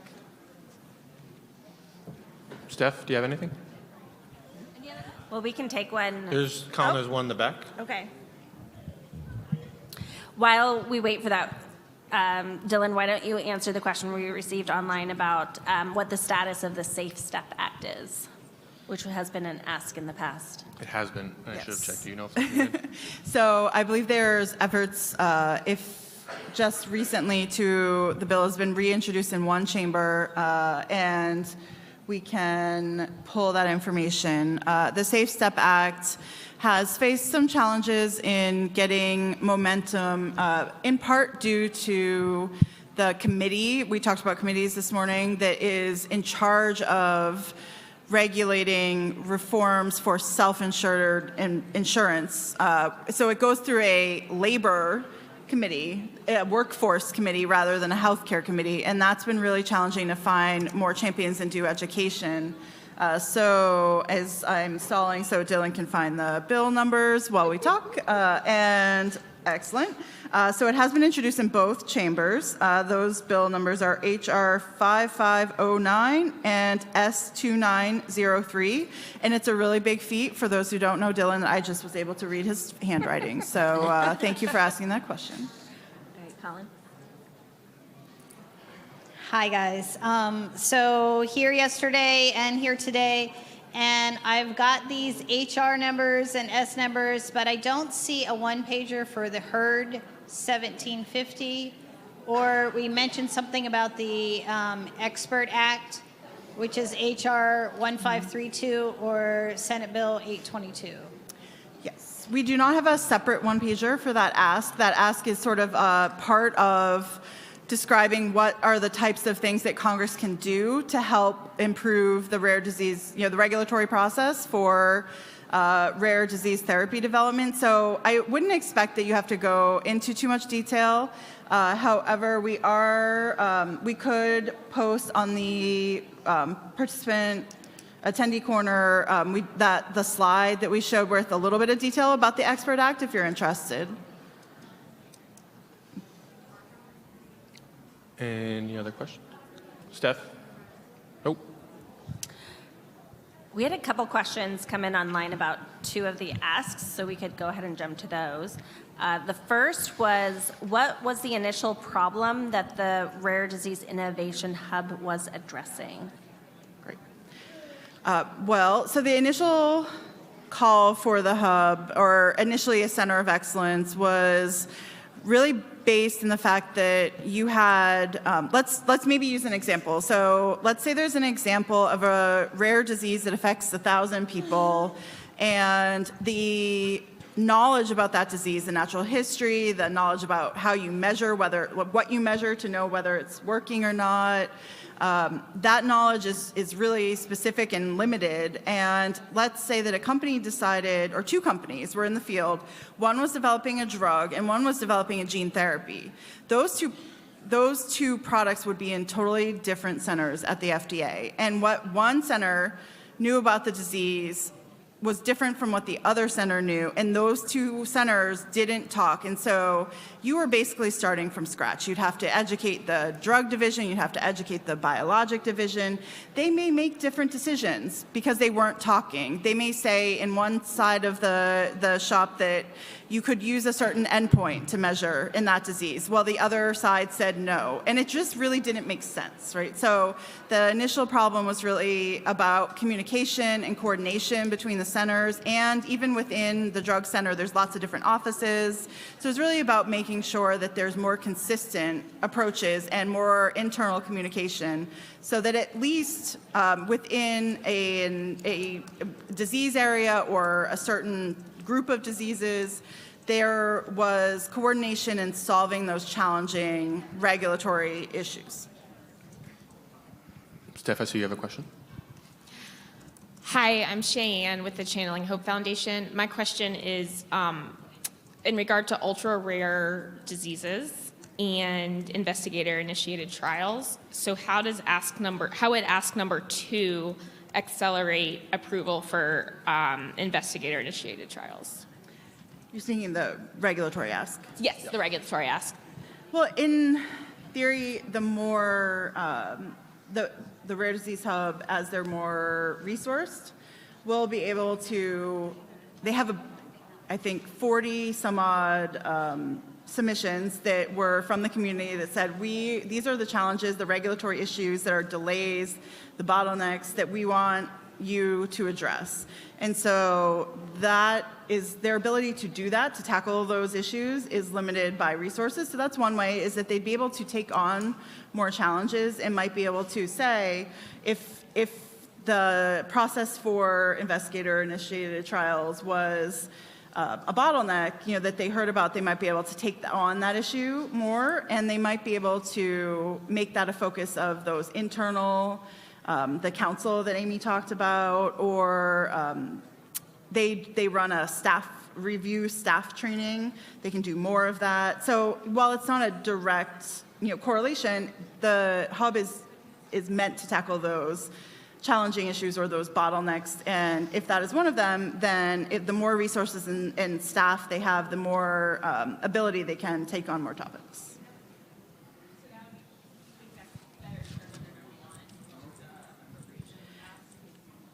I would say yes, though it's certainly the two are very related, yeah. They're both like really big education pieces, right? You have a tendency that the people that have the brilliance to research and create opportunities for treatment, their language is very different than the people that are sourced to make decisions on that. And so really from what I've followed with the hub and advocating for it for a number of years now, it's the education piece. It's that we have somebody in place that's going to fill that gap for that misunderstanding, kind of like what we talk about with you guys and being experts in your own life, and why patient-focused development is so important. We need to know your experience. It's merging that gap and filling that gap of communication. Think of Amy as almost like the rare ombudsman within the FDA. She's talking to everyone. She may not be the one that's making that review decision or that decision to greenlight a trial or not, but the more Amy's we can have within the agency, the more processes we can have within the agency, the more likely it is that those people that are making the decisions are going to understand what the needs of the community are, what the specific circumstances in rare are that they need to take into account as they make decisions. Shannon? We can take another question from online related to our ask on the Genomic Answers for Children's Health Act.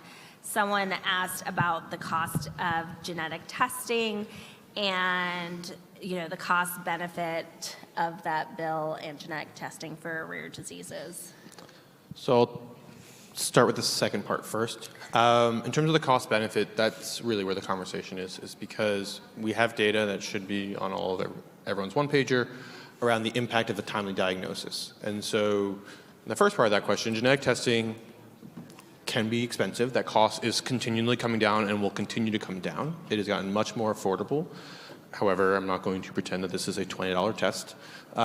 With that being said, whatever that initial upfront cost is, the savings on the back end of having a diagnosis, of having, again, a timely diagnosis, of fully understanding, okay, what should I be doing? How can I address all of this is extremely impactful and will save money in the long run from decreasing the amount of healthcare interactions you're going to have. And again, we have data to help support all of this, and that should be on the one-pager. And then I think this is perfect for Paloma because Paloma was one of the reasons, if you were in the session earlier, why we started collecting some of the data about the costs of what delays in diagnosis mean. So how do you speak about it when you talk about the costs? I mean, when I've gone to the state legislator and it hurts to have to put it in a language of numbers and not look how beautiful and awesome my human is. But the reality is that when we've done this before, we said, hey, my child is diagnosed early and the only service he uses for school is an IEP for speech therapy. As opposed to a friend of his they're 28 days apart, they were firstborn. He was not diagnosed through newborn screening. He went on a 3-month panic. He uses a lot of different services at school. He wasn't even able to go to school full time until the last year and a half because he needed so many supports, and that school system pays for all of that. And so that's a very vast difference. That's a very real tangible thing for them. But I would almost encourage you that it's not even on the back end either, it's on the front end. How many tests did we hear people go through that were unnecessary, and each of those cost? And so you keep racking that up and not getting to answers, just understanding symptoms but no cause. It's a cost on the front and the back end that you're saving, right? Are there any more? Colin or Steph? Seeing and hearing none. Going, One more? yes. Great. In the 118th Congress, there was a problem solvers caucus in the House. Is that still a thing? Are they doing anything related to rare disease now? So yes, the Problem Solvers Caucus still does exist. It has existed for a few Congresses at this point, and I will say I don't anticipate them leaving anytime soon. In terms of their connection to the rare disease community, the Problem Solvers Caucus supports Cameron's Law, which would increase the orphan drug tax credit, or restore the orphan drug tax credit back to 50%. Do you know the co-sponsors? I don't know off the top of my head. It's Josh Gottheimer from New Jersey and California Republican. No. Give me a second. Jimmy, this is Panetta. what Jimmy Jimmy Panetta. Thank you. And so they're going to announce this. So what they do is kind of like endorse different bills. So thankfully, they are going to endorse the Cameron's Law as a Problem Solvers Caucus priority, which may be helpful in gaining some steam for the bill and attention to the bill. And we expect that that happens this week, but I haven't quite seen it yet. So yes, it is a thing, maybe slightly less active than it might have been in the past, but they are still working behind the scenes. Was the Ensuring Lasting Smiles Act one of their bills in the 117th Congress? I don't know if I would specifically call it one of their bills. I actually don't believe that it was. They may have supported it. The Problem Solvers Caucus at the core is an attempt to find, I would say, more central Democrats and Republicans and support bills in a bipartisan fashion. And so members of that caucus may have supported it, but it was not necessarily their bill. I would say similar for Cameron's Law, but a little different. So one of the questions we got were some questions about the Credit for Caring Act and the one-pager. And so I did just want to flag that for those who found the one-pager confusing or needing some additional details or had questions, there is in the attendee corner a new resource that is trying to break down the Credit for Caring Act a little bit more directly. So I would encourage you, if that's something that you're speaking about tomorrow and you want a slightly different way to speak about it, to go on the attendee corner. Those one-pagers aren't meant for leave-behinds, they're meant for advocates. To help really break down the reason, the problem, the solution, and the impact. So check those out for those that had written in about the Credit for Caring Act. There was a QR code for those plain language one-pagers out in the lobby. I don't know if they're still up or not, but they are in the attendee corner under resources. Also, for your question, I did just look at the Problem Solvers Caucus, and the Ensuring Lasting Smiles Act, it was endorsed by them in the 116th Congress.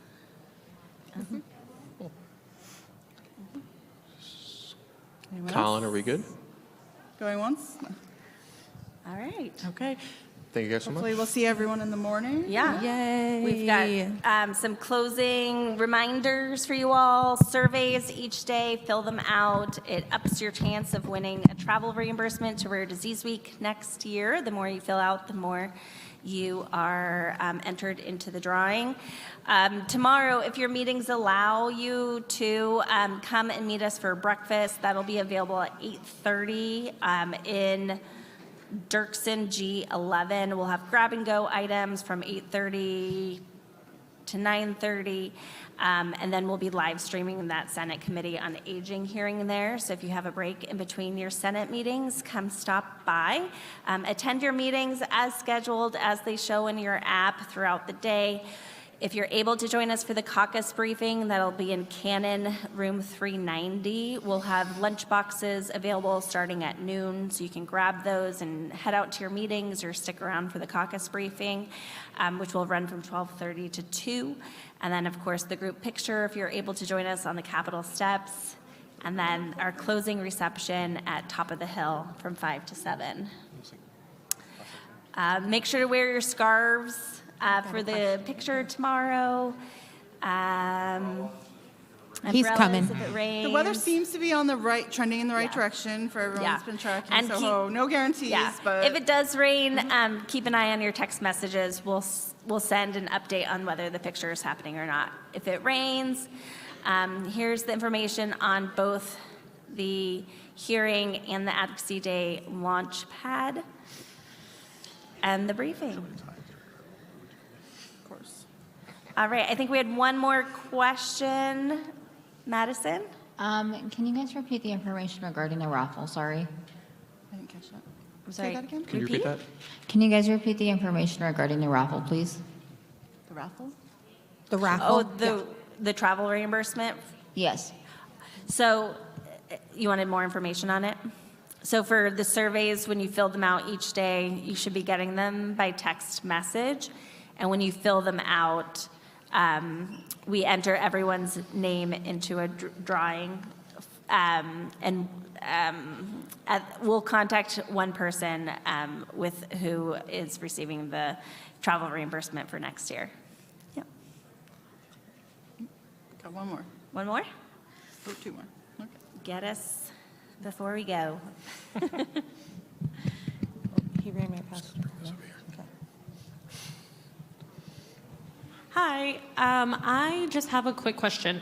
I have not received emails from Advocacy Day, but I am in the app and I see my meetings. Like, is that an issue? Because I've been hearing all day about emails and I'm like, I'm not getting any.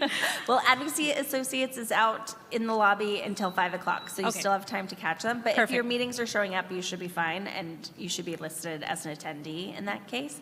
But you can double check on the issue. Perfect, thank you. Oh, and one last reminder, don't forget to fill out those post-meeting reports with anything they ask you, especially if someone asks you to submit the appropriations request and tells you the deadline. Let us know. Anyone else? All right. One Wait, more? we got one more. Sorry. One of the things I really like about Rare Disease Week is somebody that I didn't know, I asked this question. So I'm going to ask the same question to you to see if there's any differences. And it's really, who prepares the bill reports? I mean, I know staffers do it for their congressmen, but isn't there something that, I don't know if it's done at the committee level or what? There was a reference this morning. In the appropriations, you mean? Is that it what you're referring to, the appropriations I don't know. report? There was references about ask number 1 and ask number 2 this morning about Right, so you're bill talking about like reports. report language within the budget? I, So are you- didn't think it was limited to appropriations bills. Okay. So within appropriations, there's something called a report language. And so essentially what that is appropriations is split into two things. You have programmatic funding, which is, again, that top dollar. NIH receives $980 billion. Great. Also within appropriations is report language. And within that, it's essentially Congress saying to the agencies, this is how we believe you should spend the money. It is not legally binding, but again, Congress does control the purse strings, and they do control these agencies' budgets, so they find it in their best interest to listen to that report language.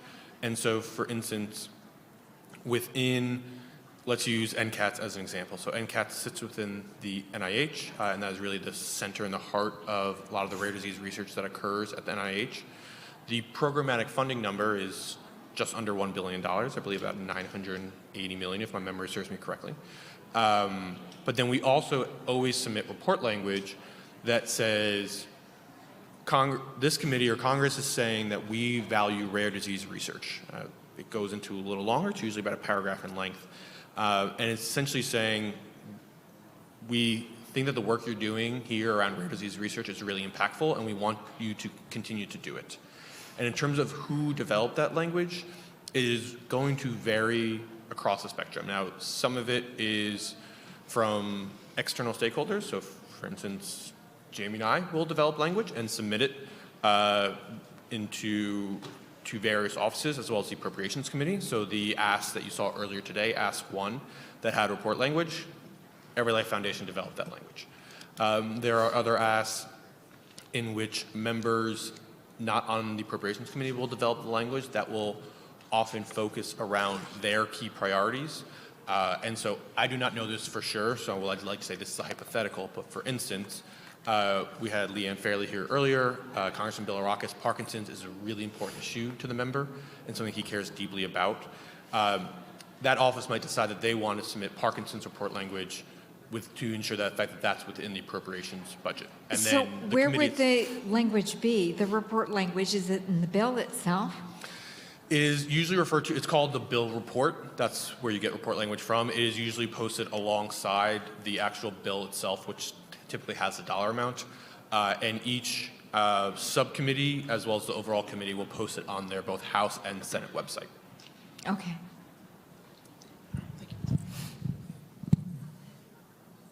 Okay. All right. All right, everyone. Well, good luck tomorrow. You'll see our staff throughout the day, stepping into meetings, at the Advocacy Launch Day pad, at the caucus briefing. So don't hesitate to let us know if you need anything tomorrow. Good luck, and you guys are going to do a great job. We know that you are rock stars. Thanks, everyone. Have a great night. Get some rest. I was worried about that.